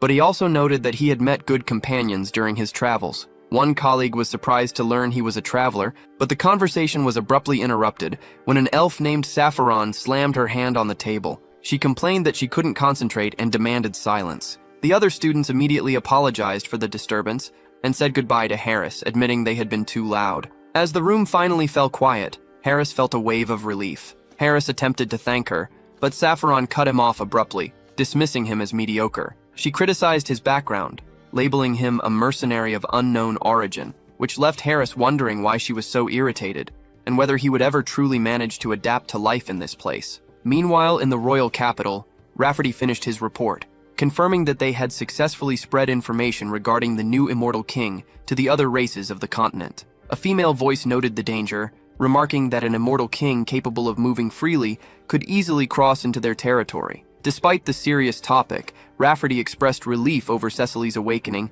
and even joked about the possibility of retiring. Turning her gaze toward him, the golden-eyed elf mentioned hearing rumors that the person who accompanied Cecily was quite talented. Rafferty confirmed this enthusiastic assessment, noting that Harris had even caught the attention of the World Tree. He assured her that the young man's talent was exceptional, and that with the proper education, he would certainly achieve great feats. Observing Rafferty's animated demeanor, the elf realized that Harris must be nearing the end of his academic training. Rafferty simply laughed, expressing his hope that the student would do well and stating his certainty that Harris would eventually be of great help to her. Back at the Elven Academy, the sun was shining brightly as Harris sat on a bench and let out a long yawn. He commented on the beautiful day and the refreshing air, attributing the pleasant atmosphere to the blessing of the World Tree. Listening to an elf singing nearby, he admired the perfection of the melody and briefly considered the temptation to give everything up and simply live as Harris. However, his daydream was abruptly interrupted when an object flew in his direction. He looked up in confusion just as a book hit him squarely. Saffron stood there, warning him that he did not have the luxury of loafing around and cautioning him against getting intoxicated by the world tree. When he stared at her blankly, she assumed that a mere mercenary wouldn't understand the basics. She explained that because this place was the closest point to nature itself, elves with high sensitivity were prone to becoming intoxicated by the overwhelming harmony radiating from the environment. Harris realized that his dizzy spell was simply a side effect of his high affinity with nature, but his thoughts were abruptly interrupted by Saffron shouting to check if he was paying attention. After he hurriedly confirmed that he was listening, she shoved a book into his hands, explaining that she had organized the material specifically so that someone like him could understand it. Before walking away, she added a sharp threat, warning that she would not forgive him if the class average dropped on his account. Watching her leave, Harris thought that perhaps she wasn't a terrible person, but then he noticed a ring on her finger pulsating with the distinct energy of the world tree. He found it odd that such a rare, sacred relic would be worn so openly and wondered if she belonged to a noble family. Suddenly, the memory of Rafferty mentioning that he had passed his ring down to his daughter resurfaced, and the realization left Harris in complete shock. While Saffron walked away grumbling about why her father would trust such an idiot, Harris stood there thinking the situation was ridiculous, unable to reconcile how someone with her personality could be Rafferty's daughter. Deciding to focus on his studies, he opened the book and had to admit that, despite her hostility, her explanations were excellent. Smiling, he decided to try a practical lesson immediately. He successfully invoked a fire spirit named Kali in one hand, and a water spirit named Pascal in the other, realizing that now that he grasped the essence, the process was a piece of cake. He also noted that Pikachu, the lightning spirit he had summoned previously, was already growing incredibly fast. Convinced that coming to the Elven Kingdom was a great decision, he resolved to keep his head down, adapt to the culture, and avoid trouble, which specifically meant staying away from Saffron. However, that resolution was short-lived, as he soon found himself sitting silently beside her, wondering how he had ended up in such a predicament. It had all started 10 minutes earlier when the teacher explained that the secret to maximizing their connection with spirits lay in dance and music. She mentioned that a festival for the new elite elf, Cecily, was approaching, and the evaluations would be held on a rented stage in the city center during the event. Harris immediately thought that since Cecily would likely be watching, he needed to show off his cool side. His plan became complicated, however, when the teacher excitedly announced a special group project in honor of the transfer student, requiring them to create a presentation demonstrating their bond with spirits. Harris sat with his new group, still reeling from the news that they would be evaluated on a stage. After Timer, Coffin, and Curie introduced themselves, Saffron took the lead, urging everyone to contribute to ensure a productive meeting. Turning her attention to Harris, she asked if he had any singing or dancing skills, adding that if he didn't, they would figure out an alternative role for him. When the other two members voiced their agreement, Saffron appeared pleased with their cooperative attitude. Realizing that the primary goal was to connect with spirits rather than adhere strictly to tradition, Harris concluded that the performance didn't necessarily require elven music or dance. Standing up to thank them for their consideration, he mentioned that he had just remembered a song he used to sing back in his hometown. Timer Coffin curiously asked if the tune was from another continent, which Harris confirmed, explaining that his parents had loved it, so the melody had stayed with him. Noting his self-assurance, Saffron commented on his confidence, to which he replied that he was certain of it, privately recalling that his karaoke scores had never dropped below an 80. However, Saffron remained skeptical. Crossing her arms and staring at him in silence, she questioned what a mere mercenary could possibly know about elven music. She openly wondered how someone like him could be worthy of receiving teachings from both her father and the World Tree. Slamming her hands on the table, she declared that she would never accept him, challenging him to go ahead, but warning that he would have to take full responsibility if the performance turned out to be trash. Harris agreed to the challenge but proposed a condition that caught her off guard. If the group did well, she would have to teach him more about elven culture. Saffron accepted the deal, though she sternly reinforced that she would only follow through if the performance was actually good. With the agreement set, the group began to sing together. Harris poured his dedication into the song, playing a lute while his spirits floated around him, creating a harmonious atmosphere. Suddenly, a notification appeared, informing him that he had acquired a new skill called Melody of Harmony. Repeating the name of the technique to himself, he remarked that he felt much more stable, describing the sensation as if the power of nature had settled directly into his vocal cords. Watching him perform, both Timer and Curie were left thoroughly impressed. The group commented that they had never seen or heard anything quite like it before. Sapphiron, however, looked away and dismissed the situation as ridiculous, though she privately observed that even her own spirit was reacting to the music. She couldn't help but wonder if everyone really liked a foreign song that much. When Timer questioned her expression and reminded her that she had been dancing just moments ago, Sapphiron vehemently denied the accusation. Suddenly, Harris noticed that his spirits were evolving in sync with the melody. He celebrated the fact that Kali and Pascal had now reached a low rank, just like Pikachu. At that moment, a circle of swirling energy formed in the air, leaving Harris confused as he looked up. Sapphiron and Curie also watched the phenomenon, with the young woman identifying it as a spirit of sound. As Harris raised his hand and moved toward the center of the energy, a sharp, dark force hit him squarely. Timer was surprised to see the spirit physically manifest, prompting Sapphiron to question if the music had resonated deeply enough to actually attract a spirit of sound. Smiling, Harris accepted the new being and decided to name the little spirit Decibels. Holding the small creature in his hand, he recognized it as a magnificent gain, recalling from Sapphiron's book that spirits from the phenomenal realm were excellent for missions.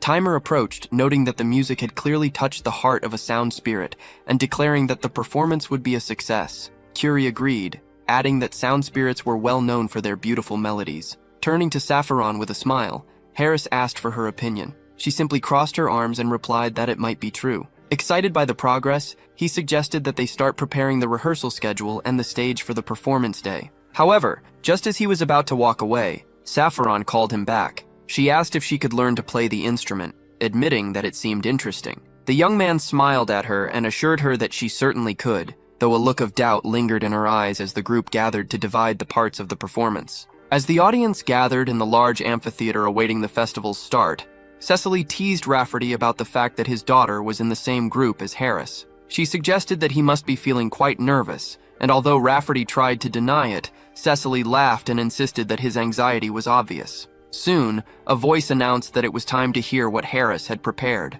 The band launched into their performance, accompanied by spirits floating ethereally around the stage. While Harris played his instrument and provided backing for Sapphiron, Timer set the rhythm on the drums, and Curie added texture with percussion. In the audience, both Rafferty and Cecily were taken aback by the song's opening. As the vocalist sang about spirits guiding those who run together, Cecily remarked that although she had never heard this melody before, the wonderful tone made her heart race. The song continued with verses describing a shared journey, captivating the crowd. Rafferty watched his daughter closely, wondering if she was truly capable of making such an expressive face. Meanwhile, other students in the audience expressed their amazement, noting that even with their sensitive elven ears, the sound was incredibly pleasant. Impressed by how the group incorporated spirits into the performance, Cecily tried to get Rafferty's attention, only to realize he had vanished from her side. Back on stage, Harris took the lead on vocals, supported by Sapphiron, who had also been instrumental in tuning the instruments and managing the stage production. Suddenly, Rafferty appeared in the middle of the crowd, proudly yelling to another elf that the girl on stage was his daughter. As Harris and Sapphiron sang together, he noticed that despite her annoyed expression, she was actually enjoying herself, tapping her feet to the rhythm. The band played with contagious energy until a final crash of the cymbals marked the end of the song. Amidst the applause and calls for an encore, Sapphiron realized how smoothly her breath had flowed during the concert. Turning with a bright smile, she exclaimed that she had been completely immersed in the performance. A notification then appeared, revealing to Harris that his melody of harmony skill was affecting her, confirming that the ability worked on others. At that moment, the young woman looked out into the crowd and spotted her father, realizing he had been watching her the entire time. Harris approached Sapphiron to ask for her thoughts on the performance. In a humble gesture, she bowed and admitted that she had misunderstood him all along. Smiling, she apologized for her difficult behavior and confessed that she had officially lost their bet. Meanwhile, Rafferty remarked that listening to the music had a calming effect on him, noting how incredible it was that the performance had impacted so many people. He affirmed that Harris was destined to make a significant difference in the Elven Kingdom. The scene then shifted to an imposing white building where Saint Restar was busy analyzing documents at her desk. Upon being informed of Heinlich's arrival, she welcomed the visitor, who had been waiting by the door for permission to enter. She invited him to sit and stated that she needed to discuss something important, a comment that immediately sparked his curiosity. She began by asking if he had ever heard of the Holy Sword. Although Heinrich associated the object with weapons used by heroes in fantasy stories, he replied that he didn't know much other than understanding it was a traditional weapon for a hero. The saint mentioned that a decree had recently been approved by all church members and asked Heinrich to challenge the path of the Holy Sword. When he questioned if he was truly worthy of receiving such an opportunity, she explained that the decision had been made due to the resurgence of the immortal king, confirming that he was indeed the new hero of the Great Divine Order. She informed him that the trial would take place at the Great Temple of Pikal in the western part of the continent, a location that was once the ancient Salb Empire before it was destroyed 300 years ago by the second immortal king. Following that collapse, 4 countries had declared themselves descendants of the empire and formed an alliance. The Great Temple was built in Leska, the southernmost of these kingdoms, marking the exact spot where the immortal king had been subjugated. Saint Restar explained that although the ancient hero had defeated the enemy, he could not completely remove his heart, which caused the abyss to spread and contaminate the land. The area was only purified when the hero plunged his sword into the ground, leaving it there so a worthy successor could eventually find it. Heinrich expressed concern that withdrawing the blade might inadvertently break the seal, but the saint assured him that after 3 centuries, the location required purification regardless. She solemnly declared that the moment had arrived for him to inherit the weapon of heroes. With a determined smile, Heinrich accepted the mission, promising to handle it, and asked when he should depart. To his surprise, the saint excitedly replied that he needed to leave immediately. Upon arriving at the Grand Temple of Pikal, Heinrich noted how vast the structure was and how completely it differed from Roselia's temple. He approached a man he deduced to be Cardinal Donovan, who confirmed his identity and inquired if Heinrich was indeed the one set to challenge the Holy Sword. Resting a hand on the young man's shoulder, Donovan remarked that since the saint had recommended him, it was only natural for him to come and offer a personal greeting. He expressed regret over accepting his current office, as it prevented him from seeing the saint, and added that he had been worried someone might be bothering the hero, promising to deal with any such nuisances personally. Releasing the young man, the cardinal stated there was something he needed to say first. He explained that the path of the sword opened only once a year and that countless paladins had failed before him, asking point blank if Heinrich truly believed he was capable. Heinrich replied that there was no need for concern, as he was ready to face the destiny God had prepared for him. Clasping his hands in prayer, he declared his unwavering belief in divine power. As they descended a staircase, Heinrich commented that the path was deeper than he had imagined. When the cardinal asked what he had learned from the saint, the young man explained his understanding that the challenge was unique for every individual. Donovan clarified that because some challengers finished in hours while others took weeks, he could offer no specific advice. Standing before the challenge gate, he offered Heinrich a final chance to turn back, but the young hero assured him that failure was not an option, and that he would definitely wield the Holy Sword. Surprised by this absolute confidence, the cardinal asked if he was serious before warning that the trial would begin the moment he entered. Wishing him luck, Donovan watched as the gate opened. He offered a prayer for the new hero's success as Heinrich crossed into the passage, marking the beginning of the first challenge of the Holy Sword. The objective was to reach the destination within a set time, but right from the start, the young man perceived the difficulty of the task. Preparing to advance, he used the blessing of the jump,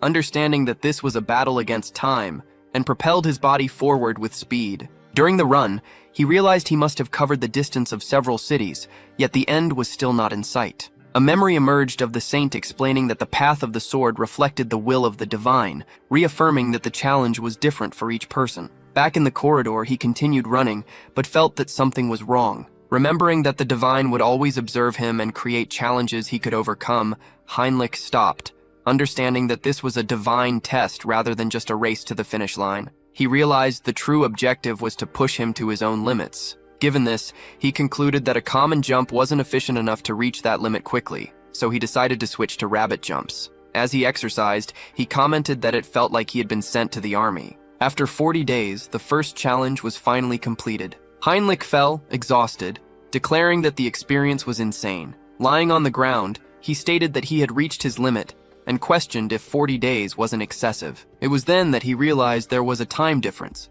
It was 10 times faster than in Auterica, and on Earth, the proportion was 100 to 1. Crawling on the floor, he admitted that he had almost given up for an instant, and had only managed to discover this truth thanks to his avatars. He remembered that halfway through the challenge, his willpower began to be tested, and he would have lost if not for them. Standing before the door to the next stage, he suddenly felt his body recovering and wondered what was happening. He realized that by pushing himself to the limit, he had actually become stronger. With this in mind, he understood that the tenfold time difference indicated a training event. Excited by the prospect, he decided to beat his own record and complete 2,050 jumps. Meanwhile, elsewhere, a hooded man asked another if the ritual was ready, receiving the reply that it was almost complete. The first man declared that soon, the continent would be consumed by darkness and lie in ruins. As a bloody skull was revealed, the hooded man commented that now that the immortal king had returned, they just needed to give him a push, and he would take care of the rest. Smiling, the man declared that the abyss would soon open, bringing the world under their jurisdiction. As they performed the ritual, he added that all of their efforts were dedicated to the one who defied the heavens. Meanwhile, Jake found himself wondering if, with that kind of power, he was nearing the level of an archbishop. A notification interrupted these thoughts, informing the challenger that he had passed the second stage and was moving on to the next. As a door opened before him, he remarked that everything was proceeding smoothly. However, upon crossing the portal, the challenge continued in a dark and unknown location. Although his mission was to eliminate the enemy, he questioned why he had been dropped in the middle of nowhere. Suddenly, a silhouette appeared floating in the sky. The figure seemed familiar, and he tried to recall where he had seen it before. The enemy revealed itself to be an archlich, a subordinate of the ancient immortal king. Identifying the intruder as a church hunter, the creature demanded to know how he had managed to get this far. Heinrich noticed a resemblance to Hans from before his awakening and decided it would be wise not to underestimate his opponent, noting that even a paladin would hesitate to fight an archlich. When the young man didn't respond, the skeletal being prepared to attack, ordering the church dog to die as it summoned a horde of the undead. Heinrich observed that while the archlich alone would be a problem, facing an army alongside it was even worse. He smiled, noting that the creator of the challenge likely expected him to be rattled, but he refused to be caught by surprise. Confused as to why the young man was talking to himself, the archlich raised its staff and declared that the conversation ended there. It ordered its subordinates to advance, and the horde of undead attacked. Heinrich nimbly dodged an attack from one creature, evaded a blow coming from behind, and kicked another away. The archlich was stunned, wondering how he was managing to dodge all of them, and furiously ordered its minions to finish him off. However, the young man warned the monster not to think that dodging was his only skill. Drawing his weapon, he unleashed his power, cutting through the surrounding enemies. The display of strength led the archlich to question if that divine power belonged to an archbishop.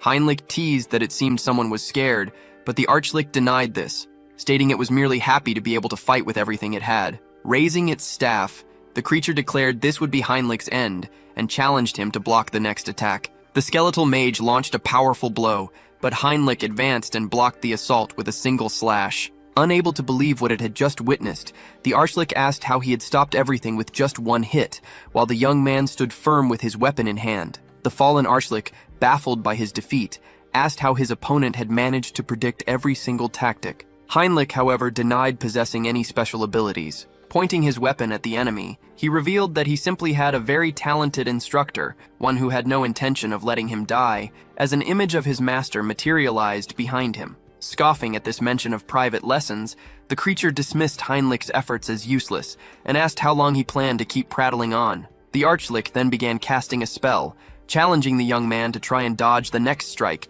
before firing a massive pillar of power directly at him. When the dust settled, the skeletal monster surveyed the impact site and declared that it was impossible for anyone to have blocked his secret technique, telling the Holy Knight to rest in peace. However, he was shocked when Heinrich's voice cut through the silence, asking if that was really his special attack. Emerging from the debris with a smile, the young man confirmed he was still alive and noted that the archlich hadn't hit him at all. Refusing to believe that a mere holy knight could defend himself so effectively, the creature screamed in denial and launched another attack. As Heinrich braced for the impact, he admitted to himself that blocking such blows was difficult, even with an advantage. Nevertheless, he noted that thanks to Hans's knowledge, he could see every weakness. Seizing the moment, he advanced and shouted that it was over. Although the creature was hit, it declared that it could never be killed as long as its core remained intact and its body began to regenerate. The archlich admitted that the order had created an impressive warrior, but swore that he would make Heinrich pay and feel the consequences upon his return.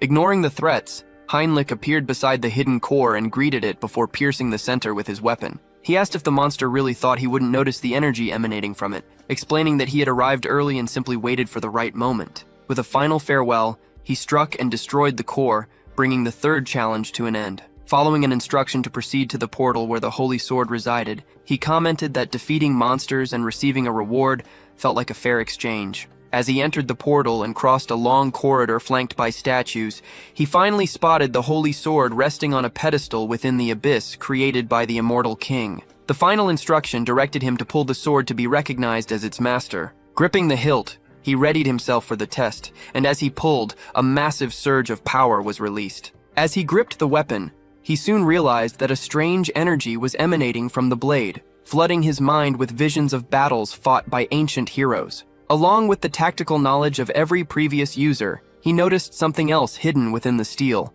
their raw emotions. Activating his mental cube ability, he declared that while others might have failed under this weight, he would not. Feeling that he had indulged the weapon long enough, he pulled with greater force and impatiently ordered the sword to stop throwing a tantrum. Raising the blade high, he claimed it as his partner, satisfying the final condition and achieving enlightenment in that very instant. A symbol suddenly appeared on his hand, marking his acquisition of the blessing of the Holy Sword. To his surprise, the weapon vanished into a subspace, a feature he realized would be incredibly useful for carrying it. As his abilities combined to form the special technique Logic War, the blade manifested once more. Heinrich commented on how incredible it was to gain the techniques of past heroes, noting that his power felt stronger and his movements more accurate. Turning to face his own reflection, he announced that he had finally secured the Holy Sword. Meanwhile, the scene shifted to a cabin in a mountainous area west of the Ion continent, where the immortal king was speaking to a man known as the Dark Mage of the Mountains.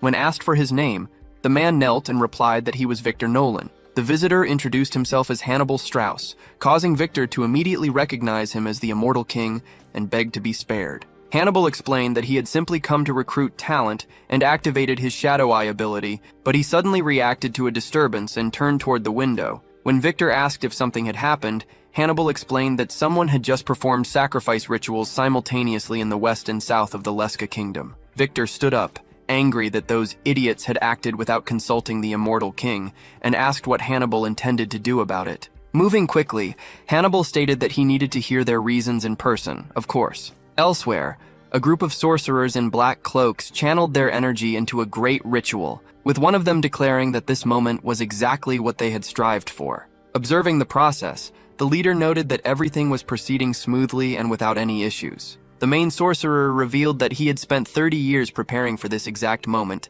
but his confidence was shaken when he suddenly asked himself what was happening. He realized that the magic circle was beginning to break apart, threatening to ruin the spell. Refusing to stop now, he decided to use the amulet hanging around his neck. Raising it high, he released its stored power. A wave of energy expanded outward, striking the other participants as the force of the spell exploded from the center of the circle. Smiling at the result, the leader announced that the seed of madness had finally merged with the body. He then bid farewell to the greatest wizard he had ever known, promising to remember him, and declared that the world would soon fall into ruins, just as he desired. Meanwhile, the immortal king watched an immense pillar of power rise toward the sky. He remarked that something unbelievable had occurred, realizing that the abyss, which held world-destroying powers, had been opened once again. Admitting that he hadn't accounted for this variable, he stated that it would be too late by the time they arrived and concluded that the time had come to settle the score regarding the vow of challenge. Suddenly, he felt a strange sensation in his chest, realizing he was hearing the thoughts and voices of the ancient kings who had once lived in the abyss. A voice manifested, asking what he was doing and inviting the fourth and first kings to join in plunging the world into despair. However, the current king questioned if a mere ghost from the past thought it could influence him, declaring that he had no intention of obeying a loser. The voice laughed in response, claiming to have transcended death while questioning how the king still possessed his senses, even after his transformation. The entity admitted that the newcomer seemed capable, but confessed that its blood boiled with envy because the ancient ones were still chained by death. Holding a heart in his hand, the king finally understood that the impurity he had always sensed was actually made of these lingering thoughts. As the voice explained that they were connected by remorse and cried out for the liberation of its emotions, the immortal king found the noise irritating. He questioned whether calm or emotion even existed for them, ultimately concluding that everyone was simply trapped by the emotion of death. The entity promised to reward him with something he could never otherwise possess, provided he truly granted them eternal death. Irritated, the immortal king told the voice to shut up, though he vowed to guarantee its wish to be erased. As he repeated the words about obtaining something unreachable,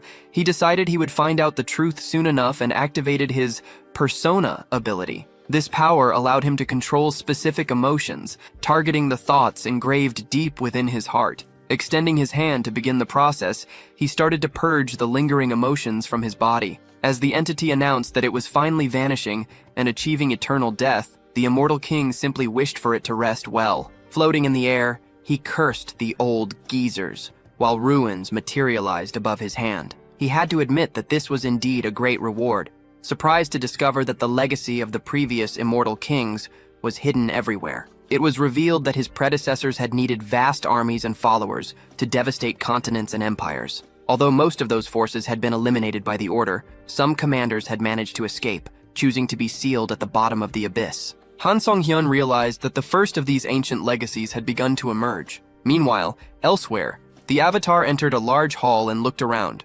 confused by the surroundings. Suddenly, the floor in front of him shattered, and Archlish Dwell McCain, a royal guard of the ancient immortal king, emerged from the rubble. The creature cursed the idiots of the Order and declared that he could not leave things as they were now that he had returned. However, he stopped abruptly upon noticing the Avatar's presence. When the Avatar asked if they hadn't met before, the Archlich remained silent. The Avatar apologized for the creature's brief return to the world of the living, noting that it was simply bad luck to have come back at this specific moment. In an instant, the night advanced, and the Avatar destroyed the Archlich, leaving only a crystal where the monster had stood. Collecting the remnant, the Avatar understood that the sacred spring had been trapped between the Holy Sword and the Abyss. He observed the object and remarked that normally he would have destroyed it immediately. However, deciding to be kind, he chose to leave the task to Hans, telling the crystal to take good care of its new master. Upon landing at the ritual site, the immortal king scanned the surrounding courtyard, quickly realizing that the group known as the Vow of Defiance had already fled. He identified this location as the source of the abyss that had risen to the sky, noting that the dark energy was now far more concentrated here. Looking up at the hole in the ceiling, the result of an opening capable of piercing the heavens, he was distracted by something glittering on the ground. Bending down, he picked up what appeared to be a piece of metal and wondered if it had been left behind by accident. However, the unstable energy emanating from the object made tracking impossible, so he decided against keeping it. Immediately, he noticed that the madness pouring from the abyss was beginning to resonate. Even in its unstable state, such force could still cause a massive impact on the continent. To counter this, he activated his Eye of Darkness skill and discovered that this energy was actually the origin of black magic within his immortal king heart. Believing that he could master this power if he acted correctly, Han Sung-hyun concentrated all the energy into a single point. Raising his hand high, he began to collect the force, closing his fingers firmly as he decided to absorb everything. As the power of the abyss was channeled directly into his body, he smiled, stating that he could feel the flow of abyssal energy moving through every part of his being. He felt his strength growing and concluded that those idiots had actually done him a favor. Suddenly, a powerful force threw him backward, knocking him to the ground as something began to emerge from the earth. He watched as a colossal skeleton rose from the crater, revealing itself to be a bone dragon named Intrazio. The creature fully emerged, recomposed its form, and let out a deep roar. Although the sight was impressive, the dragon turned and roared directly at him, causing Han Sung-hyun to question why the beast didn't seem to recognize him as its master. However, when he called out to Intrazio, the dragon's eyes changed. The immense beast bowed, confirming that it finally acknowledged his authority. Approaching Intrazio, he commented that, upon closer inspection, the creature was actually quite cute. He declared that this moment did not represent the end of the Immortal King's legacy, but rather its continuity. Suddenly, he felt a presence approaching, and asked the bone dragon if it sensed it too. In the distance, a group of knights appeared on the horizon, prompting Han Sung-hyun to announce that they had visitors. Initially, he considered that it wasn't the right time to face the Great Divine Order, since he hadn't yet learned enough about the Abyss. However, comparing the situation to inviting friends for a ride in a new car, he changed his mind. Realizing that the appearance of a bone dragon and the opening of the Abyss after hundreds of years represented a rare chance, he climbed onto the creature's back and declared that this was his opportunity to gain a significant amount of karma. The Immortal King addressed Intrazio, remarking that the creature had been trapped for far too long. Granting the beast permission to fly as much as it desired, he watched as the dragon's skeletal wings prepared for takeoff. As the massive wings spread fully, he ordered the creature to reveal its true nature to the world. Meanwhile, across the desert, a squad of knights was advancing at high speed. Sensing the lingering power of the void, the commander shouted for his men to accelerate, noting that he could still feel the energy of the abyss. Riding beside him, his companion agreed, emphasizing that even as an elite troop, they needed to be prepared for the immense energy the enemy was emitting. Suddenly, the sky began to darken, prompting one of the men to ask if the phenomenon was caused by the abyss. Surprised by the abrupt change in light, the leader looked up and shouted that it was not, immediately ordering everyone to brace themselves for what was coming. Bursting from the shadows, the bone dragon appeared before the group, with the immortal king perched on its back. Looking down from atop the creature, he inquired what had brought the order to such a place. A knight responded that they had come after hearing reports about the opening of the abyss. Understanding the situation, the king listened as the man questioned his intentions regarding the event. The knight then laid the blame for the disaster and the sacrifice of thousands of people squarely on him. Reflecting on these accusations of mass sacrifice, the immortal king concluded internally that his accusers were even crazier than he had imagined. Raising his voice, the knight declared that the damage to the continent would be unimaginable, blaming the sovereign for everything, a charge that left a young soldier standing nearby looking confused. Despite this, the king decided it wasn't worth arguing and chose to simply embrace his role as the villain. Positioning himself on the dragon's head, he arrogantly asked who else but him would be capable of such a feat. In response, one of the knights drew his sword, declaring that judgment awaited him just as expected. However, the immortal king warned the order's lackeys not to get too excited, explaining that he was only there to deliver a warning that day. Dismissing the comment as nonsense, a knight advanced to silence him, but Archbishop Latius shouted for him to stop. Leaving the man taken aback, the archbishop asked if he hadn't noticed that the enemy was keeping his distance. Latius reasoned that the immortal king would never have come merely to talk, and realized it was likely a trap, a deduction that surprised the sovereign. Latius then demanded to know what kind of warning the master of the abyss was offering. The immortal king revealed that the message was intended for the holy knight, Heinrich Langard, the very man who had pierced his heart. Letting out a restrained laugh, he left the archbishop confused as to the meaning behind his words. However, the king simply declared that this was his victory. When Latius repeated the words to verify if the warning was indeed for Sir Heinrich, he received a firm confirmation. One of the knights, fueled by anger, declared that he could no longer hold back against such blasphemy toward the hero of the gods. Deciding that he needed to highlight Heinrich's name to reach the climax, the immortal king wondered if he should just end everything right there. He ordered Intrazio to show his power, prompting the creature to prepare an attack. In response, the archbishop and his knights united in prayer, declaring that their faith would not succumb to evil. Soon, the bone dragon unleashed its death breath, which collided violently against the knights' defense. Archbishop Latius shouted for the knights of the gods to hold on as he struggled to sustain the barrier. One of the knights warned him that their shield wouldn't last much longer, but when the attack finally ceased, two young clerics were surprised to find they had managed to survive. Latius immediately ordered them not to lower their guard and to return to formation. Meanwhile, as one of his men tried to speak about the immortal king, they looked to the sky and realized the enemy had disappeared, leaving the group confused. Annoyed, one of the knights questioned if their adversary truly believed they would fall to a simple attack, stating that they had been underestimated. However, the archbishop remained silent, wondering deeply about what the immortal king was plotting and what kind of plan he had in mind. Far away from the scene, the immortal king complained to Intrazio about the smoke left behind, but congratulated the dragon for its useful breath, which had provided a good distraction and helped deepen the act. Han Song-hyun praised himself for his Oscar-worthy performance, playing the role of the villain who opened the abyss. Suddenly, he sensed a new presence, and realized that another legacy seemed to have awakened. In a distant forest, dark energy began to manifest as he stated that he could feel the aura of his comrades throughout the continent. Skeletons began to rise among the trees, and the Donegan Iron Troop emerged, ordering the Aleotropes to move. Meanwhile, in the western lands of the Reinhardt Kingdom, mysterious energy emerged from the heavens as a portal opened. The kingdom's soldiers were ordered to run, but the observing officer immediately noticed that skeletons were appearing from all sides. Alarmed, he declared that they were surrounded, unable to understand how the undead could demonstrate such a high level of intelligence. Suddenly, a scream pierced the air as a dark knight appeared, and the soldier realized that the undead were moving as one. As the knight advanced and attacked one of the men, The officer ordered them to inform the Viscount about the appearance of the Death Knight, confirming that the entity had revealed itself in their kingdom. Meanwhile, under the illumination of the moon at a grand mansion, the vampire sat at a table and asked about the current situation. His subordinate informed him that the entire continent of Outerica was now in a state of emergency. Lord Mullo briefed the vampire on the crisis, explaining that the abyss had torn open across the continent and was summoning vast armies of the undead. When the vampire inquired about the status of their base in the Thalia kingdom,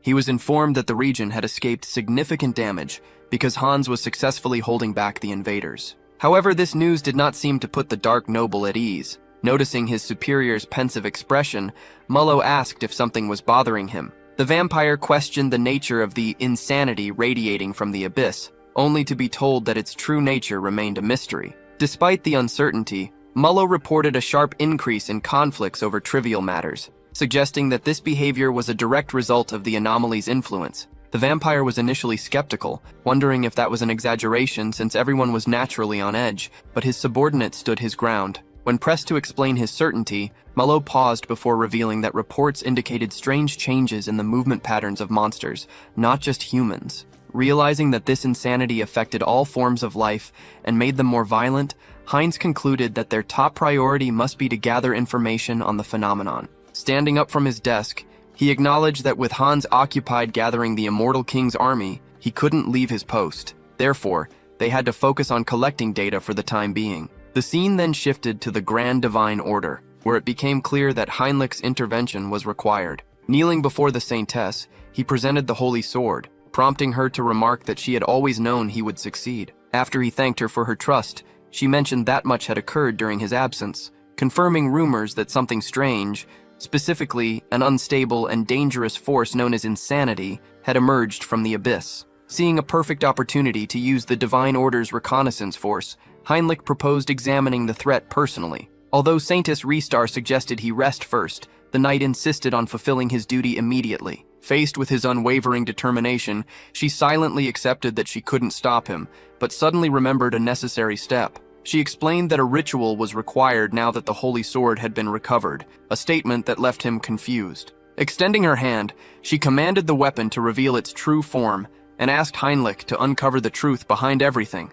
a mission he solemnly promised to complete. As the Holy Sword was brought in on a cushion, two knights whispered about the monstrous energy radiating from the blade. Saintess Restar then placed a necklace around Heinrich Landgard's neck, proclaiming him the Grand Paladin of the Divine Order for proving himself superior to all challenges. Suddenly, the medallion on his chest began to glow, and a massive wave of power engulfed him. Heinrich realized that if he hadn't paused his mental cube ability for a split second, the sheer intensity of the divine power might have made his head explode. As he questioned the nature of this force, he felt his body being reconstructed. When the energy finally dissipated, revealing his new form within a circle on the ground, the Saintess and the clerics observed in awe. Restar declared that divine grace was with him, confirming that he had met the conditions to achieve enlightenment and acquire the special ability Grand Blessing Knight. Touching his own hair, he was surprised to find it had turned white. When he tried to speak to the Saintess, she immediately corrected him,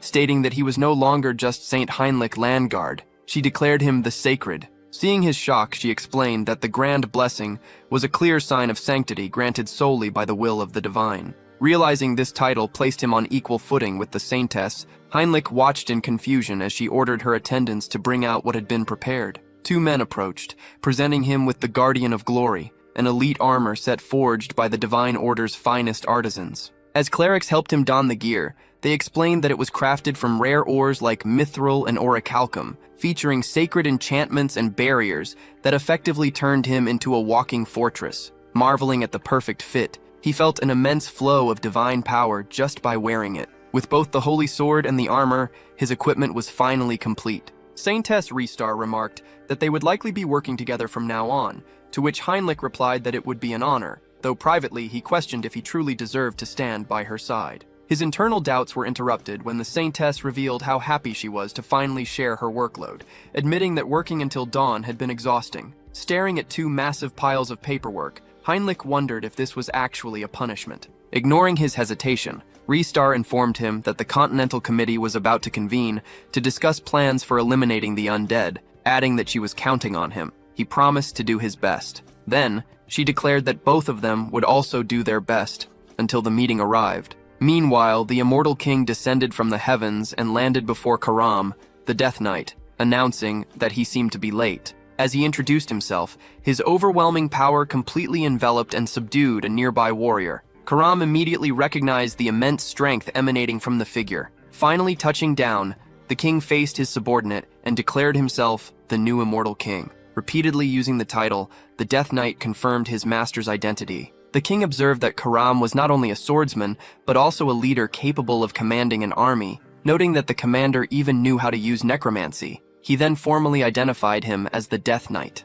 Karam affirmed that it was an honor to be recognized. When the immortal king commented that his subordinate seemed to have enjoyed himself, the knight asked for forgiveness, explaining that he had awakened near humans. Stating that the deed was done, the king decided it was time to strengthen their forces and gather power, ordering a retreat. Karam responded that he would comply, and he and his soldiers dissolved into the shadows. Left alone, the immortal king analyzed the dark energy accumulated in his hand and observed the destruction around him. He decided he couldn't leave things as they were, recalling Saint Restar's warning that dispersed forces would be picked off one by one. If that was the case, he knew he had to act. Noting that the damage was extensive and the place cried for help, he saw no other option, even though he wished to avoid this method due to its side effects. He called upon his children, asking them to listen, and announced that their lord, the immortal king, was there. The call reached his servants as he revealed his presence in bone. Although he knew his location would be exposed,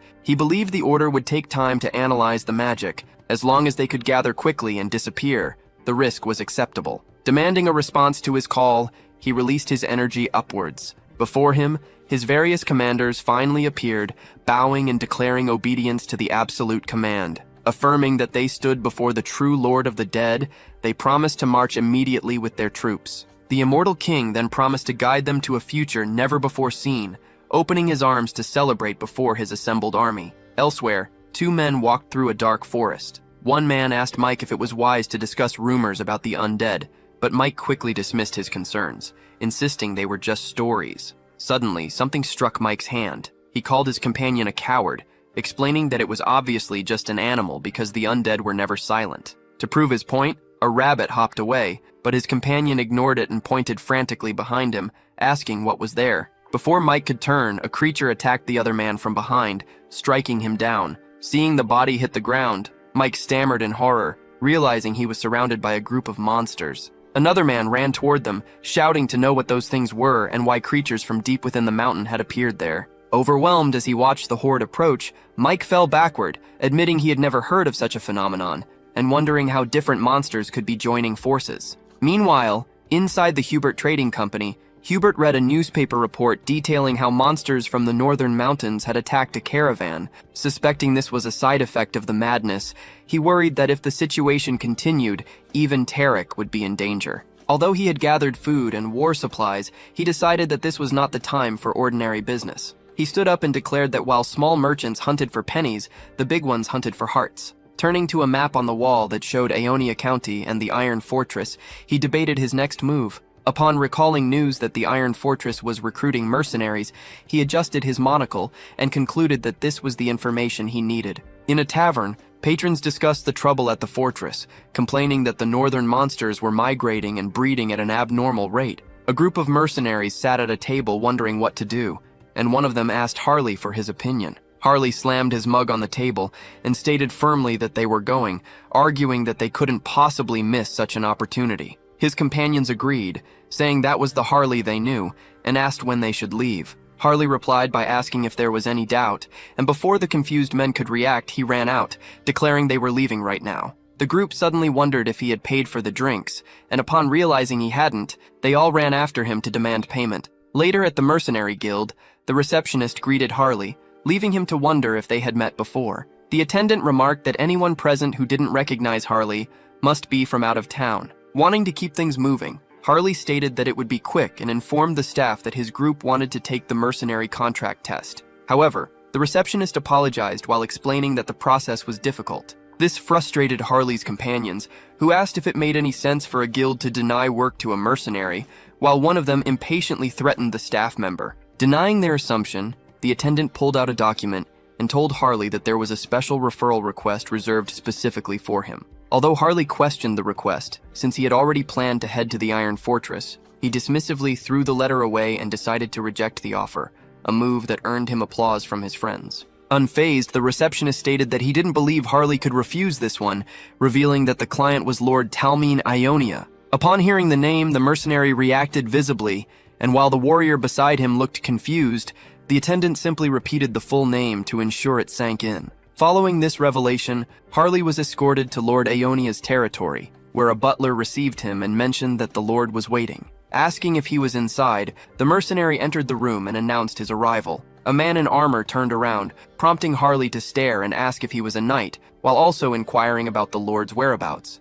The armored man replied that the Lord would not speak directly with a mere mercenary, and introduced himself as Knight Robin, the person in charge of the mission. Harley noted that he had heard of him, describing the knight as great and unique, but he still wanted to know what a knight wanted with him. Robin explained that there was only one reason. They needed someone in the northern mountains. He revealed that the mission was to rescue a VIP named Jaunic Steelstone. When Harley pointed out that the northern mountains were full of monsters, the knight clarified that the VIP was a blacksmith from the territory and a dwarf. Meanwhile, in Seoul, the scene shifted to a hospital, where Han Sung-hyun approached his grandmother, suggesting they should leave immediately. She reassured him that she was fine and that there was no reason to worry. Han Sung-hyun expressed his happiness at her improvement, while Tae-san added that even the doctors were surprised by her recovery, noting that there was something strange about it. When Han asked what that might be, his friend explained that, according to the doctor, it looked as if a high-level priest had used divine power on her for 4 days. Tae-san questioned how he could possibly have such a connection,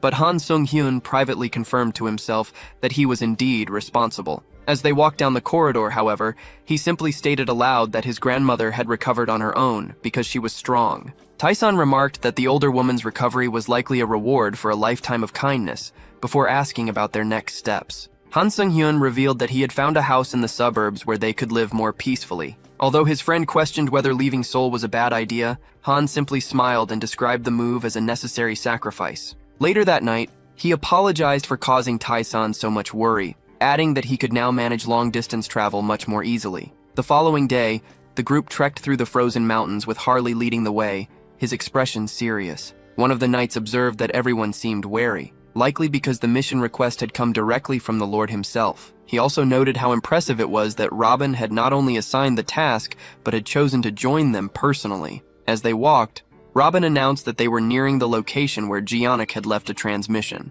When Harley asked for details about the contact, the knight explained that the dwarf had hidden himself to use a magic device after noticing the monsters acting strangely. One mercenary questioned the necessity of climbing such a rugged mountain, but a companion countered that it was nothing new for dwarves searching for rare minerals. As Harley listened to the chatter while advancing along the path, he realized that he was surrounded by well-known mercenaries from Tarik, confirming that this was a true elite squad. Suddenly, he sensed a disturbance in the environment and shouted a warning just as monsters surged forward to attack. 2 mercenaries stepped up, confident they could handle the threat, and fired an arrow that exploded on impact. However, their confidence turned to surprise when the creatures emerged from the smoke completely unharmed. The attackers complained that the monsters' resistance seemed to increase the further they went. Realizing he needed to step in, Harley declared that it was his turn to fight. He prepared his body for combat, charging forward to strike 2 monsters simultaneously, before grabbing 2 orcs by the throat and asking if they were ready. Night fell over a distant mansion, where Vampire sat at his desk, reviewing some papers. He noted that Hans had successfully gathered intelligence from the Banshee Queen and the Varkozlak clan regarding the state of the nation, and he counted on Harley to handle matters related to the spreading madness. Despite this progress, a sudden confusing sense of fear washed over him. His thoughts were interrupted when Mulo entered the room, prompting Vampire to ask what had happened. Mulo reported that monsters had begun attacking the demon forest, though Vampire dismissed the concern, replying that he had already sent 2 True Bloods to resolve the situation. Heinz revealed that the situation was even more serious, explaining that monsters from the northern mountains were now descending south with full force. Meanwhile, back in those very mountains, Harley noticed a strange phenomenon spreading in every direction across the landscape. He identified it as madness, realizing that the local creatures were becoming contaminated simply by breathing the air. Turning to check on his companions with concern, the warrior listened as Robin announced they were nearly at their destination. Harley observed that while the madness seemed to have a mild effect on humans, he could still feel its energy coursing through his own body. He realized that although his physical strength was increasing, his control over his body was slipping. Relying on his mutation ability to manage the transformation, he admitted to himself that without it, he likely would have lost his mind. Suddenly, one of the knights called for a halt, prompting the mercenary to ask if there were more monsters ahead. Robin took the moment to joke that Harley was dressed like a monster, to which the warrior replied that the look suited him perfectly. Their banter was interrupted when a figure covered in foliage emerged from hiding, warning that the enemies were already there. It was Gionic Steelstone, the blacksmith, who stated he had been waiting for them. Although Gionic offered to lead them to his excavation site, Harley refused. When Robin questioned this decision, the warrior confirmed his suspicions, warning that the monsters were approaching and insisting they needed to descend the mountain immediately. Robin ordered the group to cover the rear as they began their descent, and they took off running to escape the approaching horde. As Gionic glanced back while running, a monster lunged at him from behind, causing him to scream desperately for help. Harley immediately sprang into action, cutting down the creature threatening the blacksmith. He remarked that taking down such large enemies was quite satisfying, but Robin quickly scolded him, warning that this was no time for fun because the horde would catch them at this rate. Scooping the dwarf up into his arms, Harley continued to flee with the group. Gionic described the pursuit as merciless, and the warrior agreed, fearing they would be annihilated. Searching for a solution, the mercenary asked if there wasn't a better way. After a brief moment of silence, he turned to Robin and requested his share of the magic stones, claiming his energy was depleted. The knight agreed to hand them over on the condition that it was necessary for the mission. Harley took the bag of stones and expressed his thanks. Harley suddenly tossed the dwarf toward one of the knights and planted his feet firmly on the path, refusing to run any further. His companion, alarmed by this reckless behavior, urged him to keep moving because it was too dangerous to stay behind. However, Harley simply turned back and retorted that the other man was the one who had asked for an alternative solution. Taking the bag of magic stones, the warrior emptied the contents into his mouth, chewing them until they were completely crushed. As he swallowed, he felt a surge of madness radiating from the fragments, noting that each stone possessed a unique intensity. He realized that if he could absorb that power, while maintaining control through his abilities, his strength would grow infinitely. Declaring his intention to devour all the madness in the world to fuel his growth, his savagery ability evolved into a new special skill known as Mad Beast. His body began to transform as his muscles expanded rapidly. When the change was complete, he opened his eyes and let out a satisfied laugh, gripping his axe in preparation. As the monsters advanced, he announced that it was time to start the carnage, proclaiming that his entire body felt like it was bubbling with an unbelievably hot power. Leaping toward an attacking monster, he yelled for his enemies to die as he cut them down one by one. Rising amidst the defeated adversaries, he recognized this overwhelming force as the power of the Mad Beast. His movements were so fast that his companions struggled to keep track of him, prompting one knight to admit that the rumors about him being Tarek's strongest warrior were clearly not exaggerated. Robin, however, corrected him, asserting that Harley wasn't just the strongest in Tarek, but the strongest on the entire continent. When another monster prepared to strike, the warrior simply smiled at the creature before defeating it with a single blow. Standing victorious on a battlefield littered with fallen bodies, he remarked that the problem was basically solved. Robin ran over, clearly impressed, and asked if he was all right. Gionic also chimed in, praising Harley for having the bravery of a dwarf, though the warrior teased him by pointing out that Gionic had been begging for his life and running away just moments earlier. Suddenly, a new energy emerged, causing Harley to wonder what was happening, as he felt a tension that made his body instinctively want to flee, a sensation he had never experienced before. When Robin asked what was wrong, Harley grimly replied that the situation was very bad. He warned them that if they encountered the approaching monster, everyone except him would be annihilated. Despite the warning, Gionic insisted that they had come too far to give up now, and begged his muscular friend to do something. The warrior asked if the dwarf had dug a hole to hide in, which he confirmed. When he questioned whether it was possible to hide everyone in just 10 minutes, Gionic confidently stated that 5 minutes would be enough. Wielding a beautiful tool he affectionately called Ellen, the dwarf caught Harley's attention, making him wonder if the instrument was a magic item. Warning everyone to get ready, a comment that left the group confused, Gionic struck the earth with all his might. As the ground beneath their feet began to tremble and crack, he continued to swing his pickaxe. Moments later, he turned to the group and asked if the place was comfortable. Now gathered inside a newly formed cave, one of the knights commented on how incredible it was that he had created the space with just a few swings. Sitting next to the dwarf, Harley praised his skill,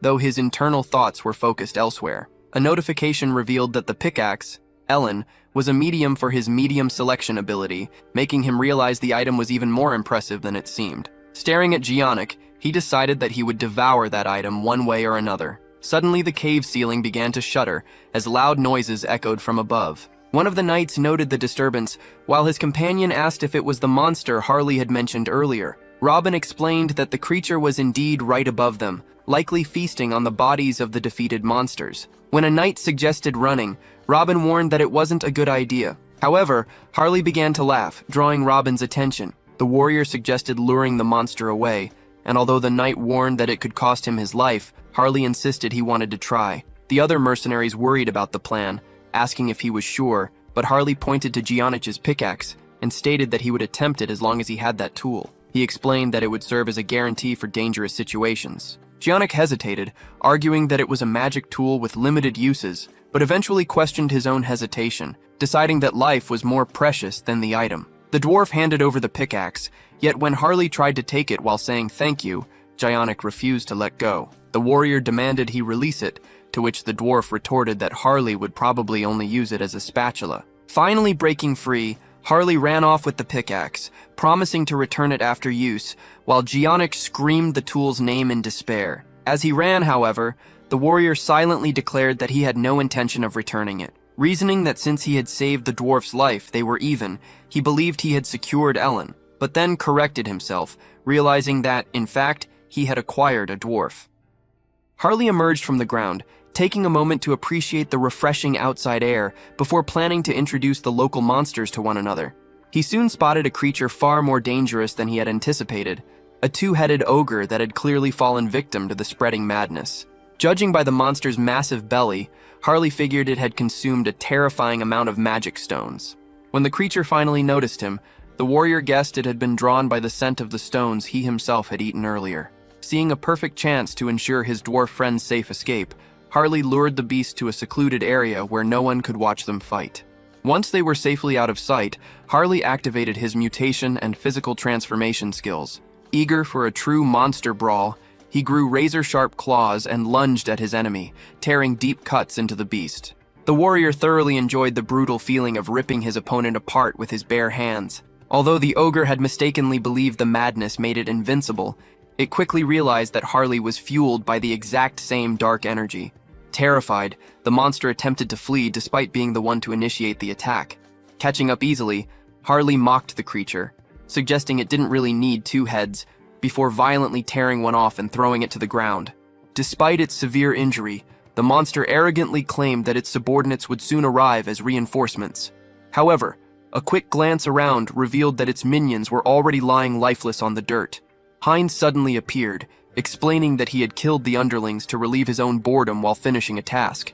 Gathering blood at his fingertip, Heinz fired a concentrated beam that destroyed the ogre's remaining head, finally bringing the beast down.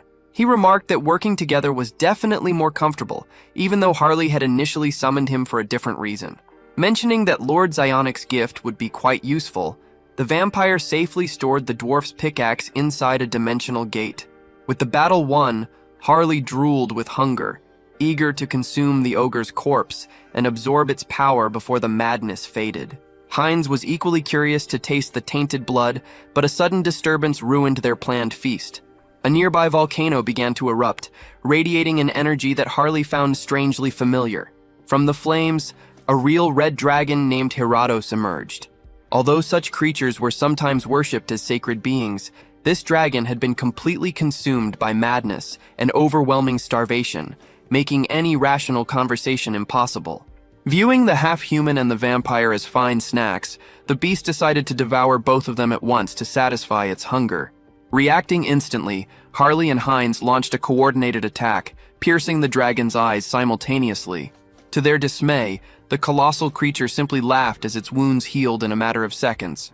Harley and Heinz were astonished by the creature's incredibly thick skin and unfair regenerative abilities, considering such power to be completely unbalanced. The dragon, however, arrogantly dismissed them as inferior beings and boasted that he had only suffered a single defeat during his entire eternal existence.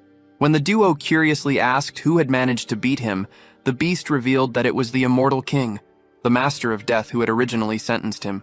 The creature proudly added that since the king had perished, the ancient curse was finally broken.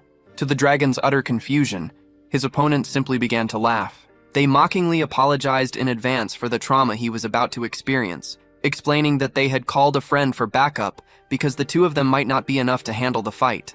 Before the beast could comprehend their warning, a new figure materialized directly in front of him. It was the new immortal king. Observing the madness-tainted dragon, the ruler coldly noted that the monster would make an excellent subject for his experiments. Recognizing the terrifying presence of his ancient enemy, the dragon was paralyzed with fear.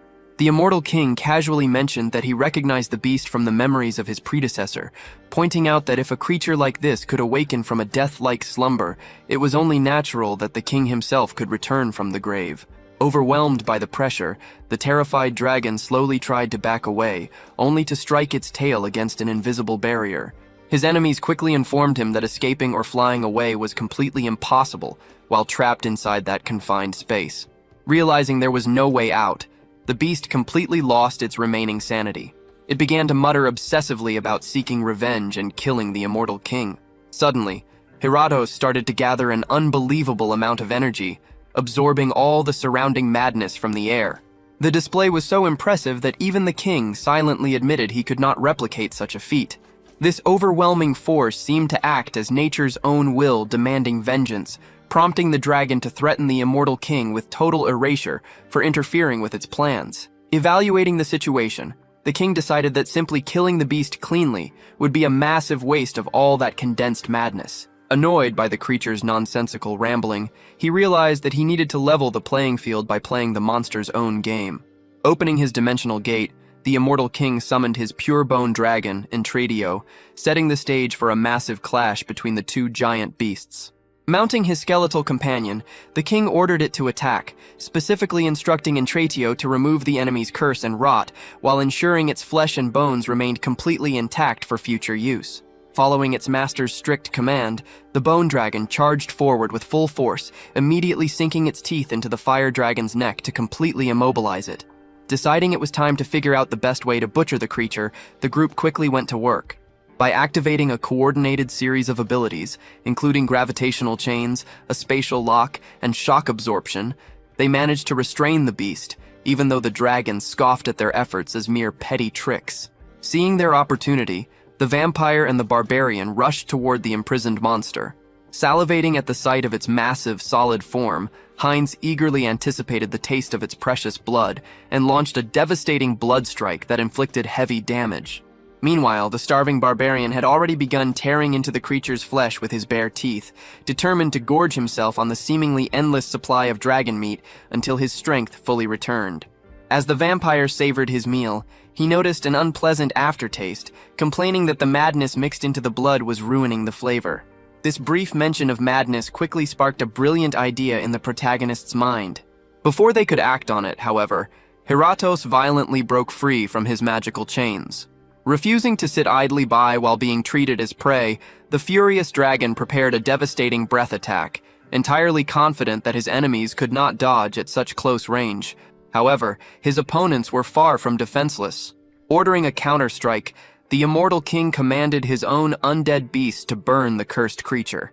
Both dragons charged their unique powers and fired simultaneously, creating a massive explosion of red and blue flames right in the middle of the icy mountain. Using the ensuing chaos as cover, Heinz concentrated his energy, pushing his blood magic to its absolute limits to forge a massive sword. Combining this new weapon with an acceleration skill, the vampire darted forward and delivered a tremendous blow to the dragon. Unfazed, the arrogant beast mocked him, calling him a useless insect and boasting that such a minor injury would easily regenerate.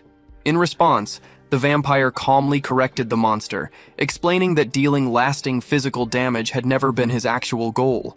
Chiming in, Harley pointed out that insect was actually the perfect term for the situation. The group then revealed their true strategy.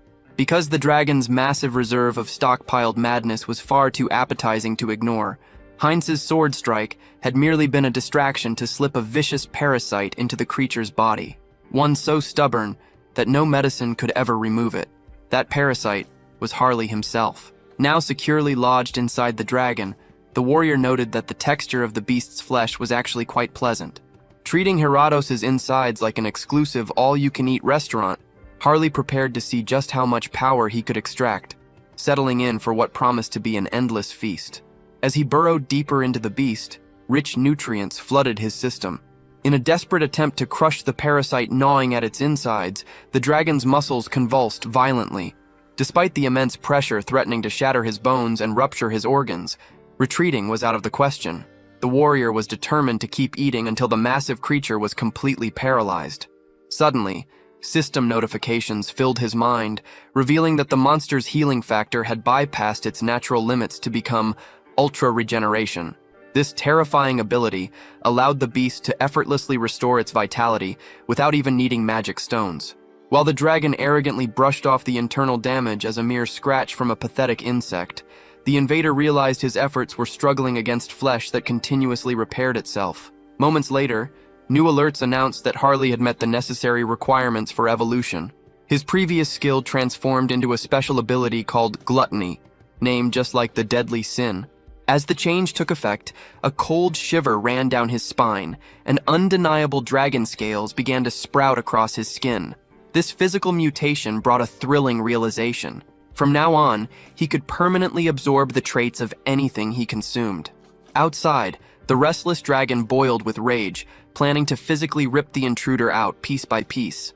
However, the tide of battle shifted before the beast could retaliate. The immortal king and the vampire executed a coordinated assault alongside their skeletal ally, tearing into the beast's neck while Heinz's blade sliced through with relentless force.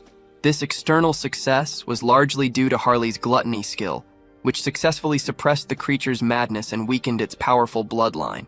Experiencing an unstoppable tide of energy from just a single taste, the warrior reveled in his surging power.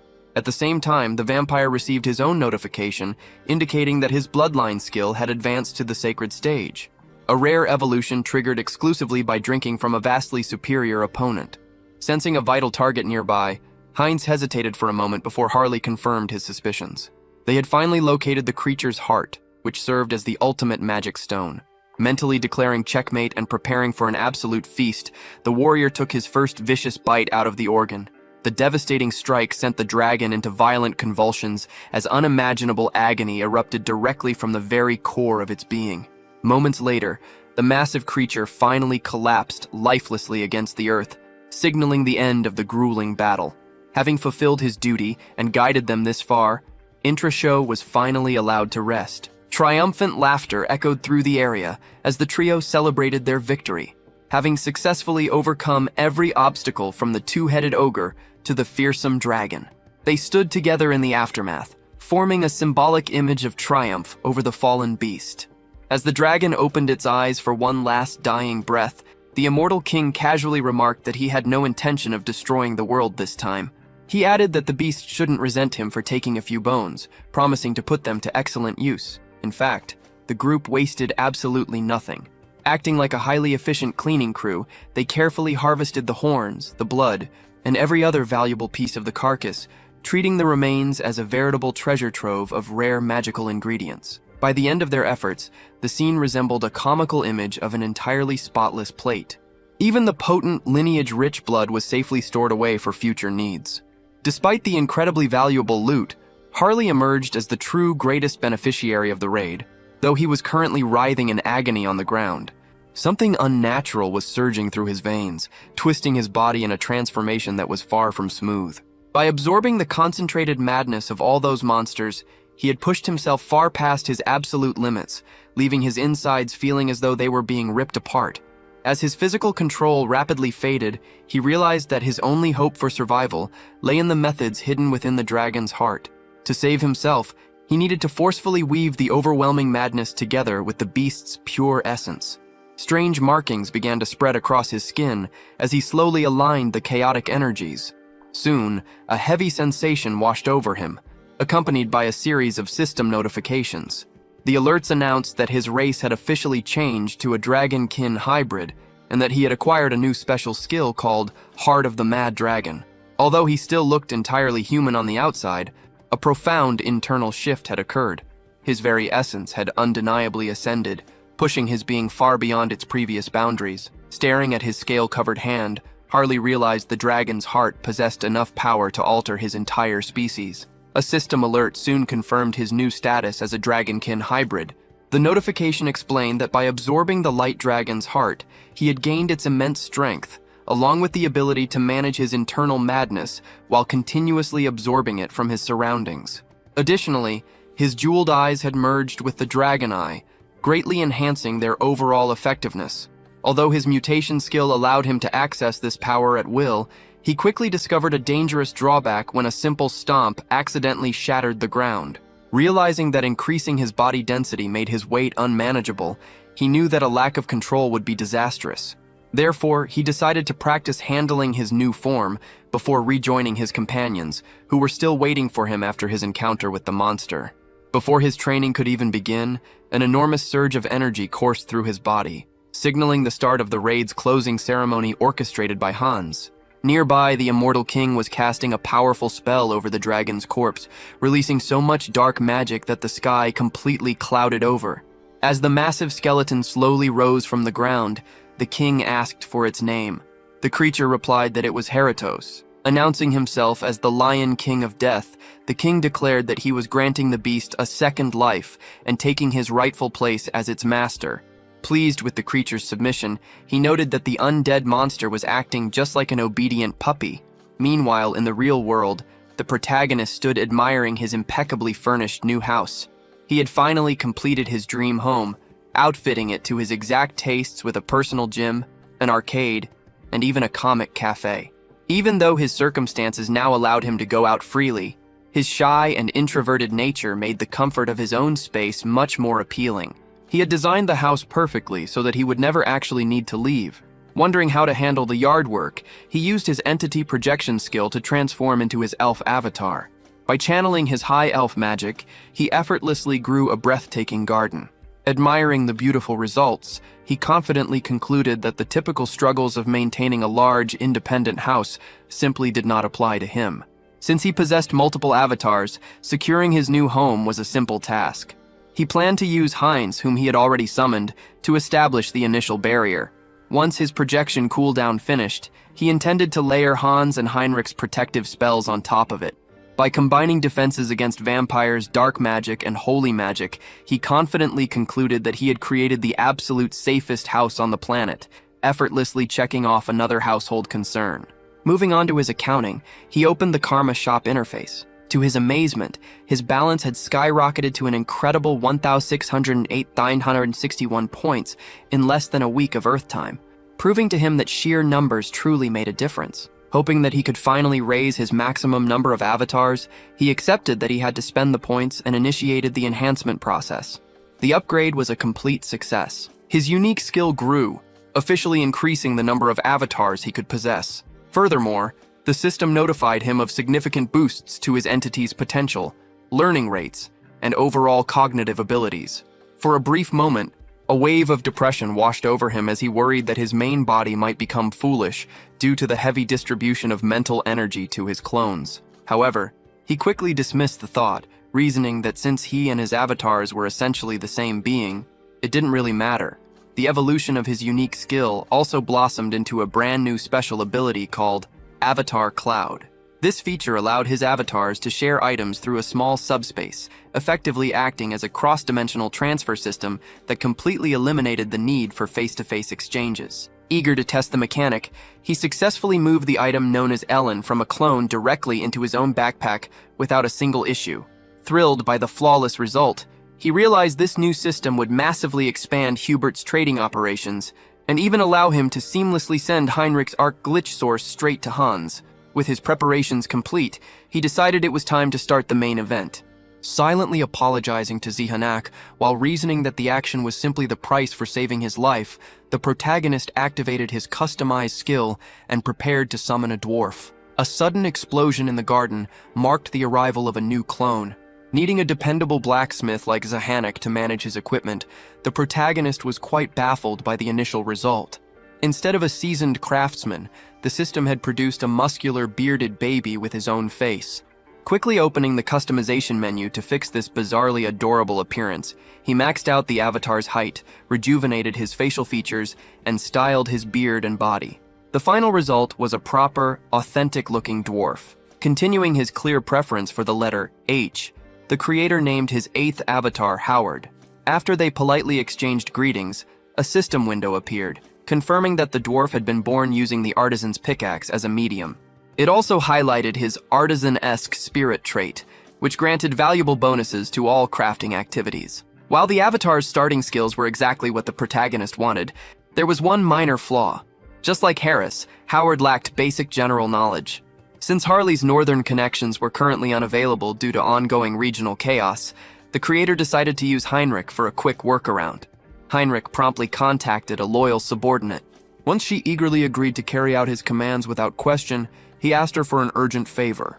He instructed her to collect an unlimited amount of Earth-based resources related to materials engineering and metallurgy, specifically requesting written articles and videos of working craftsmen. The plan was to use this modern information to teach Howard the theoretical aspects of forging. Afterward, they would set up a workshop in Turok, knowing that hands-on practical training would be much more efficient in Uterica. The scene shifted back to the second planet, where mysterious material began flowing from the protagonist's newly acquired system. Delighted by the sheer utility of the avatar cloud, he marveled at how effortlessly he had received Heinrich's gift.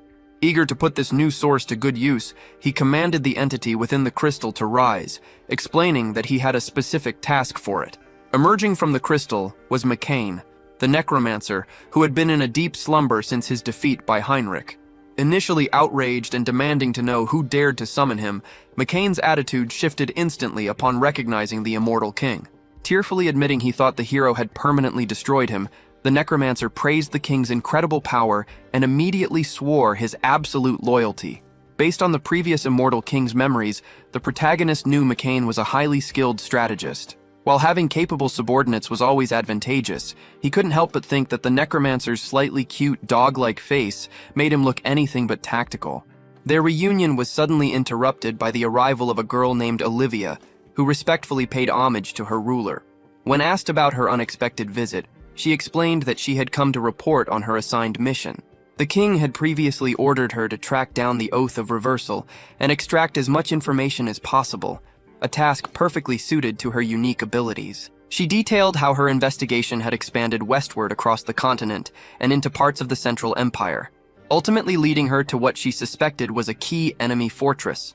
Pleased with her success, the king commended her, prompting Olivia to passionately declare her complete devotion to him. However, this earnest vow left the necromancer visibly confused. He openly questioned how she could possibly devote her body and soul when she did not even possess any bones. Naturally, this insensitive remark earned him a deadly glare from the flustered girl. Moving the conversation forward, the king immediately assigned McCain to assist Olivia with her next steps, a command that left the necromancer feeling extremely nervous about working alongside her. Knowing Olivia's bloodthirsty nature, McCain agreed to follow the immortal king's orders without hesitation. The king commanded Olivia to force their enemies into submission, granting her permission to bring Karam along if the situation required it. She respectfully accepted, promising to execute his will perfectly. With the trail of the Oath of Reversal finally uncovered, the king silently vowed that he would soon hunt them down. The narrative then shifted to Tabishi, a bustling city located within the central continent's Aegirian Empire. Inside one of the local houses, a pink-haired woman briefly paused, thinking she had caught a whiff of Olivia's distinct scent. She quickly dismissed the feeling as mere imagination, completely confident that her enemies could never locate her. This woman was Sienna, a former succubus of the Undying Army who currently led the Oath of Reversal. Remembering her past, she swore to herself that she would never become the immortal king's slave for a second time. Hearing someone approach her door, the succubus swiftly reverted to an ordinary human disguise and invited the visitor inside. A drunken man named Andrew Weaver, another member of the rebellious group, stumbled in and immediately complimented her gorgeous appearance. Annoyed by his flattery, Sienna cut him off and demanded to know if he had successfully identified the Brockeslaw clan's new leader. Andrew confirmed that their target was a pure-blood vampire named Heinz. When Sienna questioned how a mere pure-blood could take control of an entire clan, Andrew admitted he still wasn't sure, a response that visibly irritated her. During her moment of frustration, Andrew amusingly pointed out that her demonic horns were starting to pop out of her disguise. Defending his lack of detailed information, he reminded her that while his tracking skill functioned similarly to clairvoyance, he needed to upgrade it using karma to see clearer images. This specific mention of karma strongly suggested that Andrew might actually be a human from Earth, just like the protagonist. Refusing to accept his excuses, Sienna ordered him to at least gather some basic data. Andrew argued back, explaining that even a powerful long-range surveillance skill would only produce blurred visions without some foundational information to focus on. Despite the lack of clear details, Sienna noted that they were incredibly lucky the new Brachusla Lord did not possess sacred blood, meaning he should be relatively easy to eliminate.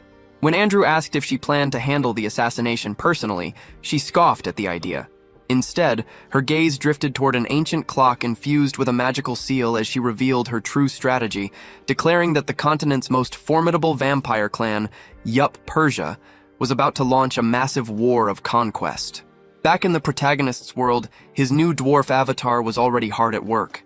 A female subordinate reported that she had quickly gathered the requested data on metallurgy, explaining that she had utilized all of Heterosai's resources to fulfill the Lord's special order.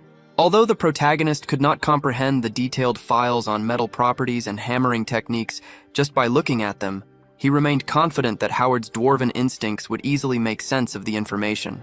He instructed her to forward the materials to Hubert's workshop the moment the teleportation circle's cooldown ended. The subordinate then shared an additional report, revealing that the Bianchi and Ho group was secretly contacting other factions. She promised to investigate further to uncover their exact identities. Wondering what they were plotting, the protagonist decided not to worry about the issue immediately. He felt completely certain that he could handle any future threats because time was heavily on his side. After all, 10 months of avatar growth in the other world equaled only a single month on Earth. Meanwhile, the narrative shifted back to the second world, where a young child approached a grand castle. When a servant asked about her business, she casually demanded to see Mallow. Highly offended by her informal tone toward his master, the servant asked if she even had an appointment. The child scoffed at the idea, confidently stating that simply mentioning the name Breaky would be more than enough for them to recognize her. Calling her insolent, the servant ordered her to step back while he went to inform his master. Before the guard could leave, however, Mallow suddenly appeared behind him and dismissed the servant, stating that there was no need for such formalities. To the guard's utter bewilderment, Mallow immediately dropped to his knees to welcome the child, respectfully addressing her as Master Brokislak. Acknowledging the warm greeting, the child noted that it had been a long time since they last met, leaving the servant completely shocked to hear that legendary title being used for a little girl. Realizing that the young child was actually the clan's legendary founder, the sacred blood Brokislak herself, Mallow nervously apologized for his inadequate greeting as he served her tea. The ancient vampire noted that Frisia was absent, and instructed Mallow to simply call her Breaky, insisting that her full title sounded far too formal. Internally, Mallow panicked over this massive problem, wondering why she had arrived when her scheduled visit was still 20 years away. Breaky then commented on the strange encounter with the guard at the door. She observed that while the servant's core essence remained the same, he had undergone too many incomprehensible changes, which explained why he had failed to recognize his own master. When Mallow tried to feign ignorance, Breaky warned him not to deny it, pointing out that Mallow himself had experienced similar unusual alterations. Knowing he could never win a fight against the powerful founder, Mallow silently cursed his terrible luck, stressing over the fact that she had shown up exactly when Lord Hines was away. Curious about how a descendant who shared her blood could change so drastically, Breaky demanded to know the whereabouts of the person responsible for these mutations. Realizing she had known the truth all along and was merely testing him, Mallow admitted that Hines was currently absent. Unbothered, Breaky decided to stay and wait for his return, ordering the guest quarters to be prepared. Left to her own thoughts, the founder found the entire situation deeply fascinating. She had always dreamed that strengthening their bloodline through evolution could one day allow vampires to walk in the light. Waking from her long slumber to discover someone who had actually turned that dream into reality was thrilling. She eagerly anticipated meeting this individual, viewing him simultaneously as a praiseworthy descendant and a traitor who had dared to rebel against his own blood. Meanwhile, deep within the freezing forest, a man began shouting loudly, ordering anyone hiding nearby to reveal themselves. Shaking the ground with a massive leap, Harley suddenly landed alongside the dwarf and the young elf girl. Startled by his dramatic entrance, his companions admitted he had scared them, but quickly asked if he was all right. They noted that his successful monster hunt had left him looking remarkably energetic, despite claiming it was a tough battle. When one of the men pointed out that strange scales had suddenly appeared on his skin, Harley simply laughed it off, casually pretending he hadn't even noticed the mutation. Eager to move on, the warrior warned the group that another beast could show up at any moment, urging everyone to hurry back to the Iron Fortress. Following his lead, they immediately sprinted toward the city as fast as their legs could carry them. As Harley carried the dwarf, Gionic pointed out the warrior's incredible strength, noting that he had returned from his solo hunt even more powerful than before. However, the dwarf suspiciously asked why he could no longer feel Aline's presence, wondering if Harley had failed to protect the tool or if an unexpected accident had occurred. Knowing that he planned to leave Gionic in charge of Howard's education, the protagonist realized he could not afford to let the situation become complicated. To smooth things over, Harley told the dwarf that there was a deeply touching explanation for the item's disappearance, proceeding to invent a completely fabricated dramatic tale. In his fictional narrative, Harley explained that his battle with the primary beast was going as expected until he suddenly found himself trapped by multiple layers of enemies. Although he fought with everything he had, the overwhelming numbers slowly pushed him to his limits. Just as a surprise attack approached from behind, leaving him bracing for certain death, a sudden shattering noise echoed across the battlefield. Turning around, he discovered Aline broken on the ground, having bravely intercepted the fatal blow to save his life. Stricken with fake grief, he swore to avenge her sacrifice and promised never to forget the debt he owed. Driven by this sorrow, Harley claimed he let out a ferocious roar, suddenly growing scales and emitting a blazing red aura like an awakened legendary fighter. Before the terrified monster horde could even process his transformation, he mercilessly obliterated every single creature in his path, dedicating the absolute slaughter to Aline's memory. Hearing Harley's tragic tale, the dwarf began to sob uncontrollably. The warrior continued his fabricated story, explaining that just as his thirst for revenge had reached its absolute peak, he suddenly realized that dragon blood flowed through his veins, a miraculous discovery made possible only by Aline's final sacrifice. Deeply moved, the dwarf deduced that Harley likely had a dragonkin ancestor from about 300 years ago, noting that such historical knowledge was probably lost during the Great War. Pleased with this highly plausible explanation, Harley agreed with the dwarf's theory, secretly deciding to adopt this convenient backstory permanently. The dwarf praised the concept of a hero awakening his dormant dragon blood during a crisis, stating it was the perfect material for a heroic legend, and confirming his initial belief that Harley was truly extraordinary. The warrior simply offered a modest, awkward reply to the compliment. Their conversation was cut short when the knight spotted their destination just beyond a nearby ridge. Pointing toward the Iron Fortress, he suddenly froze in horror and urged the group to look closer. The city's entrance had been transformed into a gruesome battlefield, completely littered with the corpses of various monsters. Standing victorious above the carnage was an imposing mutant minotaur. Realizing that the beast had already reached the gates and that everyone inside was in terrible danger, the knight insisted they hurry. Eager to consume the giant creature, Harley accidentally suggested they hurry up and eat, but he quickly corrected himself, stating they needed to go save the citizens. The terrifying minotaur had effortlessly slaughtered the Holy Order's priests, the Magic Tower's mages, and even a skilled mercenary company gathered from across the continent. Refusing to let the destruction continue, Harley launched himself through the air. Before the beast could even register the sudden aerial attack, the warrior landed squarely on its back and grabbed its horn. Hearing the creature being referred to as the Monster of Turok, Harley decided to teach the massive bull what a real monster looked like. He immediately manifested his thick dragon scales and mercilessly tore the beast's horn right off its head. Mocking the creature's pain, he challenged the angry beast to a brutal contest of raw strength, treating the deadly clash like a wild rodeo between man and bull. Driven by rage, the two combatants charged at each other with unnatural speed, creating a violent blur of flying blood as a stunned guard watched from the sidelines. When the violent exchange ended, the giant bull initially appeared to still be standing upright. However, a moment later, the beast collapsed to its knees, missing an arm and its remaining horns, before falling completely lifeless against the dirt. Standing victorious over the massive carcass, Harley casually admitted the creature was impressive, but ultimately inferior to him. Watching the beast fall, The surviving guards erupted into ecstatic cheers, celebrating their unbelievable survival and the final defeat of the monster. While the other fighters celebrated their hard-won victory, Harley quietly tucked one of the Minotaur's massive horns into his inventory. He figured the huge object, which humorously reminded him of a betrayed friend from the real world, would eventually make excellent crafting material for Howard to forge new equipment. Focusing on his ultimate prize, the warrior proceeded to consume the beast's remains along with its valuable mana gem. As he ate, a system alert confirmed that his internal skill was successfully keeping the newly absorbed madness under control. Feeling the fresh surge of energy, he amusedly noted that absorbing Minotaur genes would undoubtedly enhance his lower body strength. Impressed by this incredible performance, a royal knight approached to congratulate Harley, crediting him entirely for their survival. The protagonist modestly brushed off the praise before the soldier informed him that Lord Tarman Aeonia had personally requested an immediate audience. Although the guard suggested taking a moment to rest after such a grueling fight, Harley had already darted off toward the destination.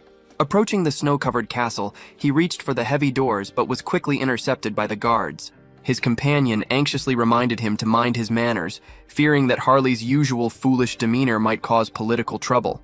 Slightly offended, the warrior defended his etiquette, confidently insisting his manners were flawless, before boldly announcing his arrival to the room. Stepping inside, the mercenary was officially welcomed by Tarman Aeonia, the wealthy ruler of the county. The lord invited the famously strong warrior to take a seat, mentioning the countless praises he had heard about his combat skills. Prompted by a subtle nudge from his companion to behave properly, Harley awkwardly offered a formal greeting. He loudly claimed that he simply performed the tasks he was paid for, accidentally spraying a bit of saliva toward the nobleman in his loud excitement. Despite this clumsy attempt at respect, the lord remained highly amused and genuinely impressed by the mercenary's raw presence. Acknowledging Harley's massive contribution to the recent battle, the lord declared that a proper reward was in order and offered him a prestigious position as an official knight of the county. To the absolute shock of everyone in the room, Harley flatly rejected the grand offer. When an angry guard loudly scolded the mercenary for his disrespectful refusal and clueless expression, the lord quickly intervened to calm the room. Instead of an official title, Harley simply requested a high-quality axe for combat. The nobleman generously agreed to commission a custom weapon from Geonic, prompting Harley to praise the ruler's expected generosity.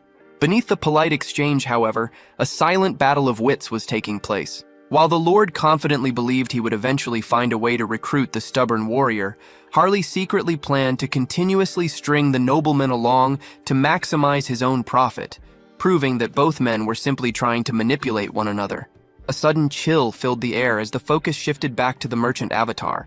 An assistant soon informed him that Howard's workshop was completely finished, assuring him that top-tier facilities and personnel had been arranged to support the dwarf. Pleased with the update, the merchant instructed his subordinate to fulfill any of Howard's future needs through the guild, emphasizing that the craftsman should be treated with the exact same respect as himself and Harley. The assistant readily agreed to follow these orders. While strolling through the area with his usual detail of 4 guards, the merchant quickly sensed that something was wrong. He noticed an unexpected 5th presence sneaking among his escorts. Before he could fully process the danger, the disguised attacker praised his sharp instincts but coldly declared it was too late. In a sudden flash of violence, the protagonist was struck down, collapsing to the pavement in a pool of blood as his life slipped away. Amidst the chaos and the panicked cries of his real guards, he shockingly realized his attacker was a vampire, wondering why such a creature would target him. Although the fatal blow momentarily ended his life, a system notification instantly flashed, and the merchant miraculously gasped back to reality. As his frantic guards checked on him and urged him to get to safety, another alert explained his sudden revival. His passive immunity to instant death had automatically triggered, downgrading the lethal strike to critical damage and locking the skill for 24 hours. He knew perfectly well that without this specific ability, he would have been permanently killed. Judging the attack, he deduced the assassin was at least a pure-blood vampire, which made him question why such a high-level agent was sent after a simple businessman.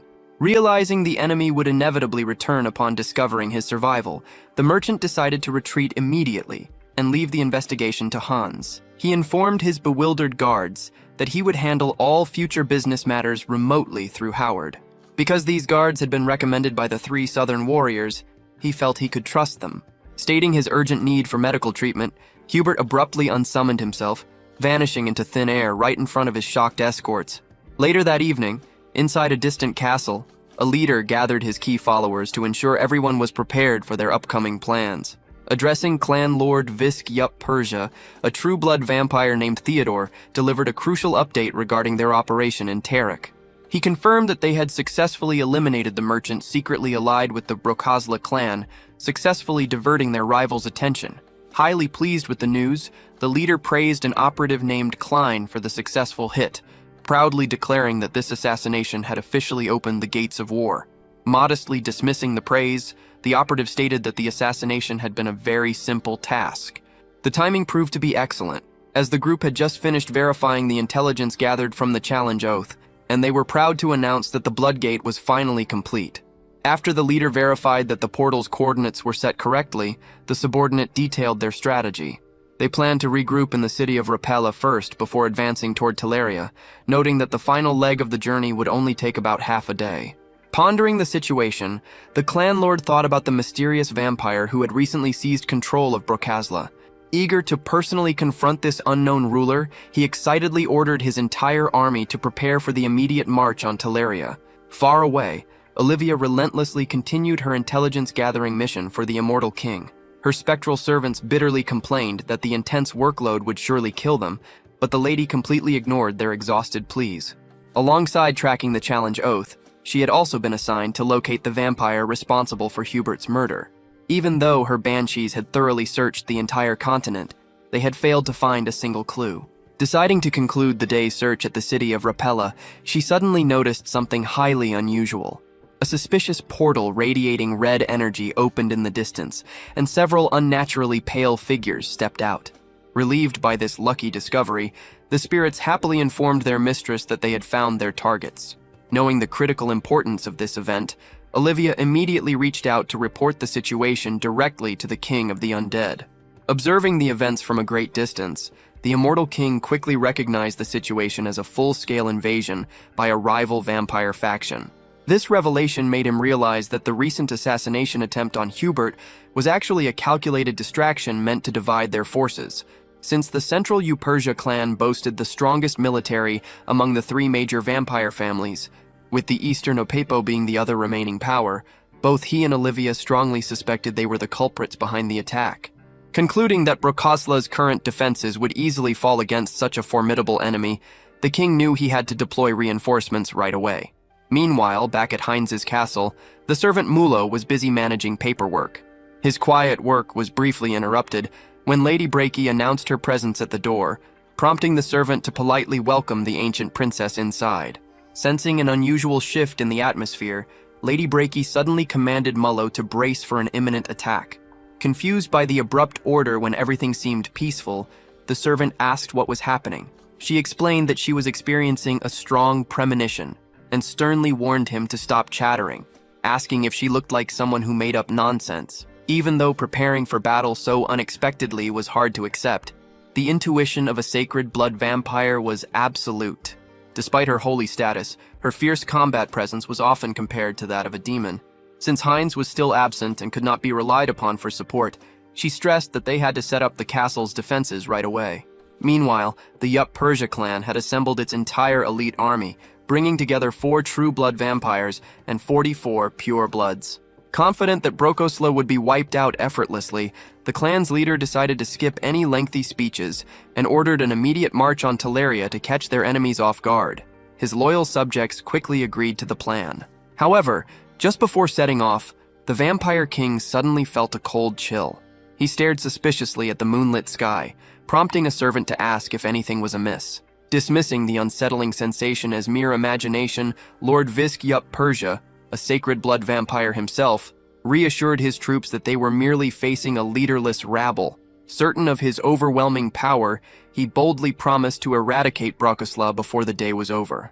Watching the situation unfold from high above using his Eye of the Abyss, the immortal king noted that the enemy army had started its advance. Realizing that fighting a sacred blood vampire from Yup Persia would be incredibly difficult, he quickly considered his options. Since Heinz's summoning ability was still cooling down, his own direct intervention would draw too much attention, and Heinrich was strictly confined to the holy ground. Thus, he concluded that the perfect candidate for this mission was Harley, the mercenary who already harbored a deep grudge against the vampires for attacking Hubert.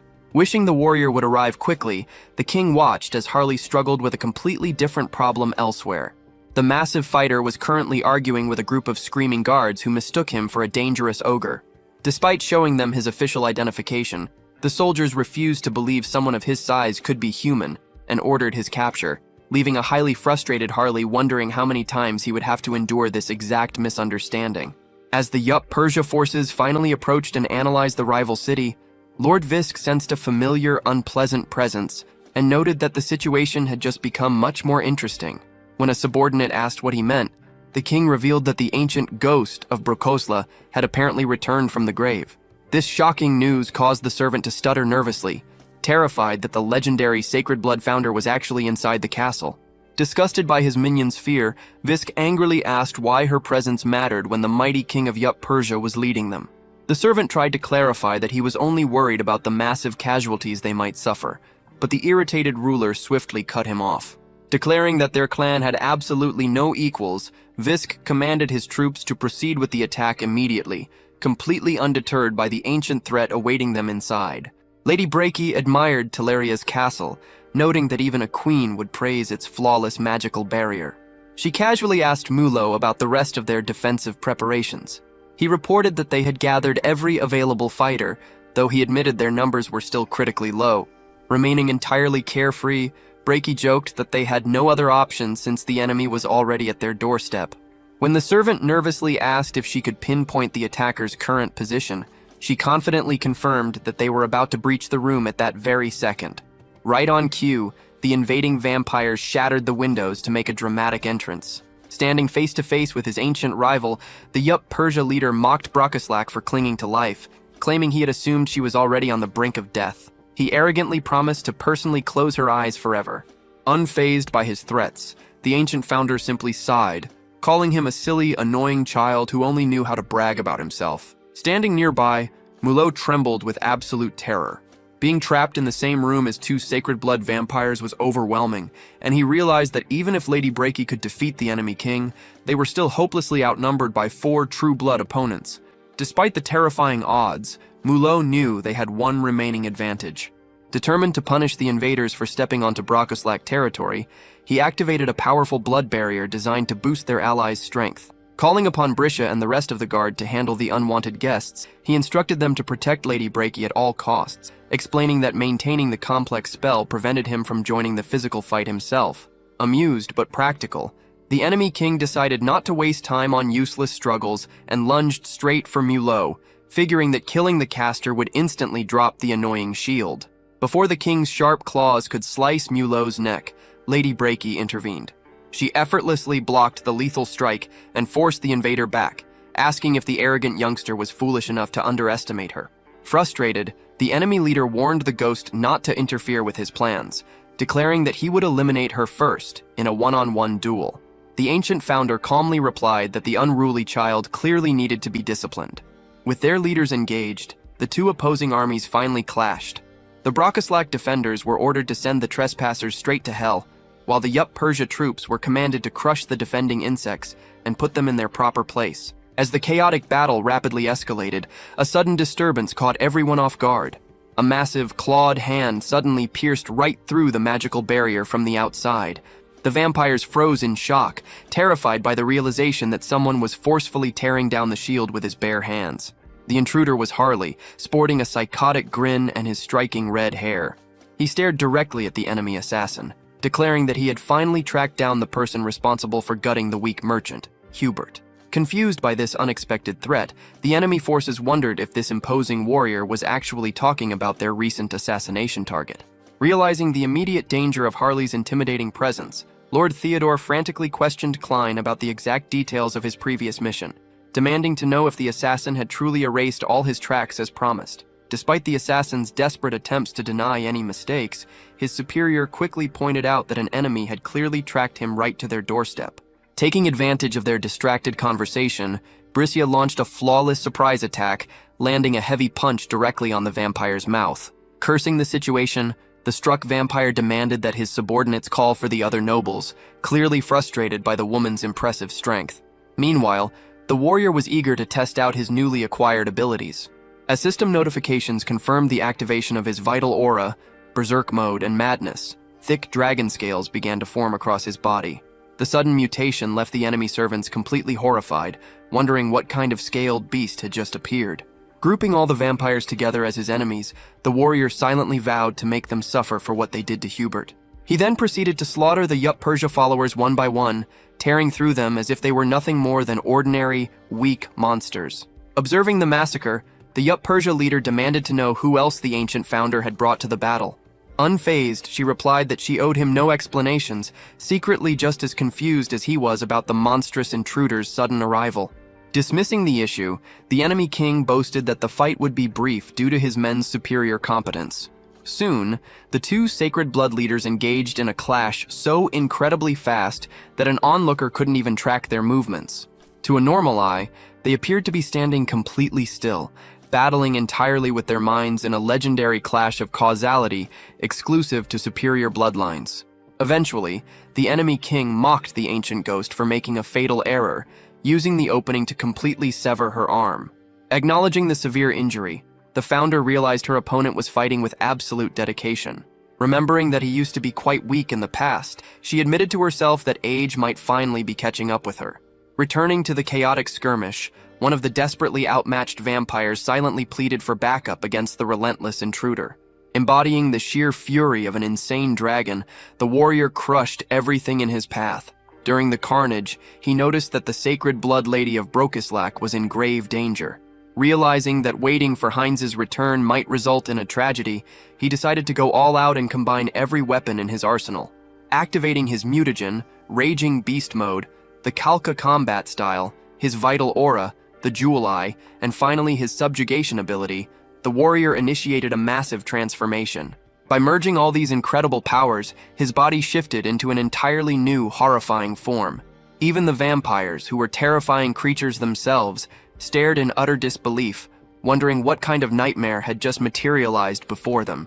They realized that this creature was far beyond a simple chimera. Basking in his new shape, the warrior felt absolutely incredible, finally experiencing the true, terrifying potential of the mad dragon he had recently consumed.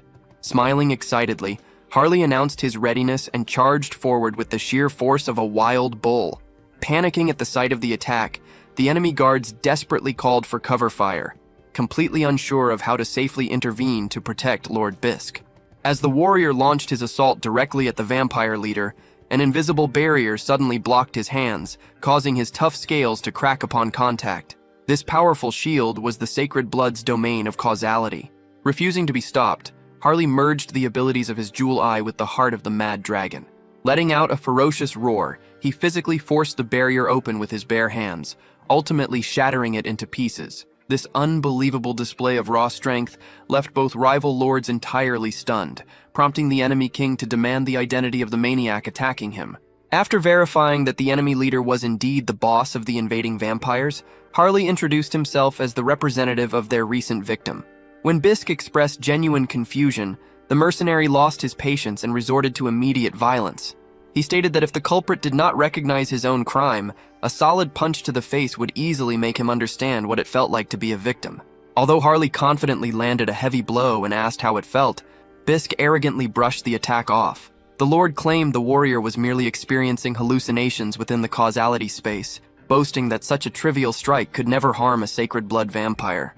Unbothered by the insult, Harley calmly pointed out that the arrogant leader had completely missed his true intention, revealing that the punch was nothing more than a calculated distraction. Seizing the perfect opportunity created by the mercenary's interference, the queen swiftly struck the distracted Lord Bisk, dealing a severe and damaging blow to his neck.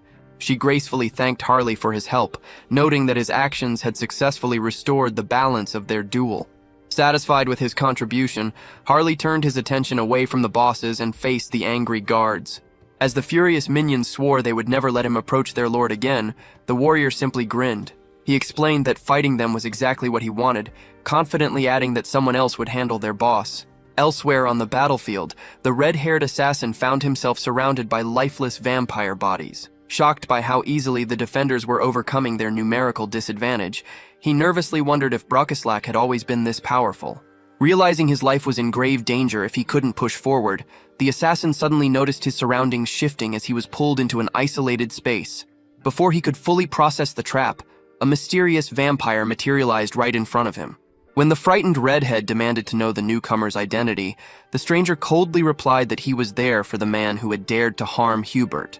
Without wasting another word, their allied vampire swiftly reached forward and grabbed the assassin's heart, leaving the redhead groaning in unimaginable agony. Deeply regretting his decision to accept the assassination mission, the red-haired vampire frantically wondered about the true identities of both the scaled monster and the new vampire standing before him. He couldn't help but question what kind of extraordinary human Hubert actually was to command such terrifying protectors. Meanwhile, having just finished draining the assassin's blood, Heinz silently reasoned that the merchant was destined to become a massive figure who would one day control the entire continent's commerce. Soon after the meal, system alerts informed Heinz that he had collected a new vampiric factor. His physical abilities received a significant boost thanks to a special mixed blood skill. Since it was his first time activating this ability in Auterica, and his very first experience consuming blood outside the Brockislack lineage, a wave of anxious excitement washed over him. Deciding it was time to finalize their triumph, he triggered his concealment, invisibility, and blood mystery skills before moving out. Elsewhere on the battlefield, the bespectacled second-in-command of the Upersha clan was struggling under the relentless pressure of the Brockislack maiden. Frustrated by how wildly the situation had strayed from his careful calculations, he found it impossible to believe that the rival clan was actually this powerful. His thoughts were suddenly interrupted by a new voice asking if he was indeed the Upersha clan's vice leader. The unexpected question froze both combatants in place, allowing Bredea to recognize the newcomer as her newly arrived lord.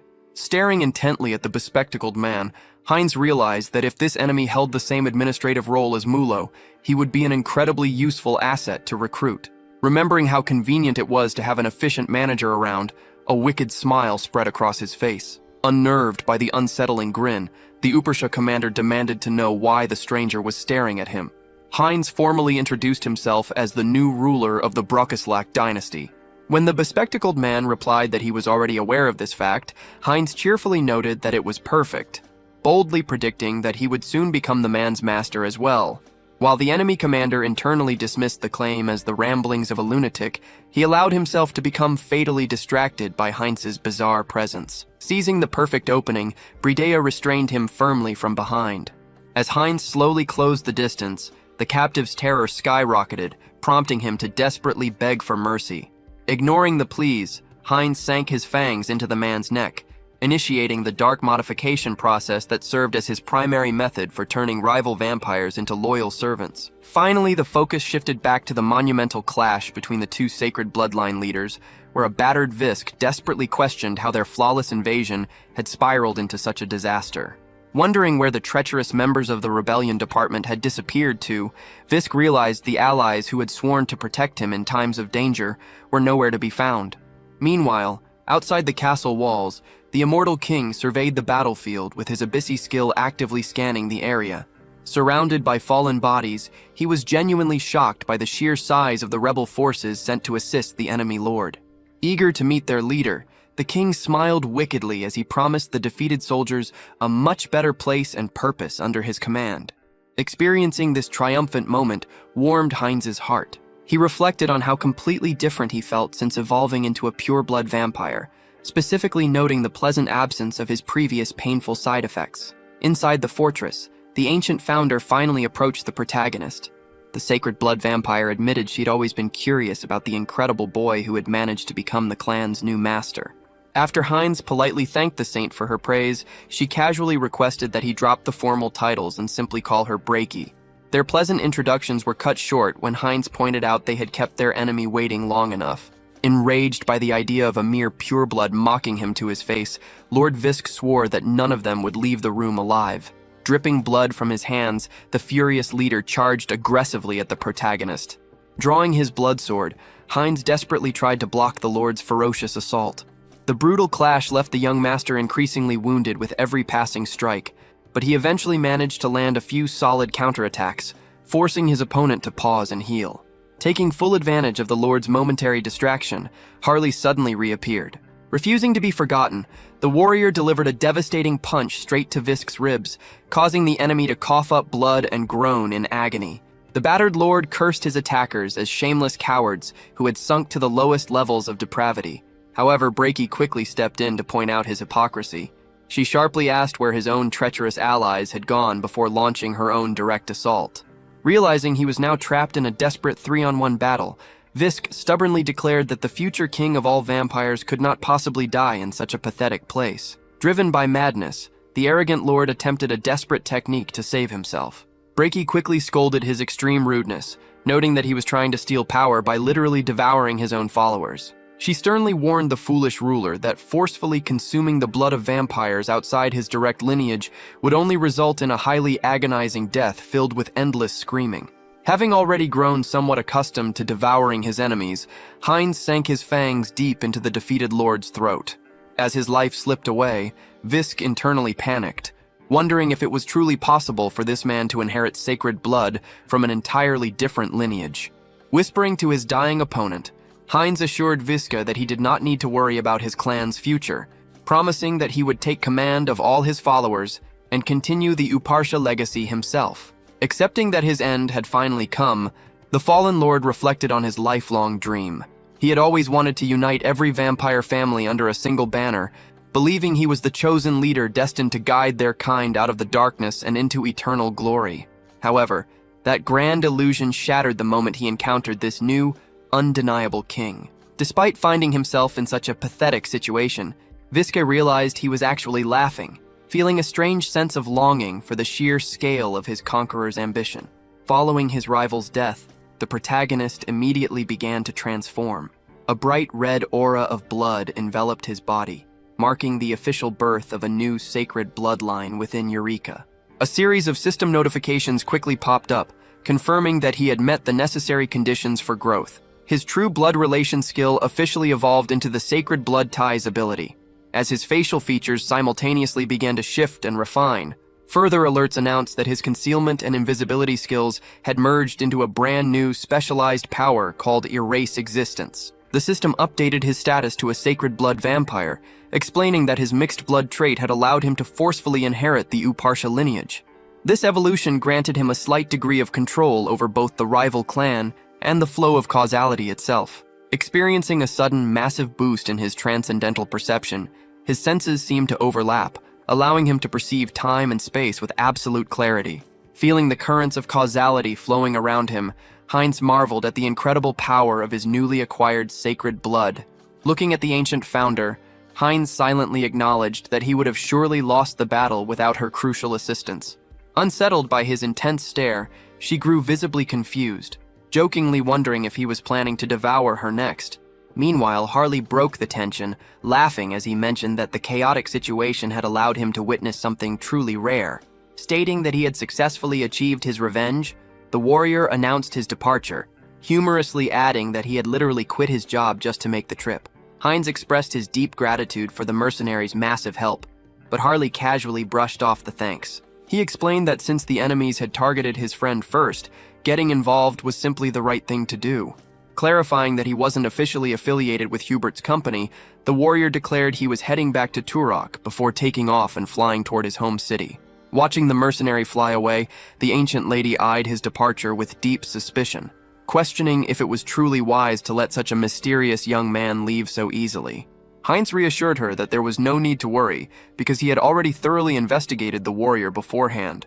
Trusting his judgment, she agreed to let the matter go. Turning his attention back to the ruined battlefield, Heinz smiled brightly when he noticed several enemy vampires lying on the ground, still drawing breath. Delighted by the outcome, he happily noted that their family was about to welcome some brand new members. A sudden explosion shattered the peace at an unknown location, which was eventually revealed as the Tulku Kingdom hideout for the Pledge of Challenge. Emerging from the smoke, Karam, a fearsome legion commander of the undead army, left 3 enemy apostles utterly stunned. Having recently lost contact with several of their branches, the apostles had mistakenly blamed the holy orders, only to horrifyingly realize the undead were actually responsible. One of the skeletal warriors openly mocked their slow realization as pure foolishness.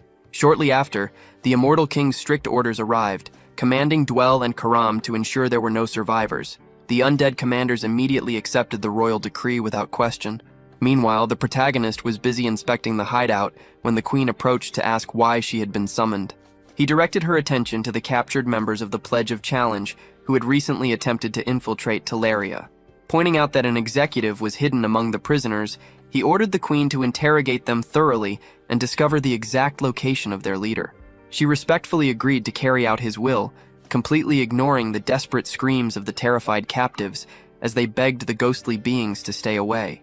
The scene then shifted to a much more peaceful setting, filled with the rhythmic sounds of sword forging.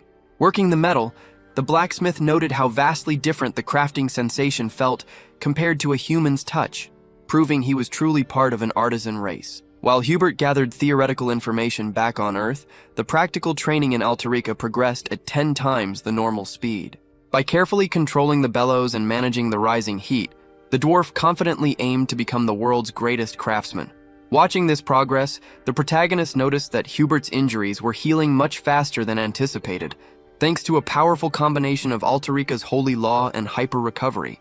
Although he considered sending the merchant back via the next teleportation circle, he quickly dismissed the idea upon realizing that Hubert's departure would force him to study metallurgy himself. Determined to avoid that tedious task, he opened his system panel and accessed the Karma shop. His balance had grown to an impressive 1,120,122 points, largely due to Heinz recently absorbing the sacred blood. Even though the enhancement prices had increased, he knew he had no other choice but to spend his points to solve his current problem. Upon purchasing the upgrade, he received a notification stating that his avatar's potential had increased, allowing him to select a few basic traits during the creation process. Eager to test this feature, he initiated the avatar creation sequence. Among the initial skill options like clairvoyance and ice resistance, a trait called Bond of Connection caught his eye. The system explained that this ability provided special bonuses when forming contracts, making it absolutely perfect for a mage or a summoner like Harris, the spirit elementalist. Thrilled by the fun possibilities, he finalized his choice and watched as a handsome new avatar materialized. He named the young man Hesperon, confidently assigning him the destiny of becoming the ultimate summoner. Finally, the focus moved to the Saintess, who was being informed by an attendant that every single invited faction had successfully arrived at the Continental Summit. She solemnly reflected that these groups had only decided to unite because the spreading madness had finally become impossible to ignore. Despite their previous passivity, she believed that today's meeting would bring about significant changes. Deep in thought, the Saintess quietly prayed that their land's future would finally be guided onto the right path. Meanwhile, a flurry of activity consumed the back of the church as the staff hurriedly worried about food shortages and ensured all the lodgings were properly organized. At the main gate, the highest-ranking church officials stood in quiet anticipation, waiting for the historic Continental Summit to officially commence. This unprecedented gathering brought together all the land's defending heroes. Notably, the Central Assyrian Empire and the Rohan Duchy had only agreed to participate after suffering direct attacks from the spreading madness, guaranteeing that the upcoming discussions would be highly tense. As the magical portal finally activated, the eagerly awaited delegation from the Elven Kingdom, hailing from the Inamil continent's capital of Drasha, stepped through. The narrative then shifted to a recent memory of an elf named Harris, enjoying a peaceful moment in the woods. Basking in the gentle breeze and delicate sunlight, he found the natural environment deeply soothing for both his body and soul. During this quiet time, he affectionately admired his newest treasure, a magnificent bow named Themis. He reflected on how the weapon had been crafted from a branch freely given by the World Tree itself, before being enhanced with spirit magic and fairy fire to create a highly versatile masterpiece. Fully embracing his poetic connection to nature, the incredibly skilled and handsome elf cherished the weapon so much that he even kissed it, believing it was a prize meant only for the most worthy owners. While he was marveling at his new bow, a series of system notifications suddenly appeared to inform him that he had met his growth requirements. Simply by relaxing and appreciating his surroundings, his basic familiarity with nature had evolved into a special integration skill. Although he deeply wished he could remain there indefinitely to admire the World Tree's beauty, he knew his responsibilities would soon force him to leave. He briefly drifted off to sleep, but was abruptly awakened by his medium-level sonic spirit, Decibels. The spirit, whose sound isolation abilities had grown incredibly useful since its recent upgrade, alerted him that someone was approaching, prompting Harris to immediately drop his soundproof barrier. The visitor turned out to be Sapphire, the current king's daughter. Harris could not help but notice that the princess grew more beautiful with every passing day, and he realized he was likely falling in love with her. Staring at her striking eyes, he noted that she looked remarkably different that morning. She quickly explained that she had dressed specifically for the Continental Summit, carefully styling herself based entirely on the stories he had previously shared about the continent. Harris was secretly amazed that his tales had influenced her preparations so heavily, briefly wondering if she thought he had exaggerated his accounts. He then reflected on how drastically the princess had transformed since their early school days, when she used to treat him so poorly. Now she constantly asked about him, and always offered warm, kind greetings. Seeking his approval, Sapphire asked what he thought of the massive amount of luggage she had packed, proudly noting that she had even included his belongings. Although he knew they wouldn't need many supplies since they were taking the fast wind route, he decided not to ruin her excitement. Instead, he warmly praised her thoughtful preparations, allowing her to fully enjoy the moment before they eagerly rushed off to begin their journey. Realizing they were the last ones to finish getting ready, the group quickly prepared to leave. When she worriedly asked if her heavy luggage was too much for him to carry alone, he casually dismissed her concerns and urged everyone to finally set off on their journey. Back in the present day, the attendees safely arrived at the great temple of Rosalia. The saint warmly welcomed the guests, who expressed their deep gratitude while noting how unfortunate it was that such a grave crisis had brought them all together. They shared a mutual hope for a positive and peaceful resolution. Standing nearby, a remarkably shy little elf formally introduced herself as Cecile Granwood, a high-ranking representative of the Elven Kingdom. Finding her incredibly adorable, the saint warmly greeted the girl, expressing her relief at seeing the elf in such good health. While Cecile humbly accepted the kind words, the magical portal behind them remained highly active, constantly bringing in new arrivals. Amidst the growing crowd, the protagonist's two clones discreetly exchanged greetings as the various delegations continued to pour into the temple. Representatives from the Magic Tower Alliance, the Azerian Empire, and the Mercenary Guild all stepped through the gate. Realizing that the most prominent leaders of Utrecht were finally gathered in a single location, the protagonist recognized a massive opportunity. He figured that if his avatars managed to make a strong impression on these influential figures, he might easily acquire a highly valuable karma treasure. Delighted by this promising prospect, the clones happily followed their guide toward their assigned resting quarters for the night. Elsewhere in the temple, the Elf King discussed recent events with Heinrich, specifically bringing up the grace granted by the Supreme Ruler. After Heinrich proudly confirmed the rumor, the king expressed his immense relief and his eagerness to collaborate in the near future, to which Heinrich promised his full support. Soon after, the guide finished showing the group to their rooms, politely reminding them to arrive at the meeting hall exactly on schedule. Although one of the girls tried to hide her mild disappointment about the situation, having expected it to be somewhat complicated from the start, she told herself to relax, while the narrator politely chose to ignore her awkward reaction. Eventually, all the delegates took their official seats around the grand table. The historic assembly included representatives from the Elf Kingdom, the Azerian Empire, Titania, the Wildlands, and the Central Swamps, alongside the Duchess and Crown Prince Dennis of Rohan. Looking around the quiet room, Dennis felt deeply frustrated that the other leaders were acting as if everything was perfectly fine. Meanwhile, his own duchy was facing severe, escalating threats from the beasts of the northern mountains. He silently swore to himself that he would not leave this summit without securing some form of useful aid. The atmosphere in the room shifted dramatically when the Saint and Heinrich, acting as the closest associates of the High Rulers, finally entered the hall. The sheer authority present made the room feel like an entirely different world. Being relatively new to her holy role, the young saint appeared visibly nervous about leading such an extraordinarily rare gathering. Representing the heavenly order, she formally thanked all the kings and emperors for traveling from far away, despite their busy schedules, officially declaring the Continental Summit open. Addressing the attentive leaders, she laid out the terrifying main agenda. She announced that the third immortal king had openly revealed his existence to the world. She detailed how he had cleverly manipulated the Celestial Order to provoke a brutal war among the vampire clans, while simultaneously conducting twisted biological experiments deep within the monster forest. To make matters even worse, He had also orchestrated a deadly invasion of the Great Temple, resulting in countless casualties. These shocking revelations left everyone in the room completely stunned. Even Heinrich was caught off guard by the sheer scale of the crimes, realizing deep down that this mysterious enemy named Hans was a truly terrifying threat. The fundamental issue discussed at the summit was the Abyss Madness, an affliction that had rapidly infected the entire world. Following a series of investigations, the leaders determined that the only viable solution was to locate and permanently seal the core of this corruption. This revelation sparked immediate doubts among the attendees, who questioned whether such a core actually existed and how it could possibly be contained.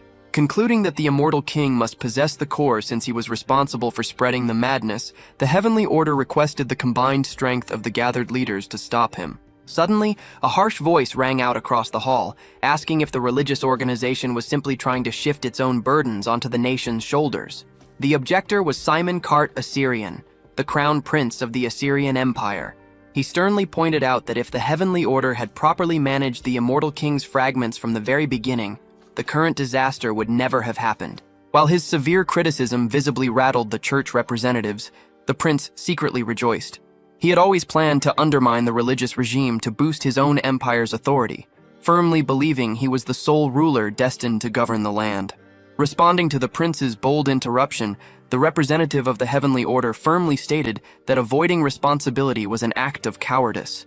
He defended his faction by recalling their bloody history, reminding everyone that they had never abandoned their duties during the devastating conflicts 1,300 years ago. Although he openly admitted their recent mistakes, he vowed that the Order would personally lead the vanguard in the upcoming war against the Immortal King, demonstrating their unwavering commitment to protecting the world. These profound words swept through the room, leaving the attendees completely stunned. To the bewildered kings and the saintess, the speaker sounded almost like a messiah destined to end the world's suffering. The Heavenly Order's integrity was instantly restored, leaving no room for further doubt or criticism. Realizing he had been completely outsmarted, the frustrated prince decided to step back and patiently observe the situation. Meanwhile, watching his karma rewards increase at an astonishing rate, the protagonist silently thanked the speaker for the heartwarming speech. He was pleased to see that the heavy tension in the room had significantly eased, and the crowd was now highly energized. Despite the renewed hope, several regions were still struggling with immediate crises. Representatives from the Duchy of Rohan expressed their desperate need for assistance, while another alliance argued that their own situation was even more critical due to being trapped by the northern desert on 3 sides. Acknowledging their deep concerns, the speaker emphasized the absolute necessity of standing united during such difficult times. When pressed for a concrete strategy, he finally revealed the true purpose of the summit.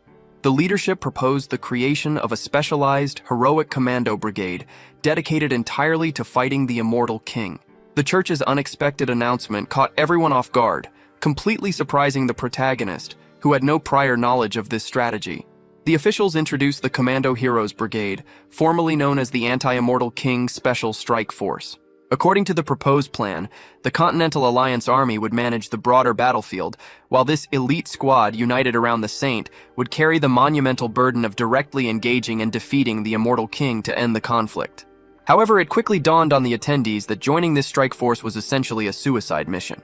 As the church explained that exceptional talents from every nation needed to be recruited, the political maneuvering immediately began. An Empire representative quickly nominated Viscountess Isaiah Pristan for the squad. The room generally agreed with this choice, acknowledging her as an incredibly powerful young witch who had rightfully earned her prestigious title during the Triberia Faries. Observing this exchange, the protagonist suspected that the Empire was simply using the mission to dispose of a political nuisance, wondering why else they would willingly sacrifice such a valuable asset. This dark trend soon spread across the room as leaders started volunteering renowned individuals from rival nations, such as a brilliant technician or the highly skilled Marquis of Sarrington from the Kingdom of Lisk. The protagonist realized that these politicians were treating his future unit like a convenient graveyard for their enemies. Despite their sinister intentions, he secretly promised himself that he would turn these discarded individuals into genuine heroes and ensure every single one of them returned home safely. He amused himself by imagining how shocked the manipulative leaders would be when that happened. Shortly after, the assembly wrapped up its first session. As the committee members filed out of the hall, They murmured about how exhausting the day had been, acknowledging that they still had many difficult topics left to discuss the following morning. While the meeting was still underway, the elf casually enjoyed the view while snacking on a meal he had retrieved from the copy cloud, noting that it was the perfect food for such a grand continental gathering. When his companion noticed and asked for a taste, he happily shared, though he secretly wished the summit wouldn't end so quickly now that his popcorn was completely gone. Suddenly, the glass windows began to slowly crack. Even though the elf already anticipated what was coming, the rest of the attendees panicked until someone urged them to keep their composure. The cause of the sudden disturbance was the dramatic arrival of the immortal king, whose face was hidden behind a terrifying mask. He casually explained to the shocked crowd that his brief delay was simply due to finding a disguise appropriate for the day of reckoning. Outraged by the villain's audacity, the guards immediately commanded the Holy Knights and Knights Templar to assemble. Responding to the saint's urgent call, the knights hastily formed a sacred barrier. As golden light filled the main hall, it created a powerful aura that momentarily caught the immortal king off guard. When the villain attempted to touch the glowing shield, he was forcefully pushed back, leading him to acknowledge its impressive strength. Still, he confidently mocked the people inside, pointing out how their limbs trembled with fear. Meanwhile, an observer couldn't help but notice how bizarre and cartoonishly evil the immortal king's mask looked. Addressing Saint Heinrich directly, the villain declared that everything was proceeding exactly as planned. Now that he had boldly crashed the Continental Summit, the world leaders were forced to recognize the immediate danger, officially sparking the start of the war. The immortal king arrogantly praised Heinrich's courage, but warned that his own strength had grown immensely, rendering the saint's efforts useless. In response, Heinrich firmly stated that the villain would be the one facing defeat. Amused by this bold claim, the king questioned the source of Heinrich's confidence. The saint revealed that he was far from alone, noting that since the enemy had forced their hand, the strongest fighters on the continent were ready to step in. He proudly highlighted the presence of High Elf Lavery, the Wildland representative Lionel, and Conblay, the current leader of the Mercenary Guild. However, the immortal king just laughed maniacally, dismissing the legendary warriors as useless fools. He quickly corrected Heinrich's assumption that the Alliance held the upper hand, instructing the heroes to look beneath their feet. Thrilled to finally test his new subordinates, the villain summoned Lady Ghoul's Fiona, the terrifying ghost Bigus, and the Death Knight Karam, commanding them to fight and bring glory to the King of Death. Refusing to let the vile creatures advance, the Elf King launched the first strike. He cast a powerful purification spell that triggered a massive explosion, instantly wiping out several skeletons, while angrily declaring that such evil souls would never stand in his way. With the first major clash successfully initiated between the ghostly forces and the Elven Kingdom, Zerion loudly ordered the complete destruction of the Immortal King's army, ensuring that all the vulnerable guests were quickly moved safely inside the glowing barrier. While the battle raged, Karam effortlessly tore through anyone who crossed his path, mocking his opponents as nothing more than entertaining scarecrows. He reminded his forces that the king had commanded the total slaughter of their enemies. Observing the chaos, the Alliance leaders noticed that the undead movement seemed strangely calculated, as if they were picking off specific targets rather than fighting randomly.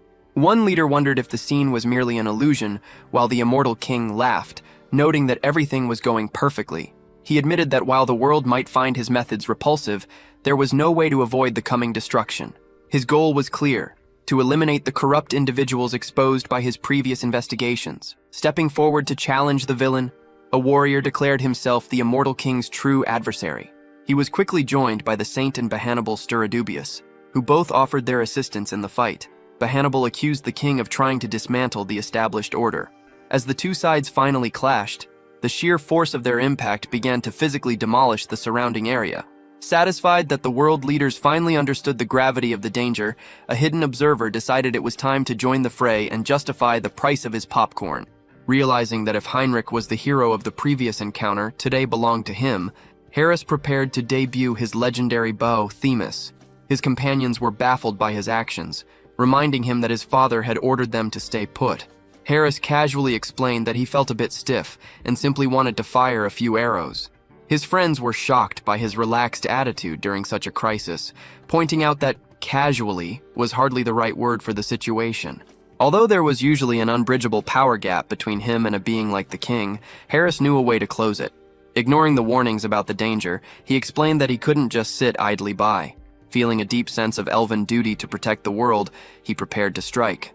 As a young girl raised a shield to protect him, Harris began to channel the power of three spirits, fire, water, and electricity, into his bow. He concentrated intensely, aiming high to ensure he wouldn't hit his allies who were currently locked in melee combat with the villain. Even the immortal king was startled by the sudden surge of power. A precise arrow made of nature spirits flew through the air and struck the king directly in the face. The king merely laughed at the attack, but the impact caused his mask to shatter and fall, finally revealing his true face. The entire assembly watched in disbelief as the legendary mask crumbled from a single shot.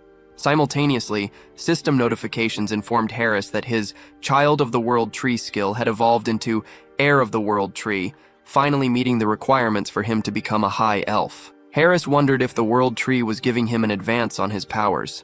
Furious that they had allowed their master to be hit, the demons lunged at Harris. However, before they could reach him and his guards, the immortal king ordered them to stop, stating that they had done enough. Looking at Harris with newfound interest, the king admitted he had originally dismissed the elf as a nobody, but now recognized his unexpected talent.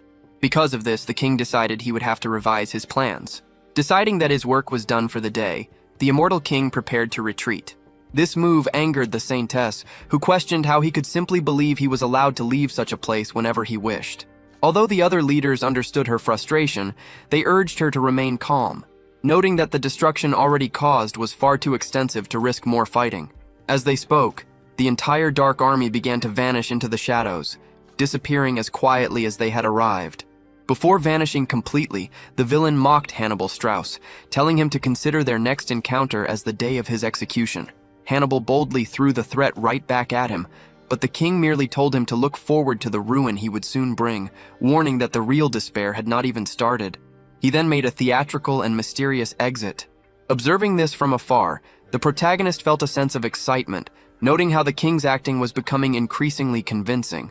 As soon as the threat passed, orders were barked to prioritize the safety of the envoys and rush the wounded to the infirmary. The leaders were left troubled by the king's parting words, fearing that he had some hidden, larger scheme in motion.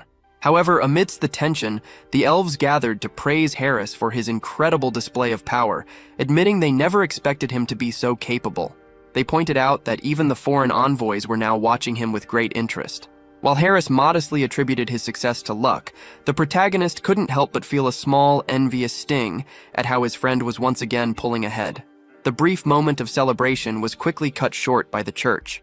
The saintess addressed the group, stating that while the situation was dire, the immortal king's intrusion had finally forced everyone to realize that nowhere was safe anymore.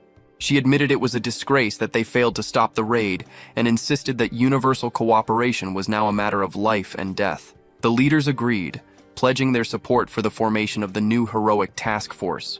While the saintess was pleased to see the nation stepping up, she suspected that some representatives still harbored selfish hidden motives. Suddenly, an urgent report interrupted the gathering with devastating news. The entire defense network of the Rohan dukedom had been obliterated. The attendees were shocked, as they expected the borders to hold much longer. The messenger explained that 3 different fronts had collapsed at once for mysterious reasons, coinciding with terrorist attacks on the duchy's most vital infrastructure. The leaders realized this was the true despair the king had mentioned. The raid on the summit had been a clever distraction to mask a larger invasion. However, the protagonist recognized the signature of these tactics immediately. He knew it wasn't just the undead army at work, but the Pledge of Challenge group. To address the crisis, it was announced that Cardinal Piri from the Jiran Temple would personally lead elite imperial troops to the front lines. The church urged everyone not to lose hope, promising that they would continue the fight until the very end. Since the Continental Alliance had officially united against the Immortal King, the protagonist realized that everyone was suspicious of Hans. He decided that the best course of action was to lean into this role and play along with their expectations. Meanwhile, the Immortal King focused on his own strategy, carefully choosing the perfect location for his base. He eventually settled on a fertile plot of land that was ideally positioned, not too distant from the Rohan Duchy, yet close enough to remain a threat, and saturated with dark, ominous energy. After praising Queen Olivia for her assistance, the king began to apply forbidden knowledge by reciting ancient spells over a magical pentagram. He addressed his followers, acknowledging the Continental Alliance's plan to halt his undead legions and declaring that they must demonstrate their own resolve in return. He proclaimed that the world should watch closely, as he intended to plunge the continent back into a state of terror, signaling the dawn of a new dark age and challenging the Alliance to a proper war. The scene then shifted to the southern continent of Ion, where a mysterious individual in a black cloak observed the situation. This man noted that the immortal king was finally moving to destroy the Rohan Duchy, adding that such an action was the bare minimum expected given the king's previous unbearable incompetence. This figure, who bore a familiar tattoo, wondered if it was finally his turn to intervene before leaping off a cliff and entering a cave that reeked of madness to test some seeds of insanity. Back at his new fortress, the immortal king analyzed the military situation in Rohan. He compared the duchy to a flickering candle, noting how it was vulnerable and surrounded by mountains. He felt relieved that the Empire and the Church were preoccupied, as Heinrich would likely be unable to leave his post while the heroic commando brigade was still being organized. During this time, Olivia appeared with a report. She had cross-referenced the list of rebels with data obtained from the recently captured Tuco branch manager and discovered a high-ranking partner located in Tuvia, a city under the Emperor's direct control. This traitor was the one who had secretly manipulated the Ubercio clan. Elsewhere, a succubus was seen in a total panic, frantically ordering her subordinates to evacuate within 10 minutes. She was terrified that her identity and her secret activities had been uncovered. Despite her efforts to remain hidden and her deep hatred for the idea of joining the immortal king's ranks, she realized the undead army was already upon her. Regretting that she hadn't fled much sooner, the savage warrior who had previously fought the Persians suddenly appeared to confront her. Suddenly, her vision failed, and all communications with the rebellion department reinforcements were severed. Sensing an immediate threat, she realized that a rival faction had successfully targeted them, creating a dangerous situation if their secrets were leaked. She checked with Andrew to ensure all their ongoing contracts were packed and ready. Sienna's priority was their survival. She believed that as long as they escaped with their most valuable assets, they would be safe. Despite the city's numerous defenses and the palace being even more fortified, she felt they stood a chance against anyone, except perhaps the immortal king himself. Her hopes were shattered when a sudden attack hit them with impossible speed. Panicking, she wondered why an invasion was happening now and in such an abrupt manner. The immortal king, appearing before her, noted how comfortably she had been living. Although she desperately tried to claim she had been waiting for his arrival and had prepared everything in his honor, the king was not easily fooled. He accused her of hiding on purpose and used his eye of the abyss to see through her lies and reclaim control. Sienna was actually a high-ranking devil specializing in psychological operations, having been among the top 10 elites during the previous king's reign. The king found it impressive that a demon could successfully pose as a human noblewoman, making her the perfect asset for covert missions. He mocked her for thinking she could deceive the god of death, the creator and destined ruler of the world. Declaring it was time to honor a 300-year-old contract, he initiated a process of mental domination. The transformation was absolute, turning her into a loyal servant who pledged her eternal life and devotion to the immortal king. Looking at the now obedient demon, both the king and Olivia were pleased, feeling as though they had brought a lost lamb back to the fold.